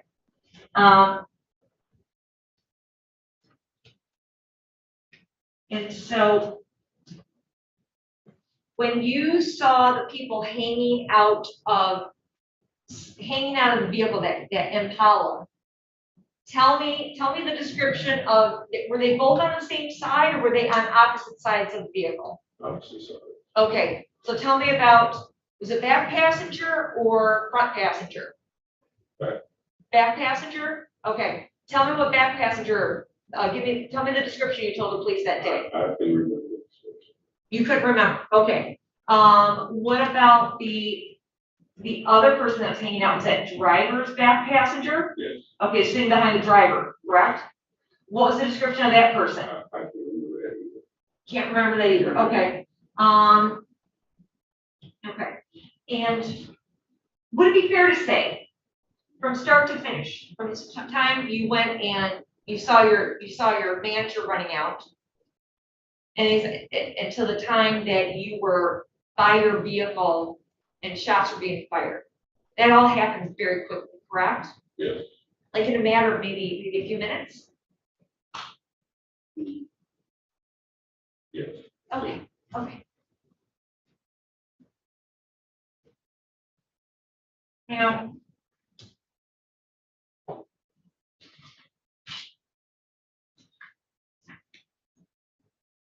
so you talk to the police when they're at Airport Express, and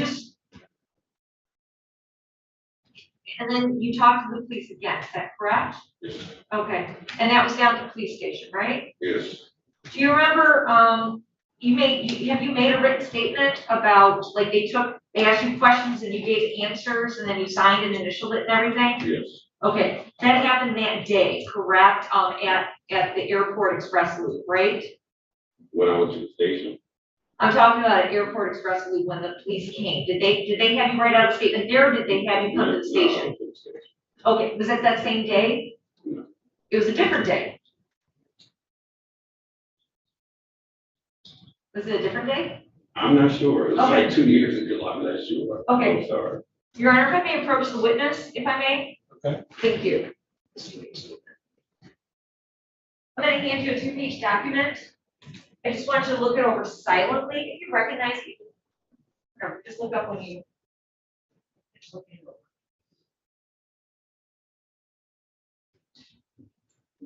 Okay, do you recognize that 2-page document I handed you? Yes.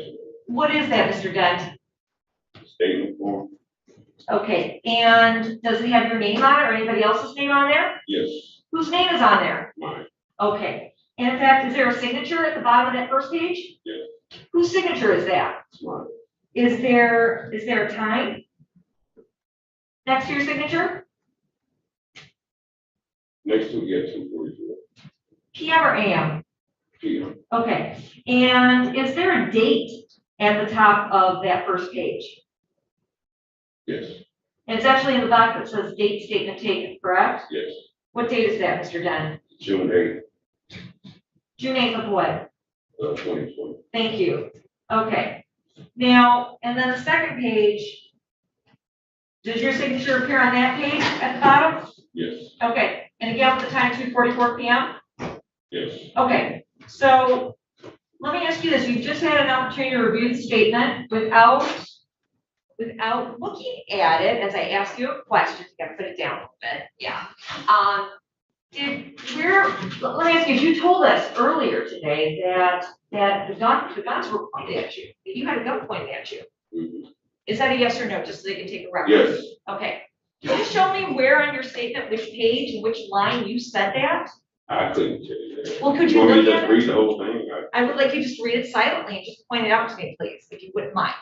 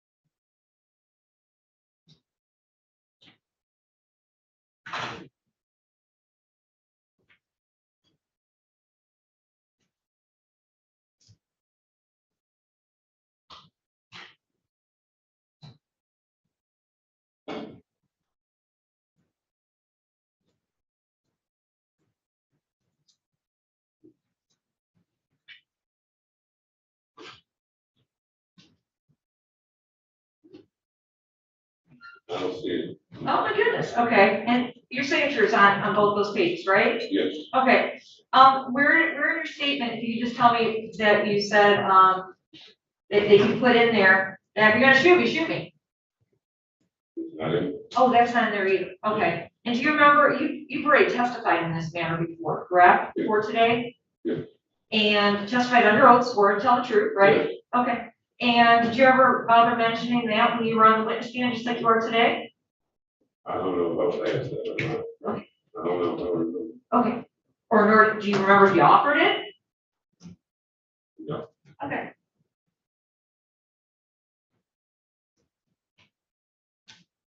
Okay.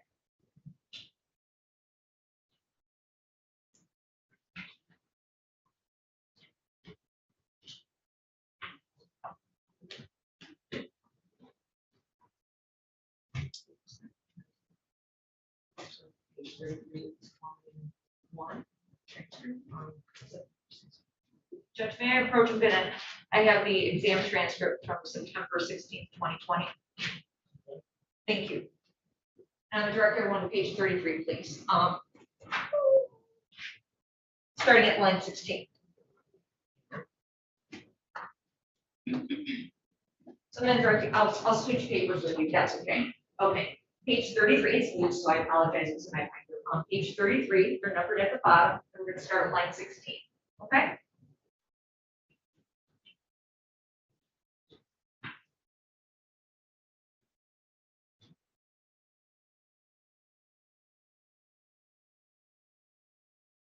Are you there? Good. Okay, so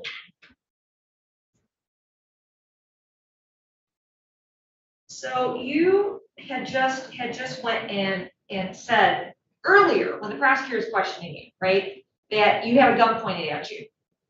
Remember saying that? Yes. Okay, by one of the gunmen, right? Yes. Okay. Now, you were asked a question at line 16, question, just noting for the record, you had your right hand with it, looked like though your right hand was pointed in a gun position with the barrel pointed upwards. Is that correct? Your answer at line 20 was yes. Was that your answer to that question on September 16, 2020? Yeah. Okay. Not that it was pointed at you, correct? Yeah. Okay. All right. Just so that we're clear. You are coming to reapproach? Yes. Thank you.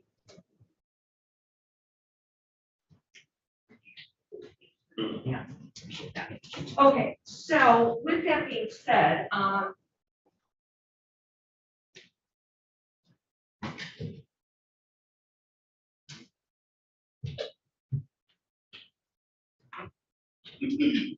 this is the first time that you're telling us today about having a gun pointed at you.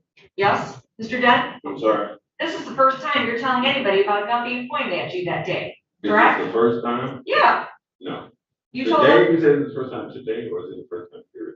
First time hearing it out of your mouth on this case. Anytime you ever been questioned about this case. That's the first time that that information is coming out of your mouth today, correct? No. Okay. So who else did you tell? I'm not sure. I mean, Okay, perfect. Let's talk about there's what you told us today, and I'm just going to go through the physical logistics, okay? Because you said you started inside the loop, right? When you saw your manager running outside, correct? Yes. Okay, and then you go outside, correct? Yes. And then you go out, and then, correct me if I'm wrong, but you tell us that you go around the back to tell the guys that were working in the back to get inside, right? After the shooting. Well, which one? She told us a bunch of shots. There's 3 shootings. Okay? Right. There's one across the street. It came against traffic and got the guy to start talking to the guy. The guy ran around the back. Then they went around and followed him and started shooting again. I went around the back and told them guys they shooting. Y'all better get inside. When you say them guys, when you say them guys, what guys are you referring to? The guys working at the car wash. At the car wash. Okay, so I'm taking you back to the loop because you said that you went and told the guys in the back of the loop to stay in. Yes or I no? told the guys back at the car wash. The lube is right next to the car wash. Right. Where they cars pull in at, where they drive the cars at, they right next to each other. Okay. Everybody is standing right there. So you told everybody, both the lube and the car wash guys. Okay. So, and then you said you tried to go to you get to your car, correct? Yeah, I was standing. My car is parked between both buildings. There's a big window right here when you pull in. People are standing there taking money from the people that's in during the big car wash. You got 4 or 5 people that's standing there. You got some people standing back in the oil change. My barbecue pit is right here, my car is right here. So I come around, they stand there, I say they around there shooting and they coming around. Y'all better get inside. The guys are standing right there with me, I say, y'all better get inside. By that time, they had already pulled behind me. So I grabbed my car door and I just let it down. Okay. You didn't try to get inside with the rest of the guys. It was too late. Is there another? Are you between 2 cars? Your car and another car, or is there nothing on the other side of you? My car is faced up to the building. Okay. And you're on the driver's side door. Yes. We said faced up meaning the front of your The front car. of the vehicle is up to the back of the Okay, so so you're on the driver's side, what's on the other side of you? If your car is on the driver's side, and you're there, what's on the other side of you? Nothing? No, Okay. This, between the two buildings, there was maybe about a 3-foot alleyway, correct? yes, And there was like some debris and all that stuff in there, right? Like things growing and thrown and stuff like that? yes, Okay. And that's where you saw the person who was running go through, correct? Or did you even see him go there? yes, Is it yes or no? Did you see him go through there? yes, Okay. And that part takes you out to the front, correct? yes, Okay. Now, with everything happening really quickly, it's safe to say that you were really concerned about your safety, right? yes, You're trying to avoid getting in the middle of this, right? yes, And so you jump back down, right? yes, Because you're trying to protect yourself, right? yes, Okay. And that's what you do, right? yes, And so at that point, your vehicle is protecting you, correct? yes, Shielding you, correct? yes, As well as shielding your vision, right? yes. Okay. Now,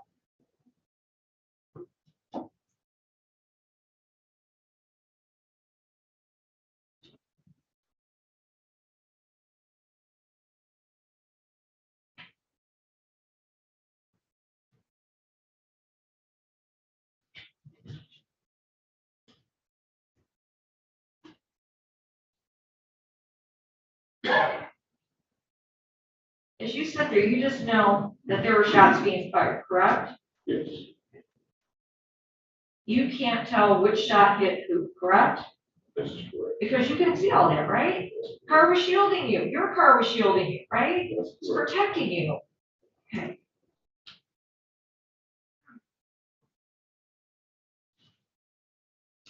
When you said there were 4 occupants in that Impala, did the other 2 ever get out as well? If you know. Not that I know of. Okay. Okay.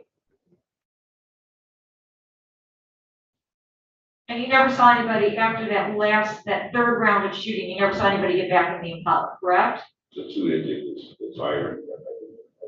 Okay, you saw them get back in. Yes, Okay.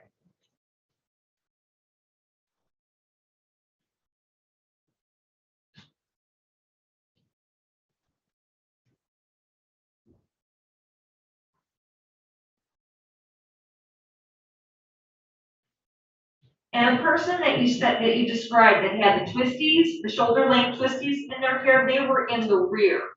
They were one of the rear passengers of the vehicle, correct? yes, Either behind the drivers or on the other side, correct? Okay. Not in the driver's seat, right? no, Not in the front passenger seat. Okay. How many written statements do you think you made, Mr. Dent? I don't know. More, just one or more than one? I don't know. Okay.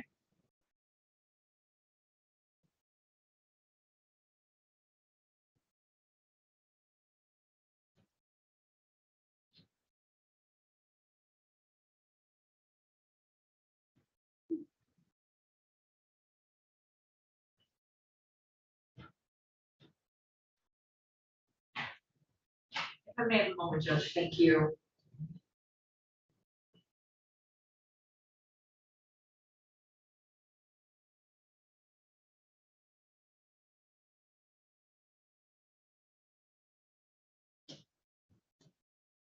Mr. Dent, after the shooting was done, right?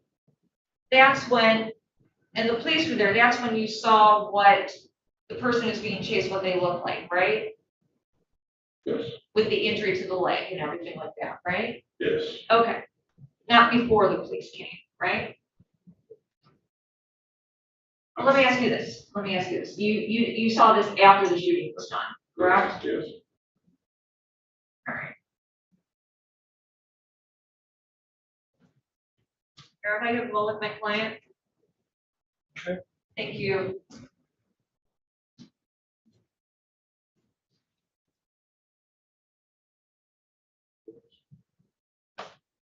Sure.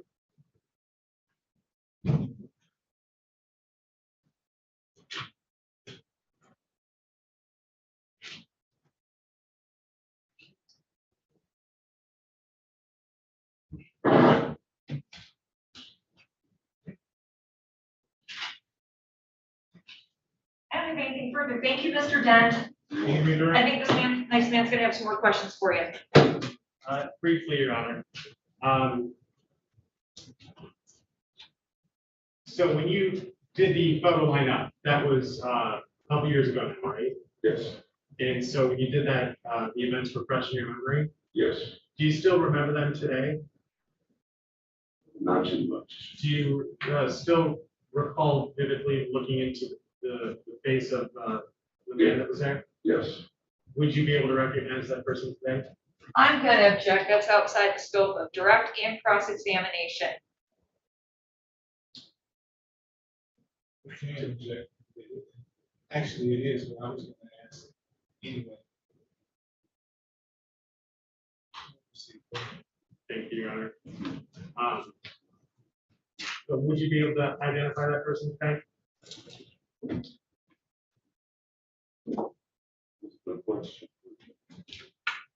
Honestly, I'm not sure.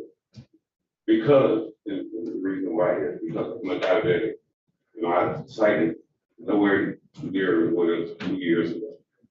You know, and I was a paratrooper. I got 2 new metal bills. I'm taking medication now, so I'm feeling safe and sure. You know, Judge, can I ask that members of the courtroom rise and remove the mask and just ask if he does recognize that person here, to let us know if it's in the courtroom. You asking to what? I You said something about Max. oh, so we could pull that down. Okay, have everyone put their mask down for approximately 10, 15 seconds. Sir, you can look at everyone in the courtroom. If you recognize the person, let us know. If you don't, let us know.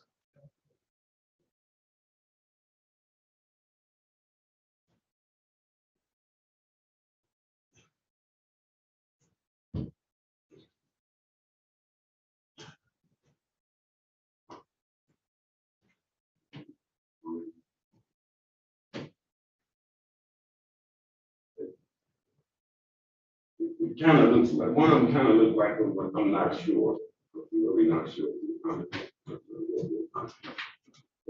Who are you referring to? You know, over there. That wouldn't be because he's the only person in jail.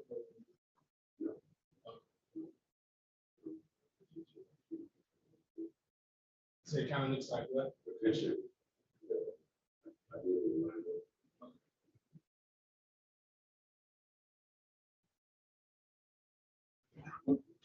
I'm sorry, I'm just trying to be honest. No, that's I'm not exactly sure. what you're supposed to do.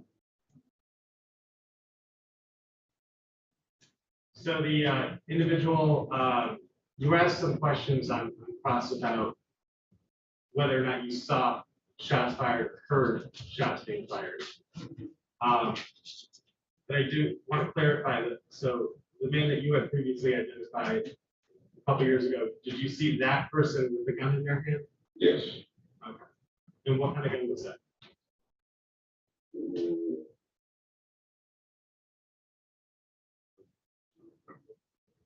If you recall, was it a handgun? One had a handgun, one had an automatic weapon. I think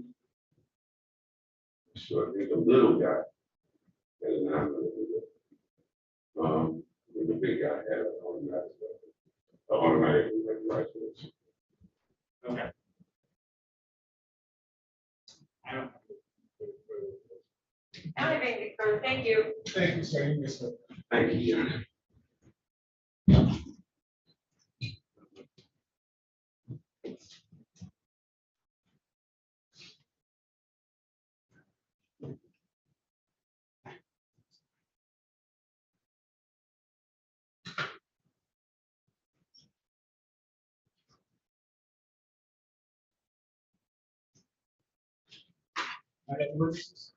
Judge, people would like to call officer in charge.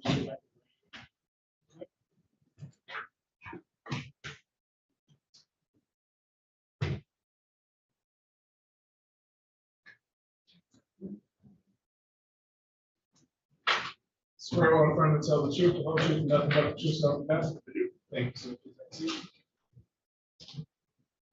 Yeah, when you're ready. Thank you. Can you tell the court how you are employed? I'm a detective with the Detroit Police Department Homicide Unit. Okay, and were you detected back on June 8th, 2020? Yes, Okay. And did you investigate a homicide related to that day? yes. Okay, do you recall where that homicide took place? The oil change shop at Gratiot French. Okay, and that's in Detroit, correct? Yes.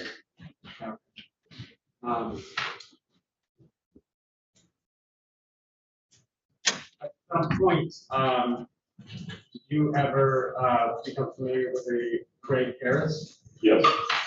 Did you speak to him during the investigation? Yes. Okay. In fact, where did you speak to him? At the DDC, Detroit Detention Center. Okay. And at that time, were you detaining him? Yes. Okay.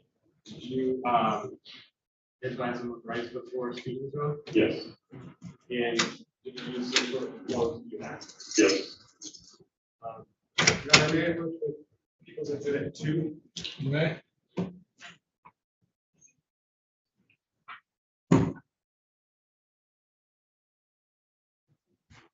Do you recognize that piece of paper? I do. What is that? It's a constitutional rights certificate notification. Okay. Does your name appear anywhere on it? It does. And why was that? It was signed and given to him in my presence. Okay. What's the purpose of that form? Just to advise Mr. Harris of his constitutional rights. Okay. And did you in fact do that? Yes. And I noticed check marks on the form. Do those have any meaning? He was told to read these out loud and check off if he understood each of those rights. Okay. Did he indicate to you that he did understand? Yes. And you indeed went through all the rights? Yes. Your Honor, the people would move to. And Judge, there's no objection for exam purposes, Judge. Admitted, the court makes the finding that the state was knowingly not to. Thank you. And so after that, did he speak to you? Yes. Okay, and was that recorded? Yes, it was. Your Honor, the people would like to play the interview, which is just about 10 minutes, which was already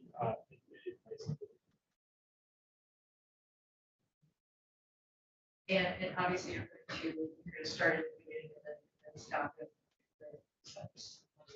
Right. Thank you.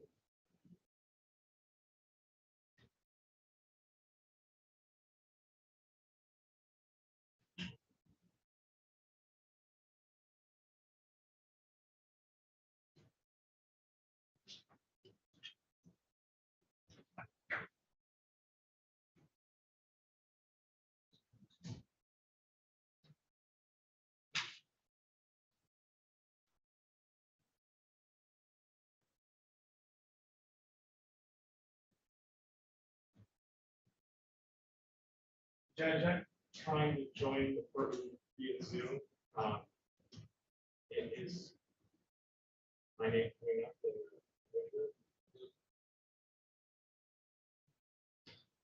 There it is.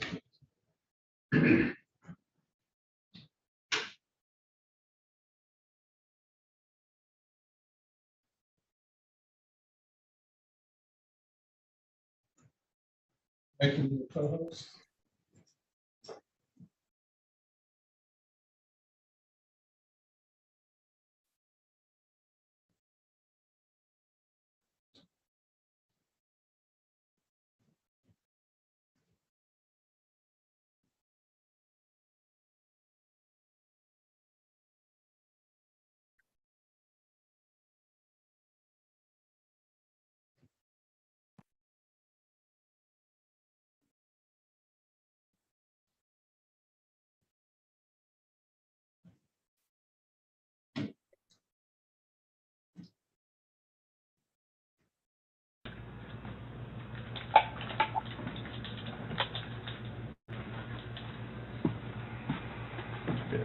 No case for about a week. My wife said I don't have any case anyway, but just a slight cough. I'm just tired and achy. That was about it.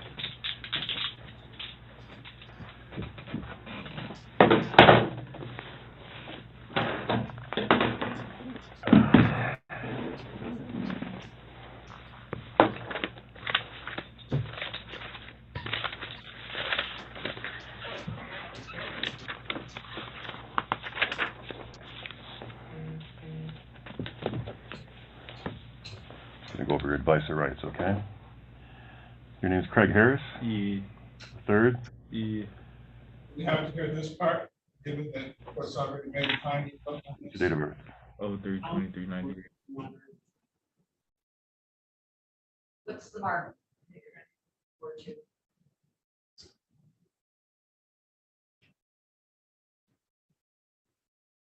there any questions or make any statements? I'm waiting for it to where it's 5:40.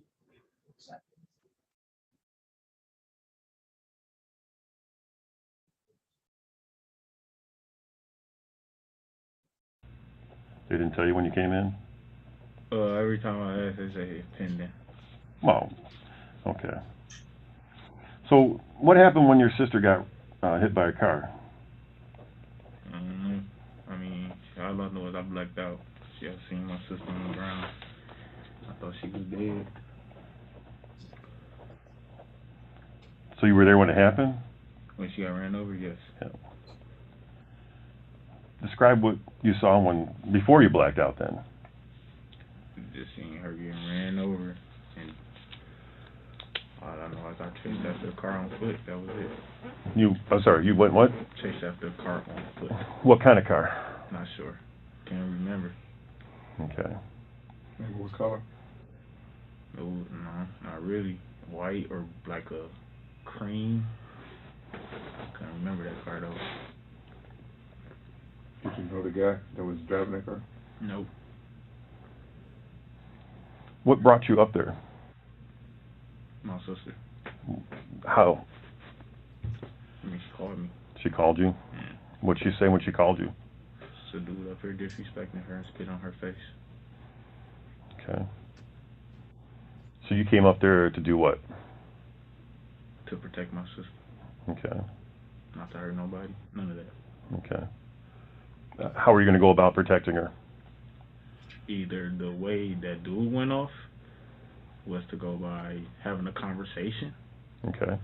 But instead he jumped in the car and tried to hit me, and I jumped out the way, but he called my sister. My sister was running towards me, and I jumped out the way. So. Your sister was running towards him? Me. Oh, okay. So,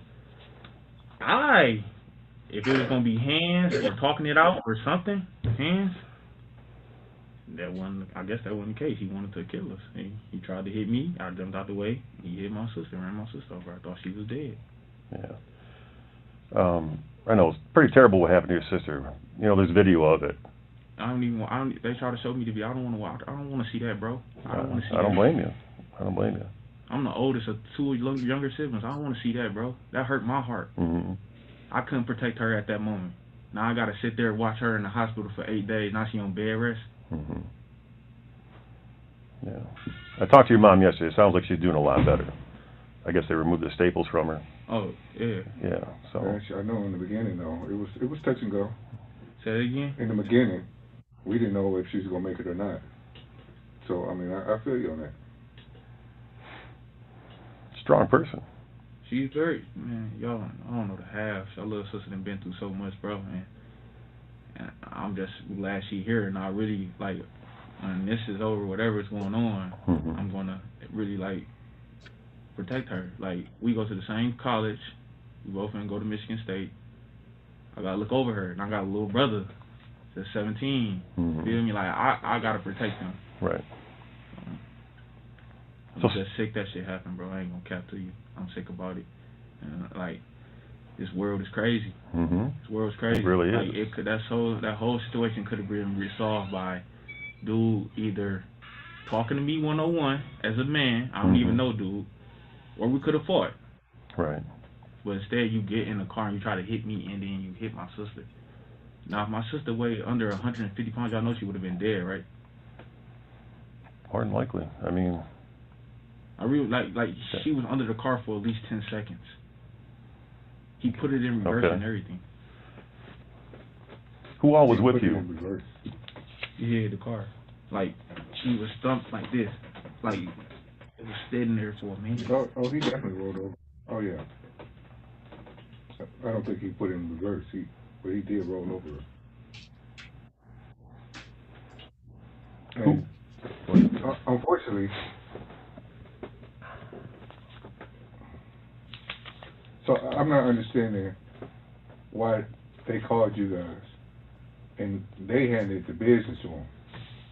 They handed the business to my man. What you mean handed the business? They spanked his butt up in that parking lot.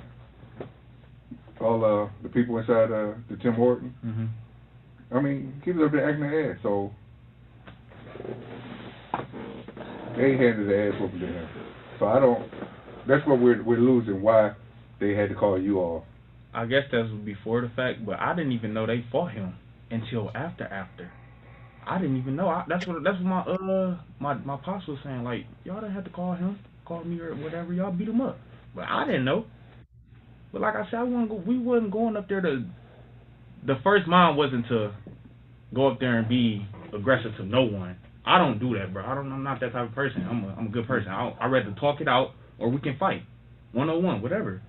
But instead, you jumped in the car. You tried to hit me and you hit my little sister. So I'm feeling you all the way on that. I am. But this is where it goes dark.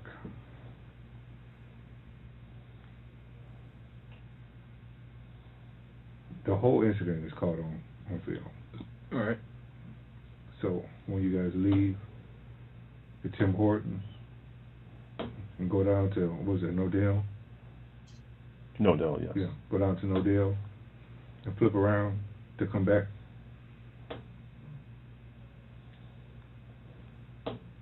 What did my man have to do with it? What man? To do that at the car wash? He was with him, I guess. I'm not sure. Why do you think he was with him? He ran to the McDonald's, and then he ran back to the car wash, and he had blood on his shirt. Why do you think he had blood on his shirt? I'm not sure, sir. Not sure.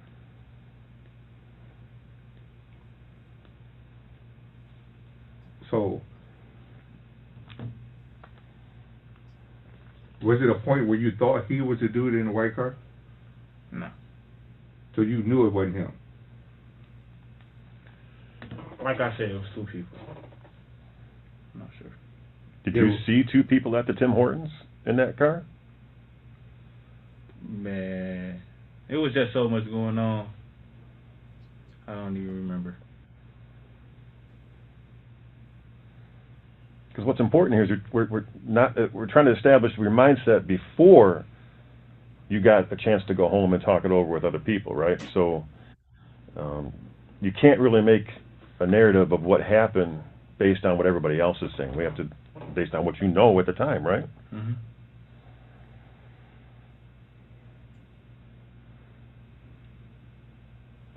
Let me see. I know you and your brother got clean records. Actually, up until yesterday, probably had no involvement with the police. Right? Mm-hmm. But unfortunately, the situation with your baby sister happened. Which changed both of your lives.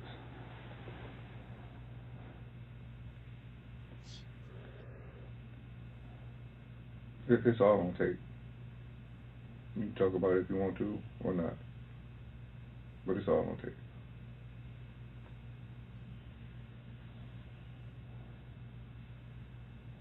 I understand watching it was horrific watching that girl get ran over. It was. It was.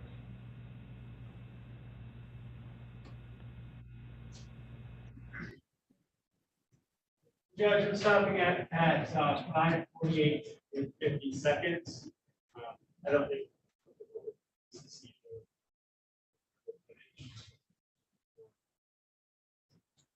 You're stopping at 5:48. We started at 5:40. But unfortunately, we have to talk about what happened. It has to be for the one. 5:48.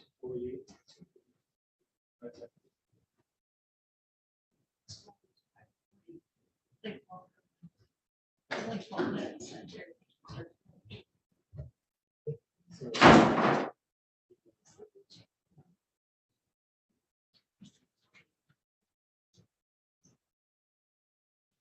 And I'm sorry, 5:48. 5:48, 52 seconds.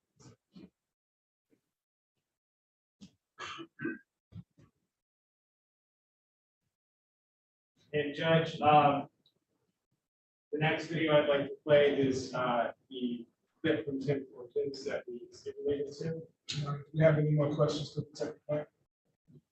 Briefly while that video is playing. Oh.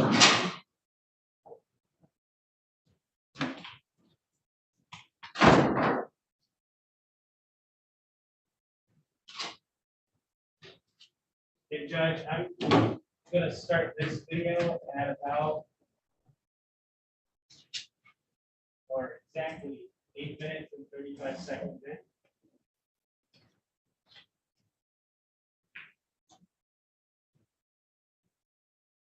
that a good number?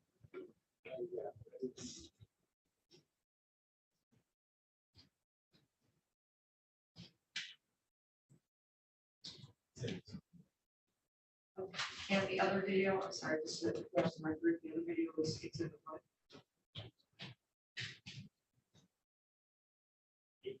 Thank you. Did the court get that? The exhibit numbers for the videos. I heard 8.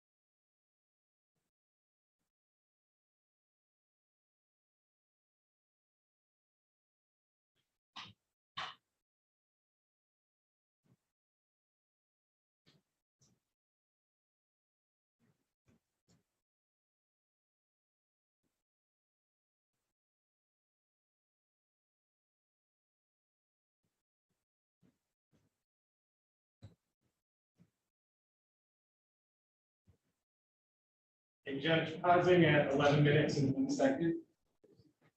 Detective Lane, are you familiar with that video? Yes, I am. Are you familiar with that location? Yes. Where is that? The Thrashes and French Road in Detroit. And do you know what that, just the parking lot? The parking lot of Tim Hortons is located there. Okay.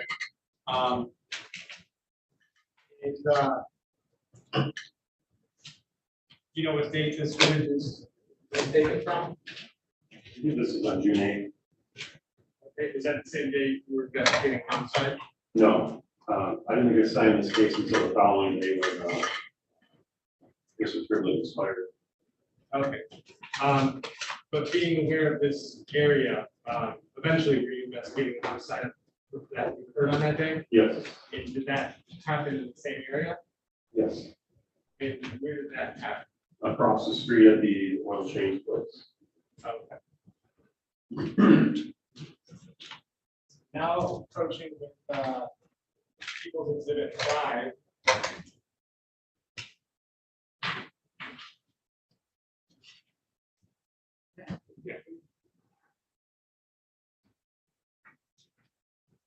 Do you recognize that? Yes, What is it? this is the photo lineup that we showed Mr. Kenneth. Did you prepare that lineup? I believe I did. And are you aware of who the person you selected is? Yes, Who that is? Craig Harris. And it's not indicated on that sheet, correct? No,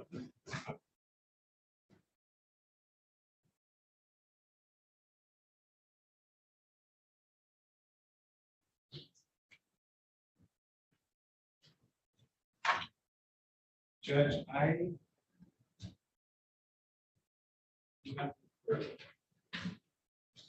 cross-examine.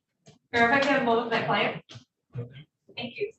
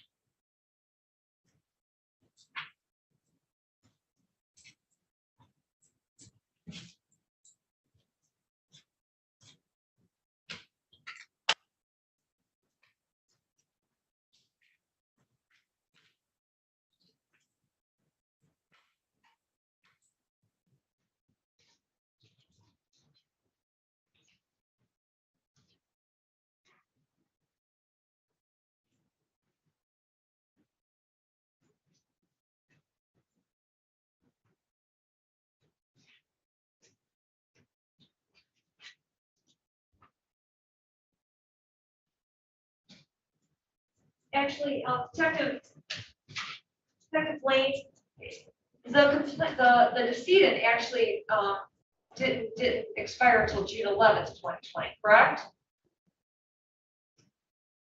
not positive, I thought it was the next day. Okay. But if in your record, in your reports and everything, if you are saying that you became assigned on June 11th, 2020, after the person who was shot had passed away, that would be accurate, correct? Whatever day he expired, yes. Okay. And we're talking, but before, we're talking about June 8th, 2020. When you were asked questions about the video you were watching, that was June 8th, 2020 from the Tim Hortons parking lot, right? Correct. Okay.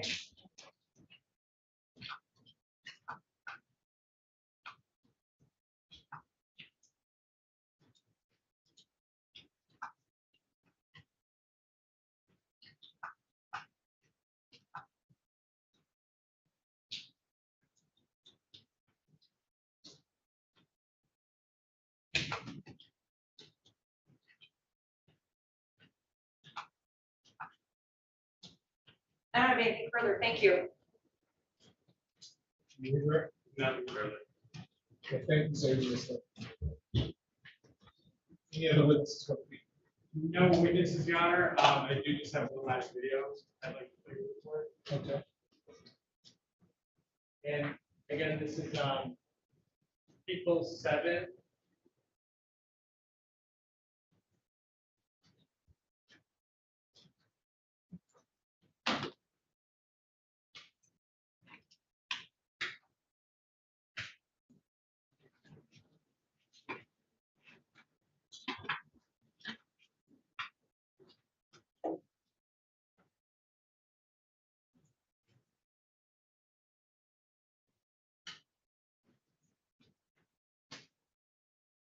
Judge, I'm skipping forward to, You have to share the screen.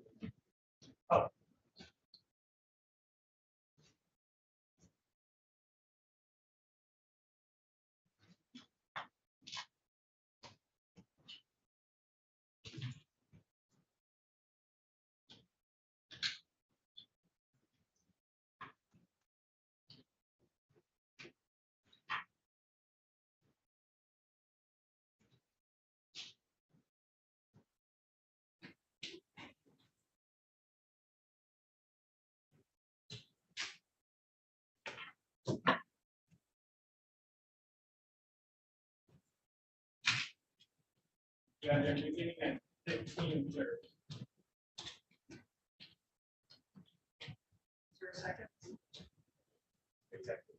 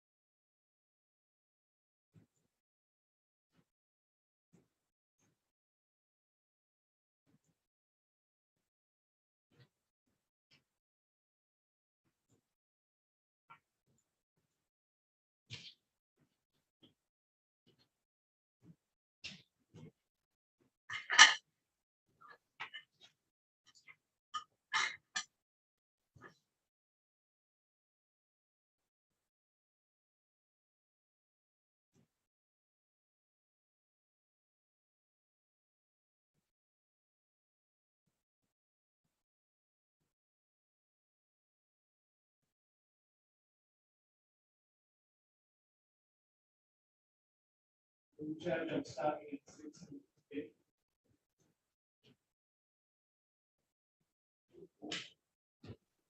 I don't have any further at this point. Any witnesses on behalf of the defendant? No witnesses on behalf of the defense, Judge. Thank you. Judge, I would ask the court, find the defendant at the press charge. Ms. Cassidy? Judge, I'm going to object to the bind over for a number of reasons. One, I'm just going to start with the court has had the opportunity to hear testimony from 3 witnesses today, that being Monica Coleman Harris, Derek Dent, as well as Detective Lane. That being said, Judge, nobody has identified my client as he sits here today, and identification is always crucial in every criminal case. And I know the court knows this from its many, many decades of experience on the bench and off the bench.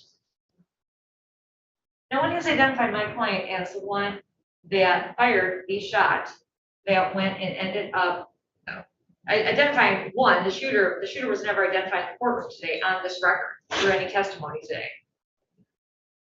There was no record of that, Judge. It's void. Second, no one has testified on this record that the alleged shot that my client fired, the alleged shot that ended up killing or helping to kill the decedent, that being Mr. Triplett. That being said, Judge, identification is key. We need to have something. There has to be a nexus to connect why my client is being charged, even for probable cause purposes, to have this case be able to have life and continue over across the street to the circuit court. Clearly, this isn't your strongest argument. Are you going to pose another one? I have some other ones, Judge. Okay. I'm just going to go through them all. That's okay. Thank you. Just trying to make a record. I got you. Thank you. What we have Mr. Dent being able to say, though, is that who we identified in that photo lineup back in 2020. I think, which is not a very strong, not a very confident stance. And he even admits on stand that no, that wasn't confident when I asked him questions, follow-up questions in regards to what he had said when he was looking through that photo array and he picked somebody out. And that the hair was very different. Twisty shoulder length hair, twisty to shoulder, the hair was shoulder length and it was twisties, which was not being shown to him in the photo that he picked out, as well as the rest of the photo array that he was shown that day. Okay, which is very interesting. And that was a description that he gave from June 8th, 2020 onward. That's huge, Judge. That's extremely huge. We also have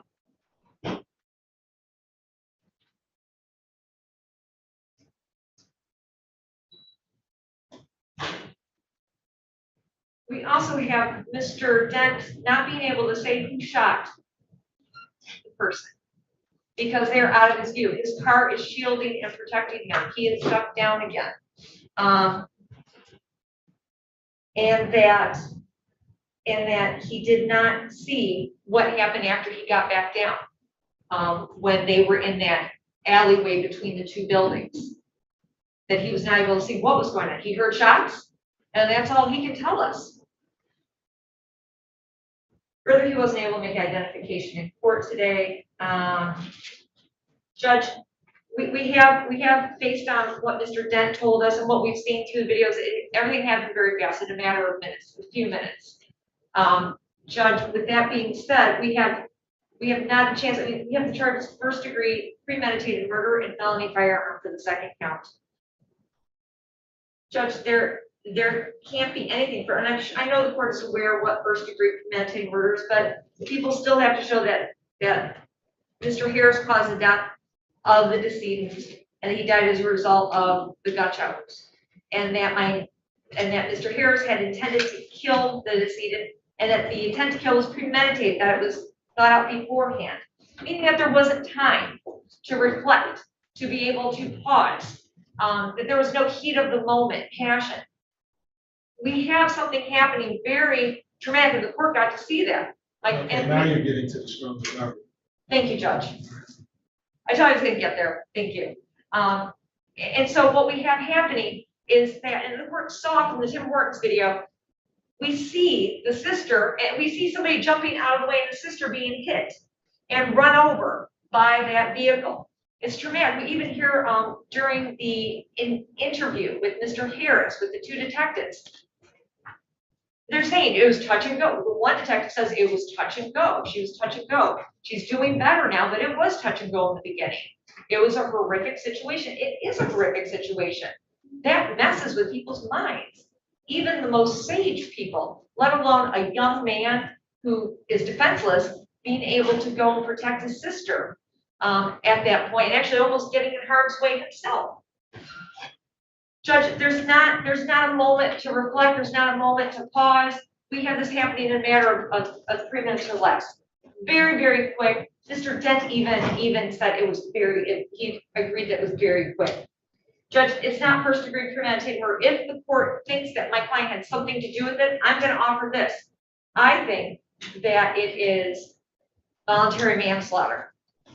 That the crime of murder may be reduced to voluntary manslaughter. And I'm reading from Michigan Jury Instruction 16.9, that the crime can be reduced to voluntary manslaughter if the defendant acted out of passion or anger brought about by adequate cause, i.e. his sister, him almost getting hit, his sister being run over right before his eyes, and before the defendant had a reasonable time to calm down.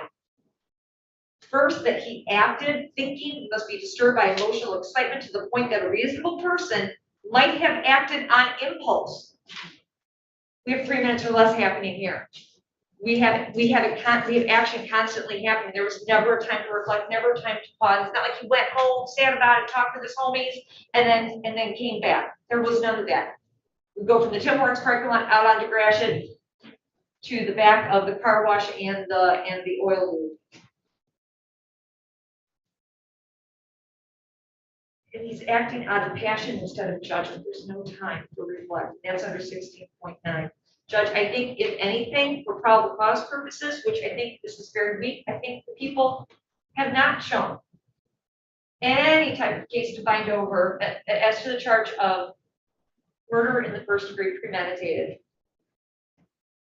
I don't think they've shown anything because they haven't identified. There's not been a formal identification of my client being the one who was one of the shooters. Okay, today by the witness, the eyewitness who was there at the scene. However, the court agrees that there is something, I think it's voluntarily manslaughter, that there was acting out of passion. We see that through that interview with the police, with Mr. Harris. We also hear bits of it, not only from Monica Coleman Harris, who's our first witness who testified about how traumatic that was, but also through the other detective on the interview, but also through Mr. Dent. And everything happened quickly, and it was very traumatic. And thank you, Judge.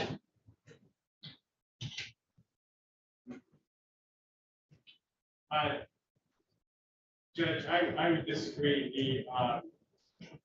First, regarding identification, it is true that we are relying on a past identification that the witness that was getting used to be. We still thought we recognized the person in the courtroom. But previously, he had identified regarding premeditation, I would agree that this all unfolded quite quickly. I don't think there's any question that he was at the tip for this, where his sister was run over by a vehicle. In his interview, he explained that he responded to that location to help protect his sister, after his sister had called him, and that after the event occurred,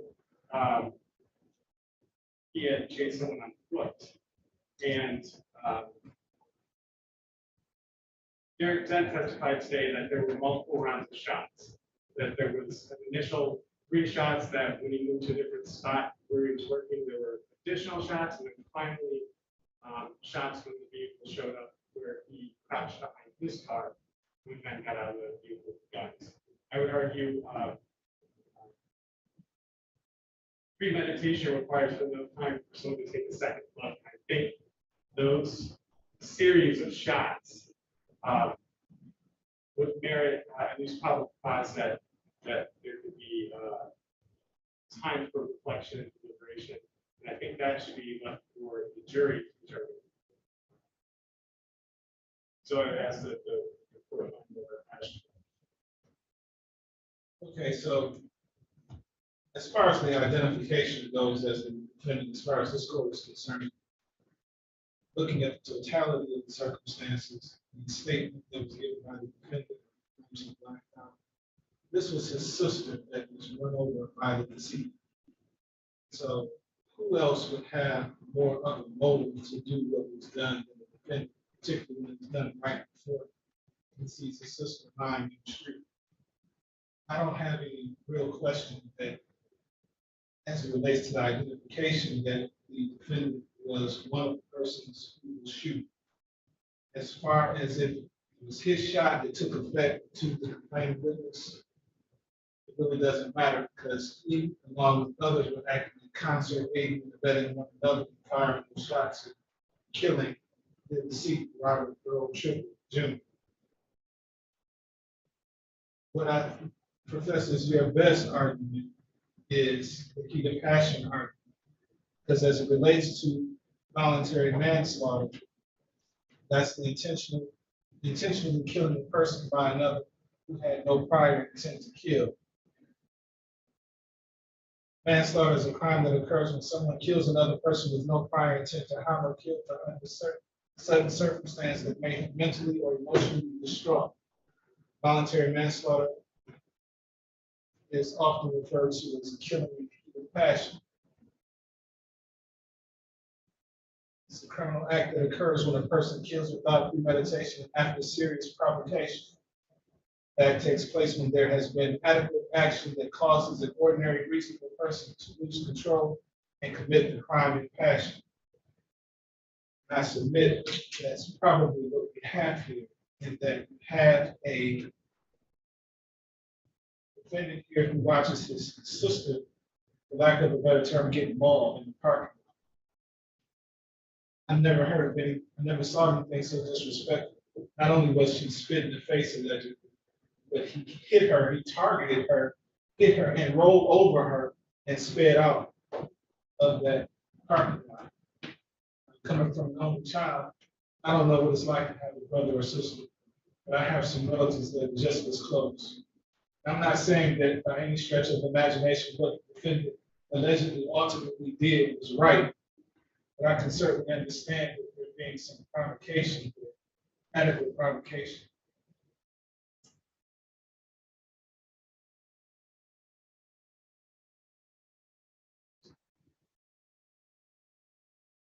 I think that the defendant's actions were taken under this heat of passion that caused them to do, and even as I look at the video, how they jumped out the car and how they were running frantic towards what I believe was the plane, firing the shots and then running frantically back to the car. They were still under that heat, emotional excitement. Those reasons, the court is going to not bind over first degree murder, premeditated, but bind over voluntary manslaughter and felony firearm. Court finding those charges in the city of Detroit. Court finding probable cause of discipline will bind over as such to Wayne County Third Circuit Court.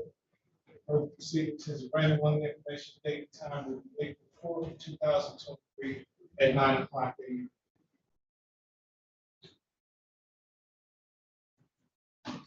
May I respond? Okay. I know we have a pretrial services report. It is written in relation to the original charge of count 1, first degree premeditated murder.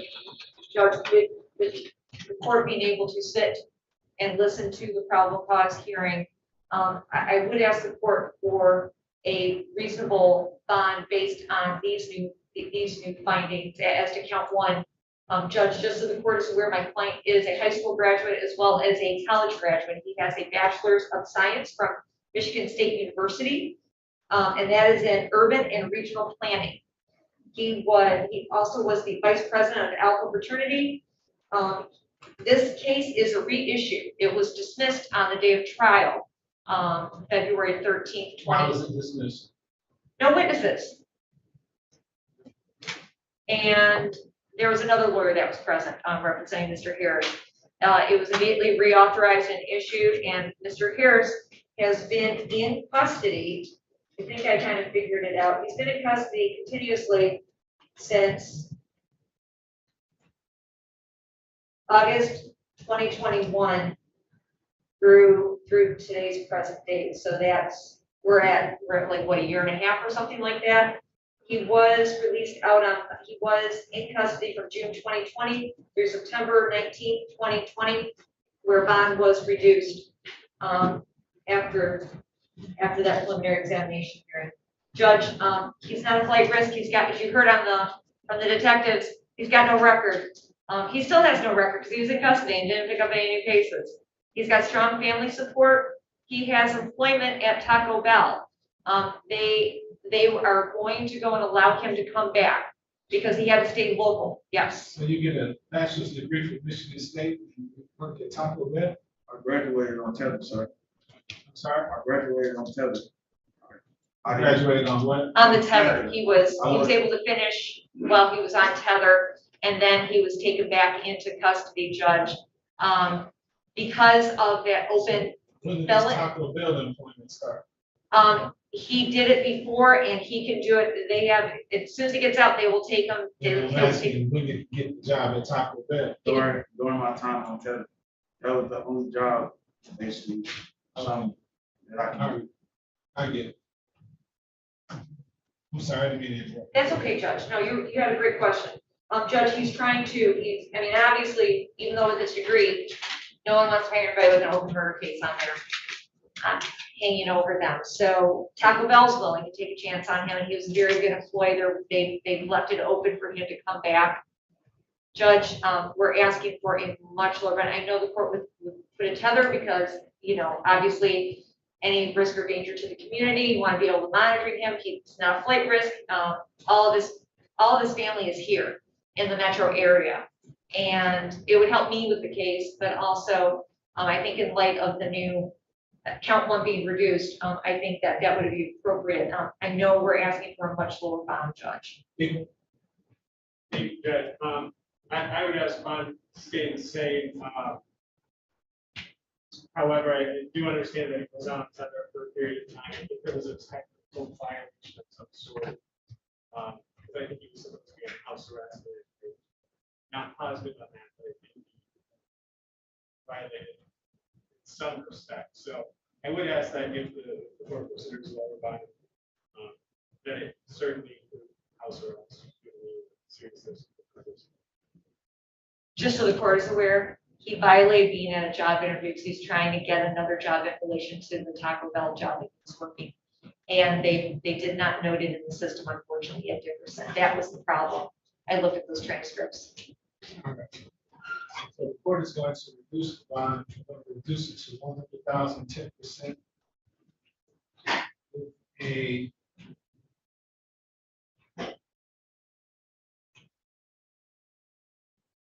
I'll do a house arrest. And can be allowed to work, Judge? One verified employment place.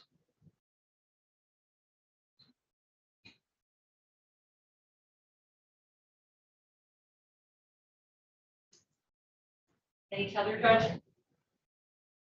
Get a house arrest. Okay, house arrest. Okay, sorry.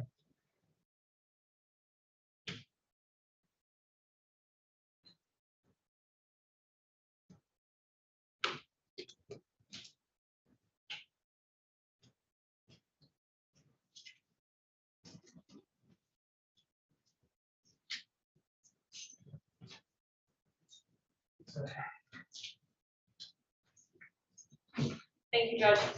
Thank you. I need a reduction. Yes, Judge. On that right away. Okay. This is statute. 321. You can find the second door.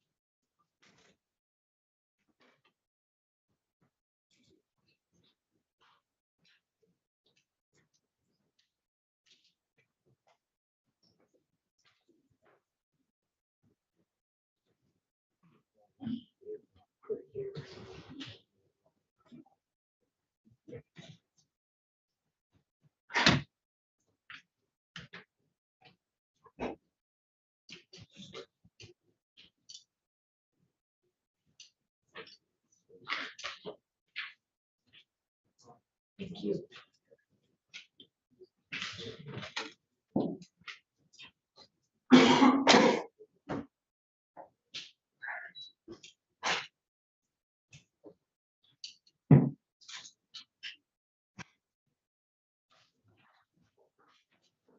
Come on in, Mr. Johnson. At least get this motion here, right? That's right, Judge.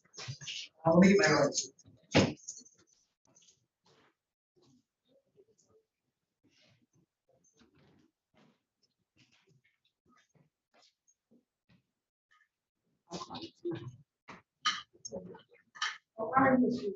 Okay. You don't mind.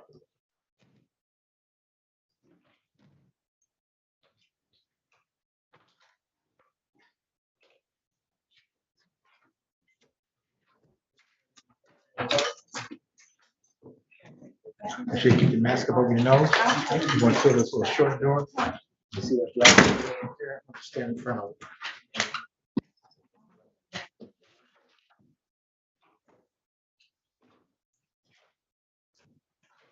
So, How you doing there? good, how are you?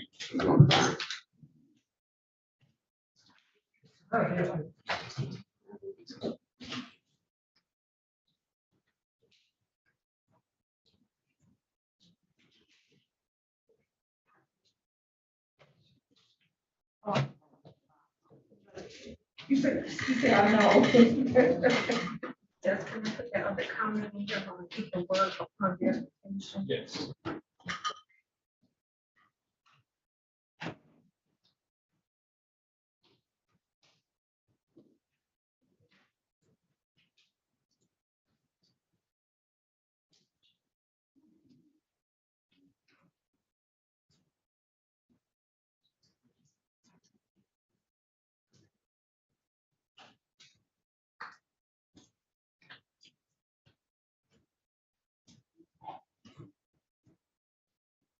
Ready? Yeah. Calling case 2355491, people of the state of Michigan versus Darnell Gary White Jr. Defendant is charged with count 1, homicide, murder, first degree premeditated. Count 2, assault with intent to murder. Count 3 and 4, felony firearm. Appearances for the record. Good afternoon, Your Honor. This is Ryan Johnson for the people, P84143.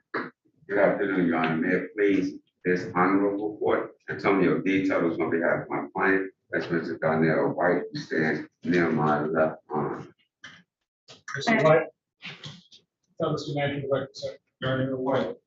Hey, good afternoon, Your Honor. May I please this honorable court, co-counsel Cena Cobra Gray, appearing on behalf of Mr. White, formerly Cena Cobra White. The defendant is of no relation to the judge. All right. There's date, time set for preliminary examination. Are we ready to proceed? People are ready. I understand there's some preliminary matters we need to address before we begin. Yeah, we would like to address the people's motion that they filed for 404B. We would like to address that. I didn't think that they would bring that motion, that they were going to bring it, they wouldn't bring it until trial, trial, but I believe that they will continue to bring it at preliminary examination. Is that correct? Yes. Okay, so obviously we would object to that. We would think that this information is substantially outweighed by dangers of prejudice. Excuse me. Can you speak to the microphone? Oh. Yeah, we believe that this information that they're trying to bring in would prejudice my client to the extent that. You think that would be prejudice? No, I think it would prejudice my client. No, but prejudice is not, because I'm the one hearing the evidence. Yeah, we think that it would be confusing to this particular court. No, I don't think I'll be confused at all. So I believe we had a tendency to, well, of course you read their motion. I'm not going to ask that question.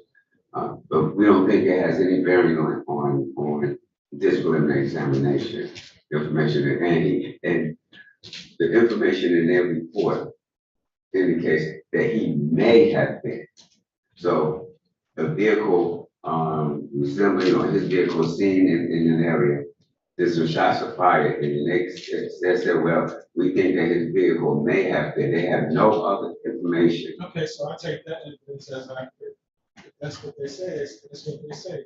They say may. It's not unequivocal. Excuse me. Thank you. Mr. Johnson? Yes, Your Honor, I believe that this is a very circumstantial case, and I think the facts are so similar to what I'm trying to get in. The facts of this case are similar to what I'm trying to get into with the facts of the previous case. That it wasn't a case where he was arrested on it, but they are similar facts that I can bring in under 404B. I don't believe that. And you want to introduce these facts to show what? I want to show lack of mistake, motive, intent, yeah, motive, intent, all the things under 404B. So, but mainly lack of mistake and motive. As I read the motion, the other thing that came to mind is modus operandi. This is what he does. Yes. Allegedly. Ms. Gray? Judge, we're objecting to any admission under 404B, and I know the court is in possession of the written document, and in paragraph 6, and Judge, I forgot my glasses, I'm doing my best. In paragraph, yes, please. In paragraph, sorry, in paragraph 6, the people, I'm sorry, in paragraph 8, the people indicate that they're trying to admit other evidence to show not intent, but motive, plan or scheme, and lack of mistake. And Judge, we are objecting. 404B requires that the prosecutor establish that motive, plan or scheme, and lack of mistake must be material to the conduct at issue in their case. The prosecutor is attempting to admit other evidence, Judge, at the preliminary exam for an illegitimate purpose, and that being conformity. And as the people have indicated, there has to be some similarity. And Judge, normally I would argue the different degrees of similarity or not on the record between the other alleged acts and the present case. But as Attorney Totals pointed out in paragraph 6 of the people's motion, in their own brief, they indicate that Mr. White may have been involved. So, Judge, from their own words, they concede in writing that the other acts may or may not have involved Mr. White. Judge, there are foundational requirements for the people to establish before admissibility of other acts evidence under 404B. Evidence is admissible under 404B if it is offered for a proper purpose. And it's our position that it's not a proper purpose, that it's offered for conformity to use as disguised as character evidence. And 2, it must be relevant. And 3, as Mr. Totals has indicated, its probative value is not substantially outweighed by the potential danger for unfair prejudice. And that's People versus Vanderbilt, found at 444 Mish 52, and it's a 1993 case. As I read this motion, it's very specific language that the people are trying to introduce. That are very specific language and or behavior that the people are trying to introduce, and it's so specific as to, I can't say that it's not for a specific purpose or legitimate purpose, that purpose being lack of mistake or intent, or this is just something that he does. And just, you know, you make me a better lawyer. May I please respond to that? Sure. And so, because I have been doing this for so long, and I've been reading police reports that are usually inaccurate, right? I requested video footage of this so that I could at least feel like the people could substantiate their burden. And so we literally have to rely upon a police report that indicates that this occurred. When I requested the additional discovery, I haven't been provided with any additional discovery, and it's my understanding from Officer Manning, who sits in the hallway, that the video footage, the body-worn camera that she would have had on at the time was not requested or not received. And as we know, the Detroit Police Department has a retention policy of eternity, forever, for body-worn cameras. I look at a police report and it says at the bottom of the report where they're trying to admit other acts evidence, it says that the reporting officer is not found. So we don't know who, what, where, why, or how as it relates to the evidence that they are trying to use as other acts evidence. And just one last thing. Johnson, how do you propose to get that in if you don't have the officer testify as to? I have the officer that's gonna testify. She's gonna testify that somebody Well, came who's in. not found? I'm sorry, I misunderstood what you said. Well, Judge, you know. It finds the officer who should have had the body cam on, is supposedly observed or it was recorded. That's the person that cannot be found. No, Judge, I can flesh out there's an Officer Manning that sits in the hallway. And Officer Manning it's her position that, and she can speak, he can make an offer of proof. She's not in a position, she doesn't recall. She doesn't recall, the only thing she does is reach out to the other unit, is it TCRU, and they draft a report. So it's her position that even though her name appears on this report, Officer Manning, She has no independent recollection. she has no independent recollection, and she didn't draft the report. Somebody at TCRU wrote this report, and it says at the bottom of her report, no officer, I need my glasses, but officer not found. And so as it relates to that information, I asked for the body camera, I asked for the video to substantiate the report. Now we got an officer in the hall that doesn't remember anything and didn't write the report. And Judge, just one last thing. There is case law on point. But wait a minute, before you go any further, if she doesn't remember, how does that get in? She did not say that she doesn't recall. She said that she did not write the report. And for the TCRU, which I did not know until today, because her name was all over the report. So I am I asked her if she. How long ago was this? This took place? This took place, in February. This year? Of this year, yeah. Oh, This year. that's not that long ago. It was not that long ago. So, you know. So why can't we get the body more camera? Well, because, well, an officer, Detective Dawson can speak to this. I, requested all videos that Ms. Colbert Ray requested. And I was told that the videos from the lobby, where people come into the precinct and make the reports, are available for 30 days only. So 30 days passed. Now, I did not know, or I shouldn't say that.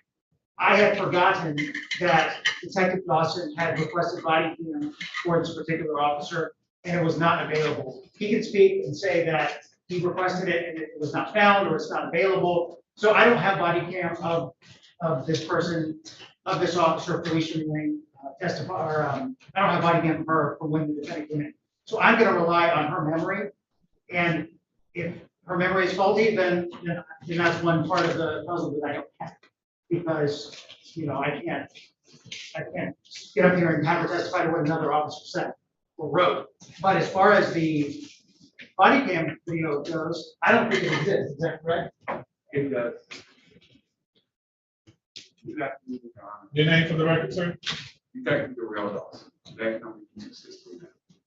Yes, sir. That body cam video, and even in the lobby, at this point, it does not exist. It does not. That's just may I. The Detroit Police Department, first of all, Officer Manning. I'm sorry, Judge. There's no such thing as in a body cam that doesn't exist. As the court is aware, there are policies, practices, and procedures within the Detroit Police Department, and there is a specific directive, and I have it on my iPad regarding body worn cameras, and they are required to maintain body worn cameras for an eternity. They cannot be recorded over. When it's involved in a criminal proceeding, the directive has changed effective by Chief White. But here's another thing, Judge. The Officer Manning is involved in the 2023 incident. They're trying. I was talking about the other. I know, Judge. Incident. How long ago was that? 2022. Thank you, Judge. When in 2022? March. A year ago? Judge, it would have been February the 2nd. Call an officer who's supposed to remember something that was pretty much at that time either insignificant to remember what happened a year ago, or what was exactly said to me a year ago? I'm certainly gonna try. And to be honest with the court, that officer is not here. I was not sure how long we're gonna go today, and he is not able to be put on the stand. I'm gonna go with what else I got. That's not good for you, Mr. Johnson. I know, but as far as the body worn camera issue goes, and I have other evidence, of course. You know, that's right for cross-examination, but I can't produce what I don't have. So if he doesn't have it, that's not our fault. He doesn't have it. Our clients have a right to a fair trial. We can't make something appear that doesn't exist. And he cannot introduce the information that he cannot present to you. I think we're pretty much in agreement with that. But Judge, I just say, I'm sorry, and we don't mean to indulge King, but this is a discovery violation because you know how ridiculous I am. I've already reached out to the court via email and CC'd the court.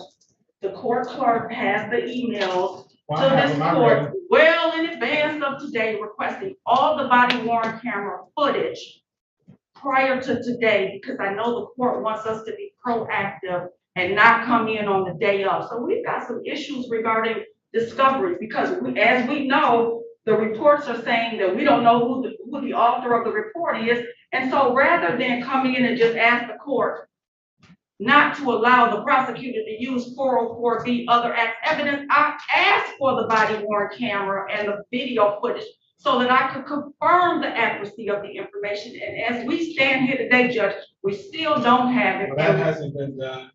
We don't have a witness who authored the report. We don't have, so far as I can tell, a reliable witness to tell us what was told to her a year ago. So for those reasons, I'm going to deny the motion to use the 404B. That's for example. Thank you, Judge. We respect the court's decision. Any other preliminary matters? People have a. Yes. Oh, you want to see glasses? Oh. Make sure her glasses.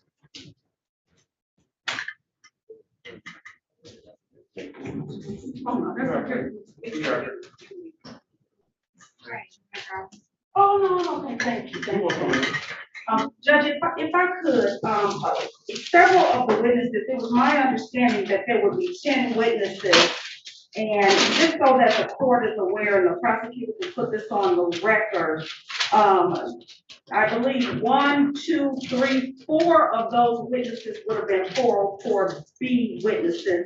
With the court denying the people's motion, I believe that we should be down to maybe 6 witnesses. If the prosecutor could put that on the record, Judge, it would kind of help give Mr. Tuttles and I, as well as the court, a roadmap of what we can anticipate.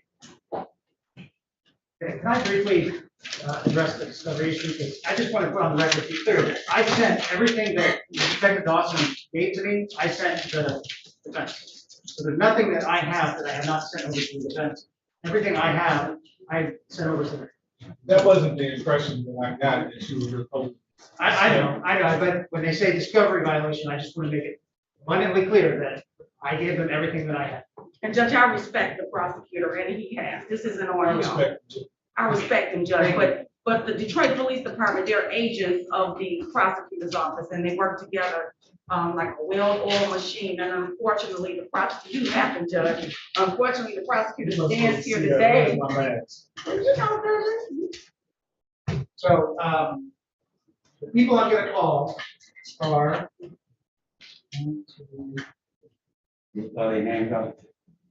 Anthony Carlisi, Nadia Dixon, Sierra Riley, Andrew Arnston, H. Hayes,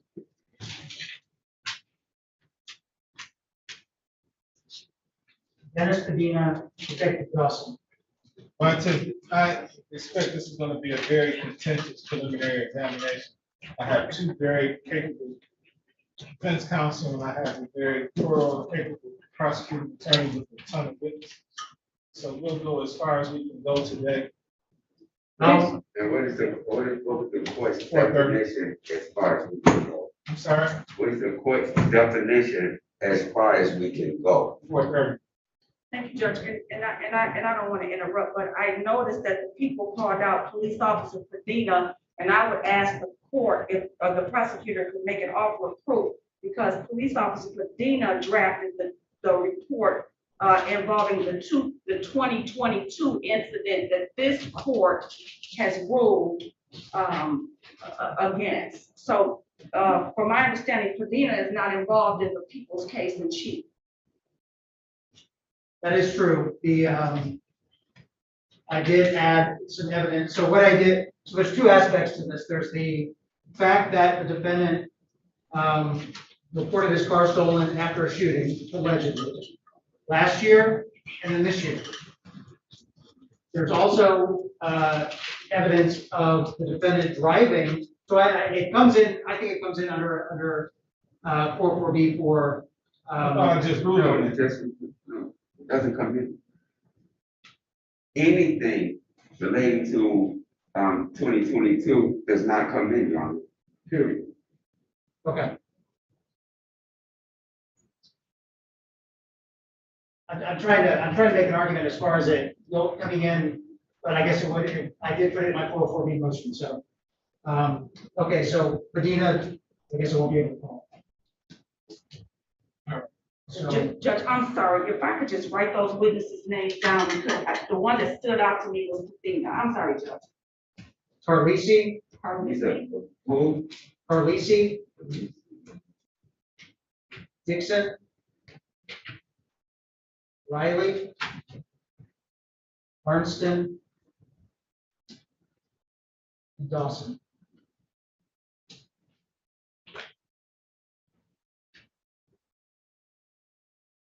You said Felicity, you mean Felicity Manning? What was that? You talking about Felicity or Manning? No, Carlisi. He's gonna get the video.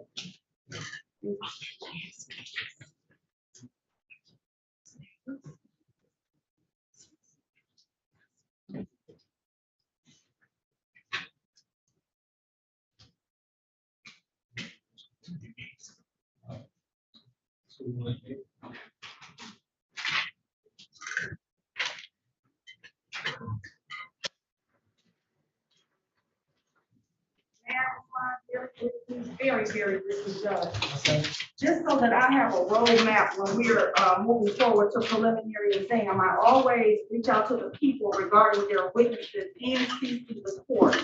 And just for the record, there is no Dixon or Armstead listed on the people witness list that was previously submitted to this particular court. Nadia Dixon? I didn't see it, not get taken out, but I was in a different, is it updated with this list?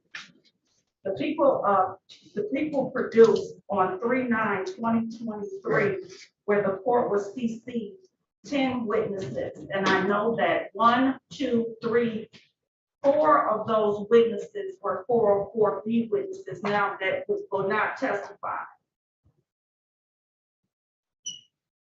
I don't have Dixon or Armstead listed that was presented to myself, co-counsel, or the court judge. And I'm in total agreement with that. I thought I was looking at a different witness. But those names, Dixon or Armstead, you know, witness list. Okay, so they're not on the witness list, so no. I'm looking to see what witnesses are sent to me, no. My witness list is dated March 9, 2023 at 10:58 a.m.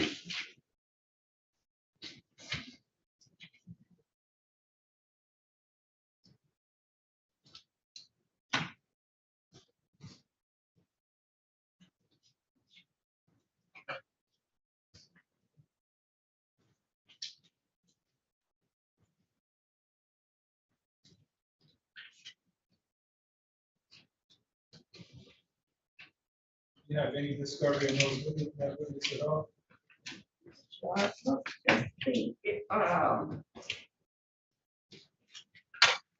He's right. Yep. I did not, Nadia Dixon, what is the LPR reader, and Andrew Armstead, I'm gonna call for. Okay, so I'll tell you what, we'll call the witnesses that they do know about today. We're not gonna give you everything today anyway. Okay. So that'll give them a time to prepare for those other witnesses that they didn't know. Thank you, Judge. The people called Detective Anthony Carlisi. Did you have any other preliminary matters like? Oh, yes, that's right, I apologize. The people seek to admit postmortem report under 766.11B, the postmortem report of Tyler Hayes. Any objection? Judge, no objection for exam purposes only. Admit it, that'll be, was exhibit 1? He was exhibit 1, yeah. You have a stipulation as the identity of the plaintiff? I did receive a stipulation, I didn't. For the identity of the complaining witness listed in count 1 only. Right. Okay. So stipulated. Thank you, Court Judge. received that stipulation.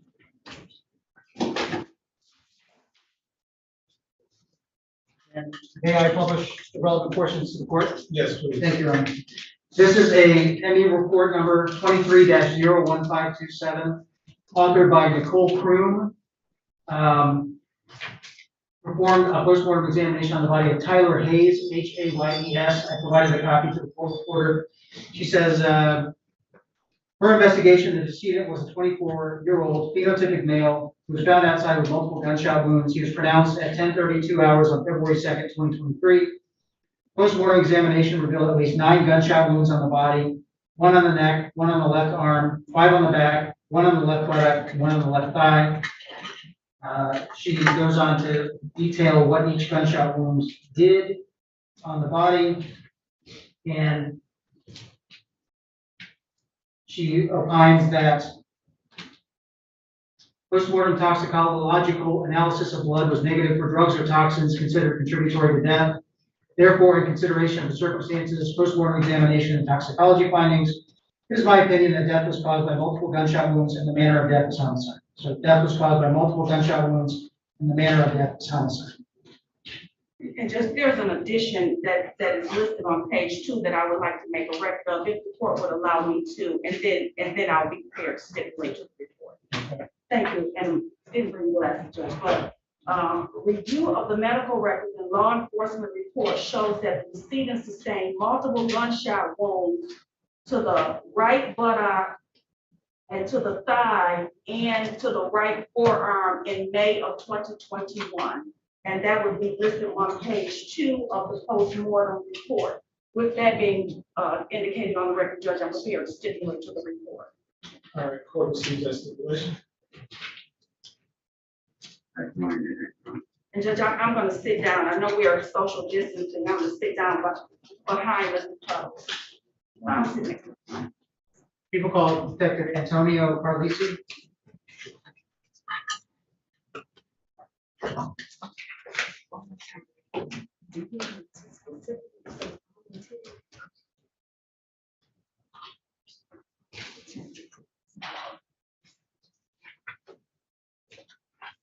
Good afternoon, sir. Please step forward. Give your name and spelling to the court.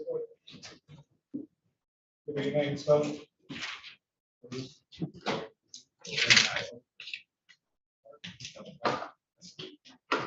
raise your right hand. You swear or affirm to tell the truth, the whole truth, and nothing but the truth, so help you God? I do. Thank you, sir. Please have a seat before this conference. Your Honor, your Zoom is 360234. Yes.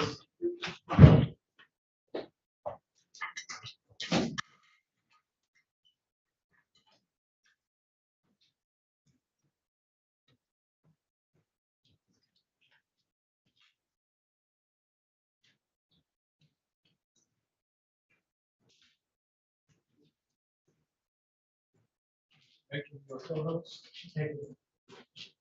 Done.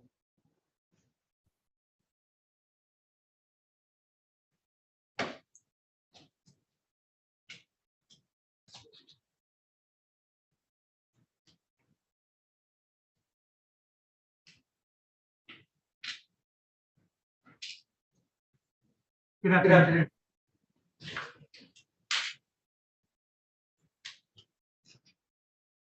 Good afternoon. Good afternoon. Can you state and spell your name for the record one more time, please? Antonio Carlisi, ANTONICARLISI. And where do you work, sir? I'm a detective at the Detroit Police Department. I'm a secretary. And how long have you worked there? I worked in the city of Detroit for close to 27 years, and I've been with homicide 9 years. And what are your current duties? Currently, I'm assigned to recover and extract video. Okay. On February 2nd, 2023, did you find yourself at 14300 Montrose Street in Detroit? Yes, I was recalled to that location for the fatal shooting. Okay. And did you do anything while you were there? I made a couple locations on Montrose, and at 14330 Montrose, I recovered video depicting the incident. Okay. How many videos did you recover? From 14330, that location, I do believe it was 3 cameras. Okay. Okay, I'm going to draw your attention to the screen up here. I'm showing you a still shot of a video. What is that? That's a angle from 14330 showing Montrose, and I can't recall the time shoot. That's okay. Were you the one that extracted this video? Correct. Can you just real briefly describe how you extract video? So my duties and the way I extract the video is once I get to the location, I calibrate the time, the system time to the world clock by basically using the world clock and calculating the time difference. This time was off by 1 minute 52 seconds. At that point, then either I'm told what needs to be recovered, what cameras or whatnot, or physically review the video and recover what is up there. Do you recover it digitally? Digitally through by usually 9 times out of 10 nowadays it is by thumb drive. Okay. And what do you do with the video? So I extract the video from the DVR system through a formatted thumb drive. Then I go back to my workstation. At that point, I then use different software depending on we call it a container, how you're able to view it, because right from a DVR to a computer, sometimes you can't view it. So I process it, having an original copy, and a viewable copy, so anybody can then view that video. Is this a fair and accurate depiction of the video that we extracted that day? Correct. Your Honor, the would seek to admit, exhibit 2. Any objection? No objection to the exam. No objection. Admit. Thank you. I'm going to show you one more.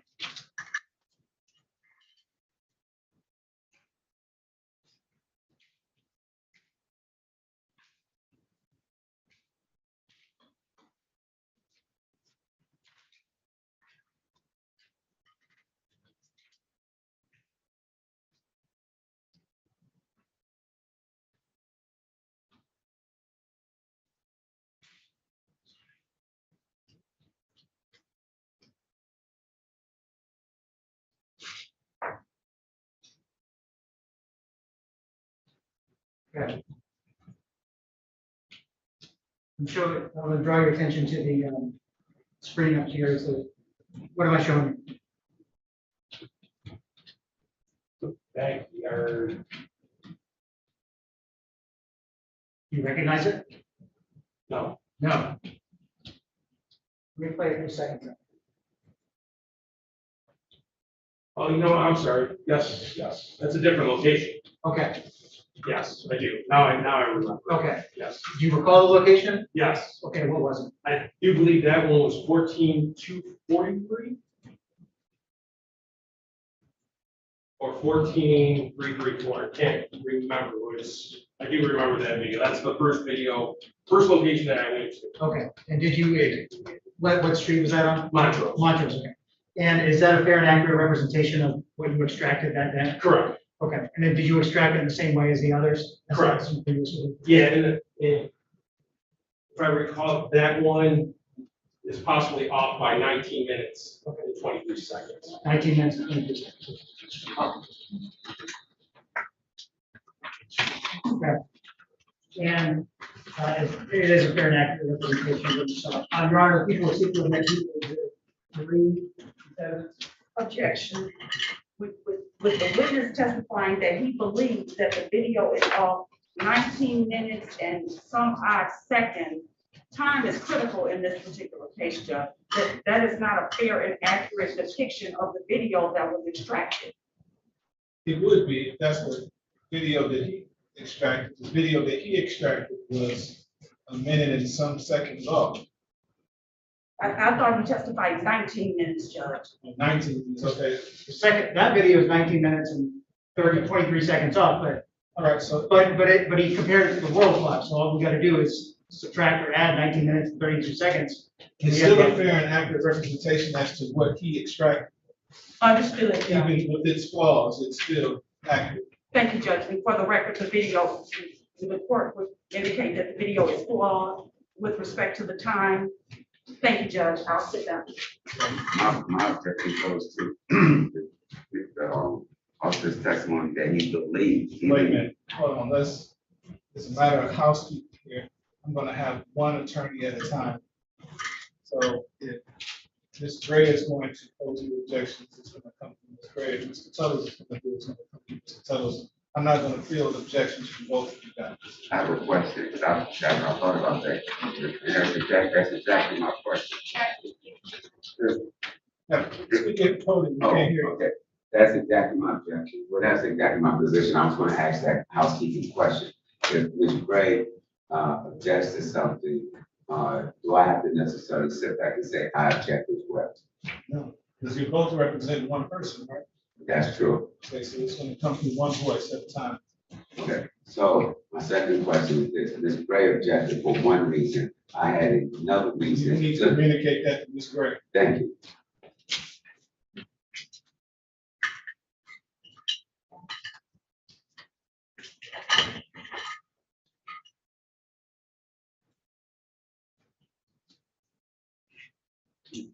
Judge, we believe that it's speculation. The witness is not, the witness is testifying that he believes, he isn't sure.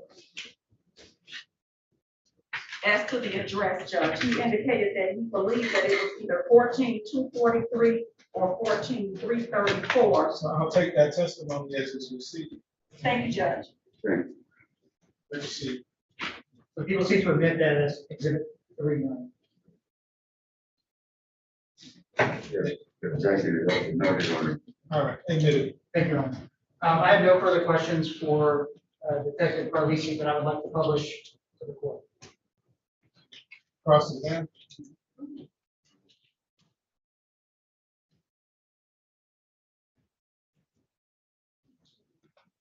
Yeah. Good afternoon. Good afternoon. I just have a couple of questions for you. Now, you went to the address 14300 Montrose. That's the first exhibit that we looked at. Are you looking at the report? No, I'm listening to what, I had the report, but I'm listening to what you're saying. Okay. You went to 14300 Montrose on what day? That day, on the second. On the second? Correct. Okay. It was doing, what time of day did you go there? It was in the morning, it was, there, I got called out for that homicide, so it was, I don't know, 9 AM. It was in the morning, that we were still investigating. Okay. So that would be the next one? No, it was the second. Or, yeah, second, February second. Are you looking at the report again? No, Okay. February second. Okay, thank you. What's the distance between 14243 and 14300 Montrose? Couldn't tell you. You say you couldn't tell me, is this within the same city block? It's, yeah, so you're looking across the street, a few houses down. We were looking at which video? Are you talking about the address at 14300? When you're looking at the first video, when you're looking at the first video, going to the left, kitty corner, there's gonna be that location. Okay, and what made you go to that location and look for, video? The second location, when I say the second location, I'm talking about, 14243. So 243, if I'm correct, if I recall correctly, that's the first location that I was called to. That's where the victim was located, the first victim was located next door. So I went to that location that had video. I was directed to go to that location.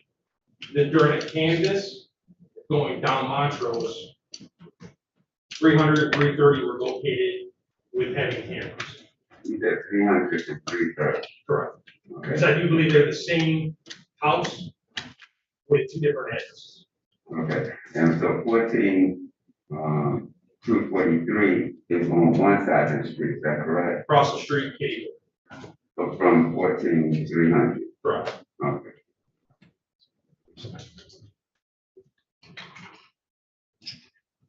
And you have no further questions?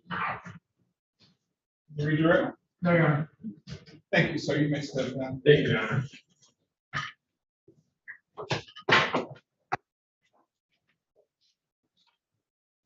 May I publish to the court, Your Honor? Yes.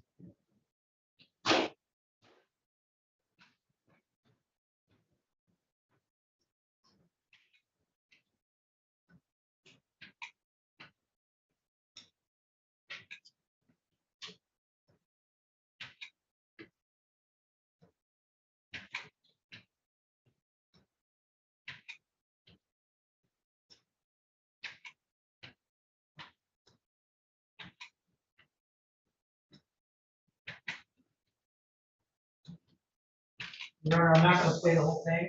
This 40-minute long, I'm gonna show, a few segments of it. That's okay. This report wants to watch the.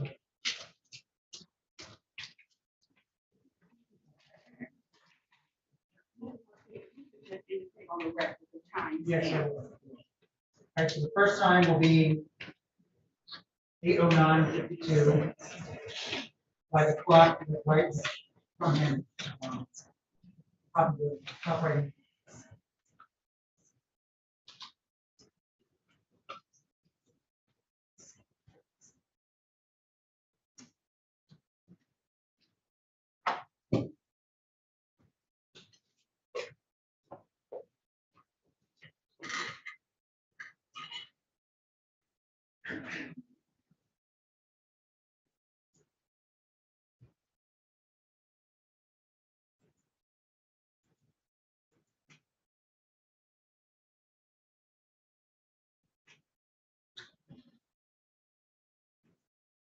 There's no sound.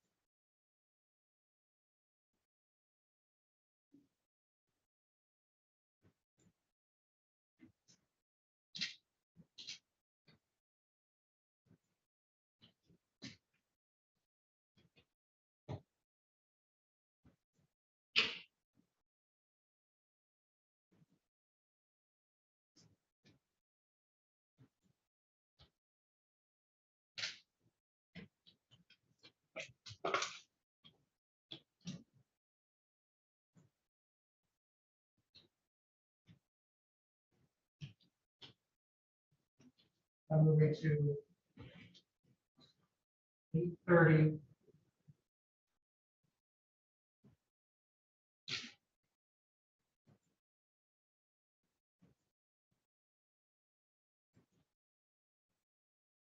Eight 33.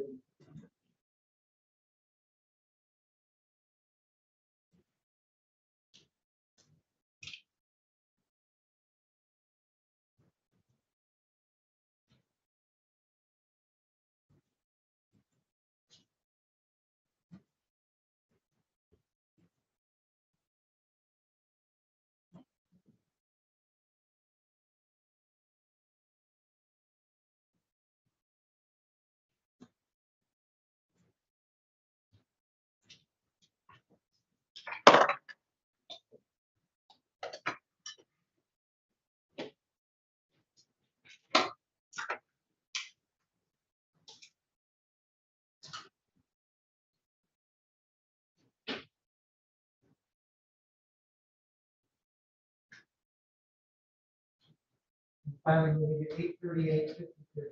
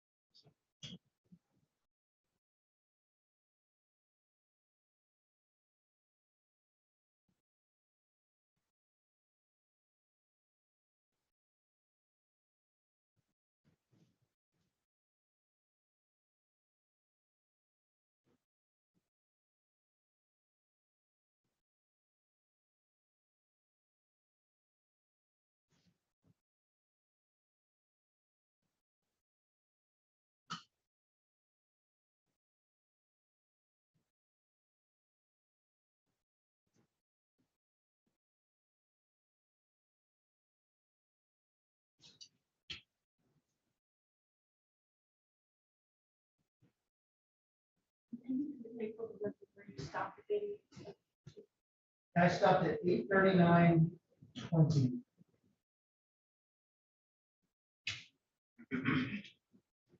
This is exhibit number 3. I'm going to. Is it 8:39? 8:39:20. Go to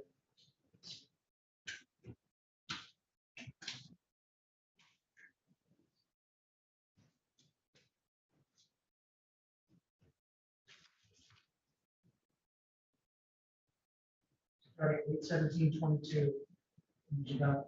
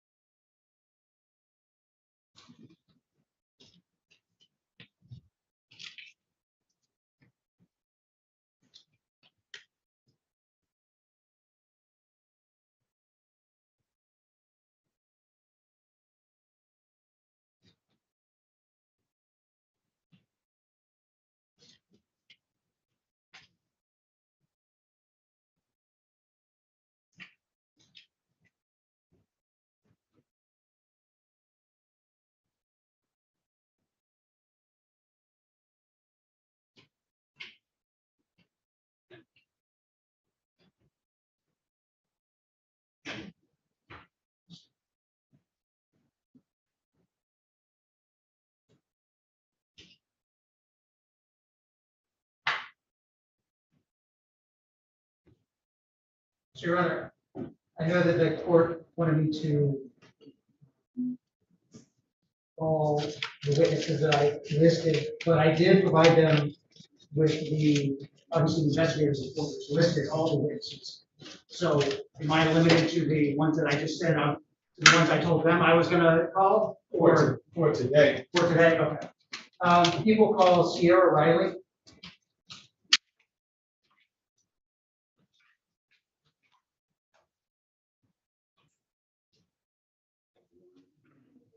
I know the court said we want to stop at 4:30, it's 4:24. I doubt seriously we want to get anything substantial within 6 minutes. And I know we have to also look at our calendars to pick a comeback date. So I would suggest, I think it would be prudent to I not. want to hear from Ms. Riley today. Just before Ms. Riley comes in, I'm sorry, I didn't want to stop Mr. If she could just step out just for 1 second, I just want to make a record really quick. And I previously communicated this to your court as well in writing. I think the court clerk has stepped out, but I know the court has received all the emails. Regarding Ms. Riley, Judge, I don't have anything regarding Ms. Riley, and I would ask if you would make an offer of proof as it relates to Ms. Riley. I've got no video footage, no paper discovery, nothing as it relates to Ms. Riley. Ms. Riley testify. Ms. Riley is simply going to testify that she picked up the victim of the AWIN and took him to the hospital. She got identified by a picture. The victim of the AWIN lives in Do we really Virginia. need to hear from her? Huh? You guys stipulate that she took him to the hospital? I'll stipulate that she took him to the hospital. I asked for a stipulation to the identity of the AWIN victim. He lives in Virginia. I need to prove it another way via Officer Armstead and this woman who they got the name from and showed he was shot in the leg. Oh, okay, so this is the other victim. The other victim, right? Okay, Right. Well, Judge, in that case, we would object to any testimony as to the identity of the second individual. They're trying to get a bind over on count 2 without the witness here, without the complaining witness here. That's not unusual. Just object from the record. Okay, objections noted. Thank you, Judge. Some witness. You're ready.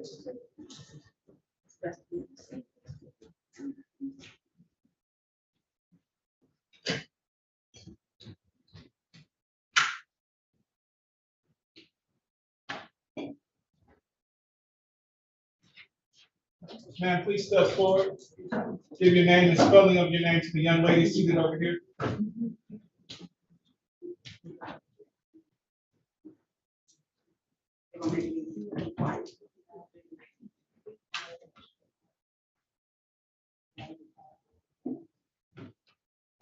Please raise your right hand.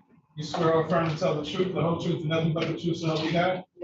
Thank you. Please step forward, have a seat in the witness box right next to me.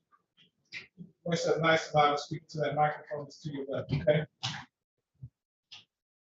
You may begin when you're ready. Thank you, Your Honor. Can you state and spell your name for the record one more time, please? Sierra Riley, Ciera, Riley, Riley. All right. And if you can't hear me, let me know, okay? Can you hear me okay? Yes. Okay. And if I can't hear you, I'll let you know. I'm gonna take you back to February 2nd, 2023. Around 8:45 a.m. that morning, did something happen? Yes, sir. And what happened? I was in the process of taking my godson to school. I had just got in the truck because I had it running. And as I got in the truck, in the driver's seat, I turned and looked to my right, and it was a light-skinned young man with dreads, was like rising up, he was sleeping down the side of the truck. Okay. So I rolled the passenger window down, and the way his face was looking, I can say he was scared and something had to attack him. Objection to speculation. Questions? What street were you on? I was on my street, on Sawyer Street, Okay. How close is that to Montrose? literally a block away. Okay. So you said like something happened. How did he appear to you? Like he was scared and nervous about something, and his face was just red. Okay, his face was red. Did he have any blood on him? Not that I can see of right offhand because of where he was standing. I was in the truck, and he, like I said, he was squatting on the passenger side of the truck. Okay, and, was he excited, did he seem excited to you? Like he was excited to see someone, yeah, Okay. like he was, relieved to see someone. Okay, without telling me what he said, well, let me say, did he seem to be excited in the sense that he was speaking rapidly? Yes. Okay. Judge, I'm gonna object. Leading sustained. Thank you. He's just leading the witness. Thank you, Judge. What did he say? I asked him what was wrong, and he had not told me that he had got shot, him and his cousin had got shot. And so the first thing that popped in my mind was. Judge, I'm gonna object to the narrative testimony from the witness. It should be question, answer, question, answer. He just asked a question. What did you say in response to that? I told him, okay, to get in my vehicle and I pulled up. Okay, and where were you going? I told the people on the phone, I told them that, if they were calling the police, that they could have us meet us at the liquor store, which is about 50, around the corner from my home, or the grocery store that's on Greenfield. Okay, where did you end up going?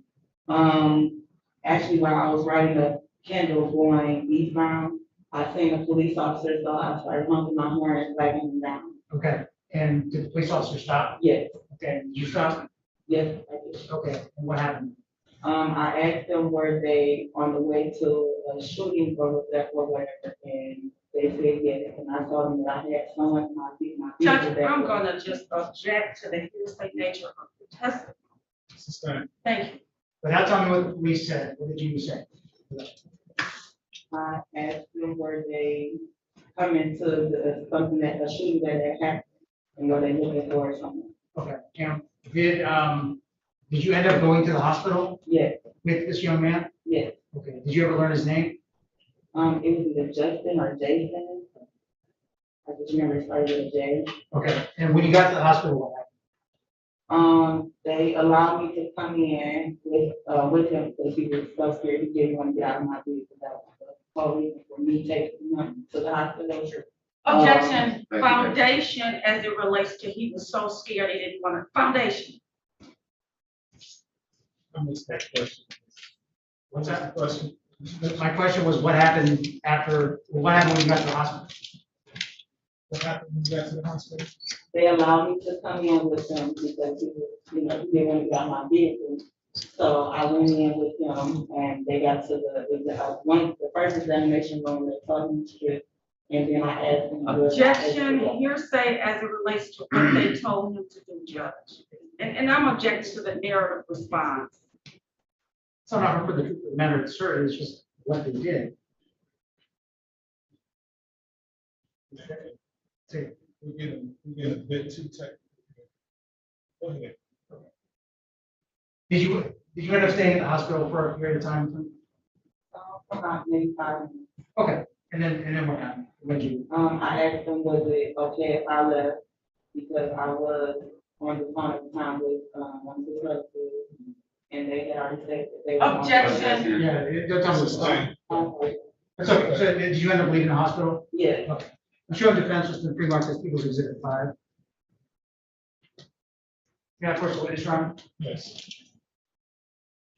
That's right. Let's see that.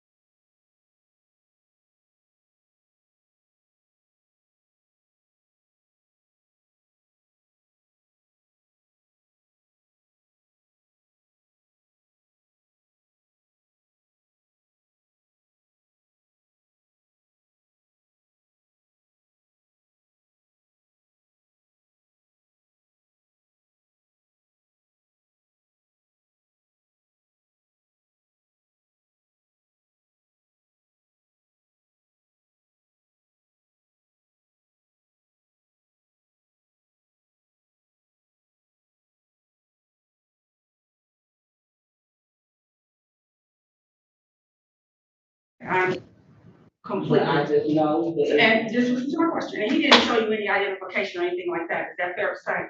No, I didn't. Okay, and did the police ever ask for your vehicle so that they could do any testing on your vehicle? No. No, to your knowledge, no DNA testing? No. To your knowledge, no photograph of the vehicle? No. And did you give anybody information prior to today that you allegedly transported someone to the hospital that's involved in this case? No, other than people he was on the phone with, not his mom. But you never had contact with the Detroit Police Department? When they were there on the scene, yes. I told them what happened. They asked me what happened when I met up with them at the intersection. Okay, so you did have contact with the police, correct? I stated that I did. Okay, do you know who you had, okay, strike that. Are you aware that the Detroit Police Department wears body worn cameras? Yes. Okay. How many police did you talk to? There was 2 at the time we met up with, and then they called it the sergeant. So there would have been 3 people from the Detroit Police Department that you had direct contact with, is that correct? Correct. Did you by chance happen to see body worn cameras? On the 2 cops that came, that I met up with, yes, I did pay attention to theirs. Thank you, Judge. I'll wait and make my argument. I have nothing further to this witness. Can you redirect? Yeah. You indicated that the time that he was in the vehicle with you, you didn't see any blood. No, the time that he was on the side of my vehicle, when I first noticed him, I didn't see anything because he was outside of my vehicle. When he got in, I noticed like there was a hole somewhere, and I seen some drips on his clothes. I asked him what he did, he said he didn't know. So you did see blood? Yeah. And what was the blood okay? It was the officer stated it was moving. Objection. Based on what you saw. It was like it was coming from him. But I wasn't sure until. Where on his body? It was like on his side, on his pants, how I did it on his pants. Questions based on my questions. Was your car bloody? No. There was absolutely no blood in your vehicle, is that Not correct? that I seen them. Judge, I have nothing further to this. Thank you. All right, guys, I think that's gonna be it for today. Let me take it.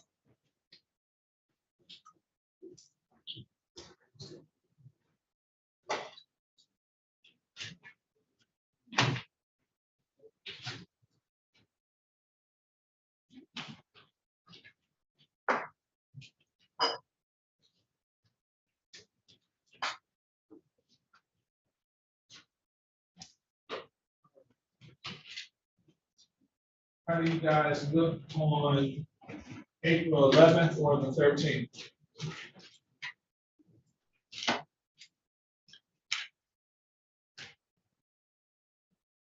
The 11th was good to me. Oh, Judge, I was gonna say I'm free on the 13th. I started trial on April 10th. Homicide case. And it's a jury. I'm in trial the following week, and then I'm free Tuesday and Thursday at the 25th, 27th. And I'm also expected to start a trial on the 13th. Judge, I'm free on the 27th if co-counsel is free on the 27th.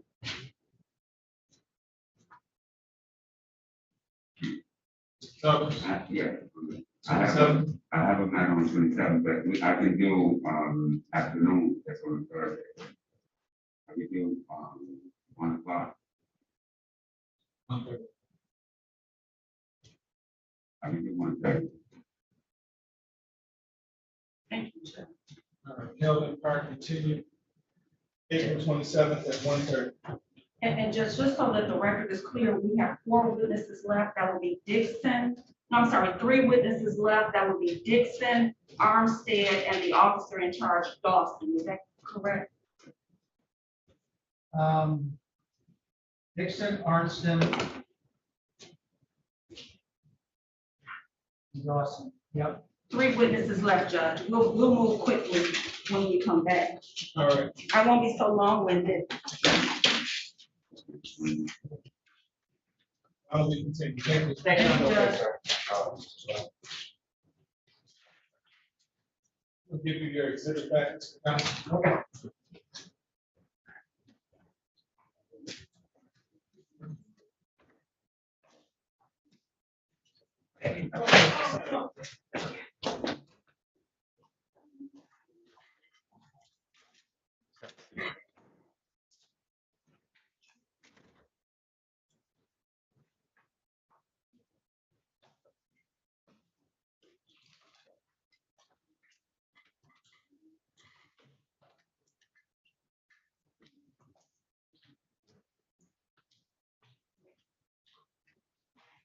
This is rounding out.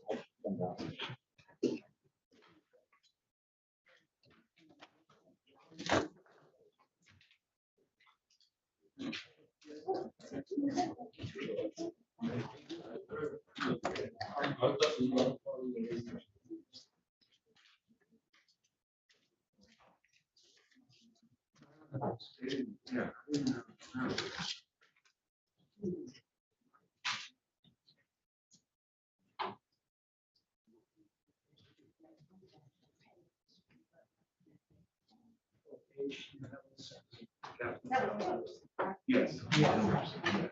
She's.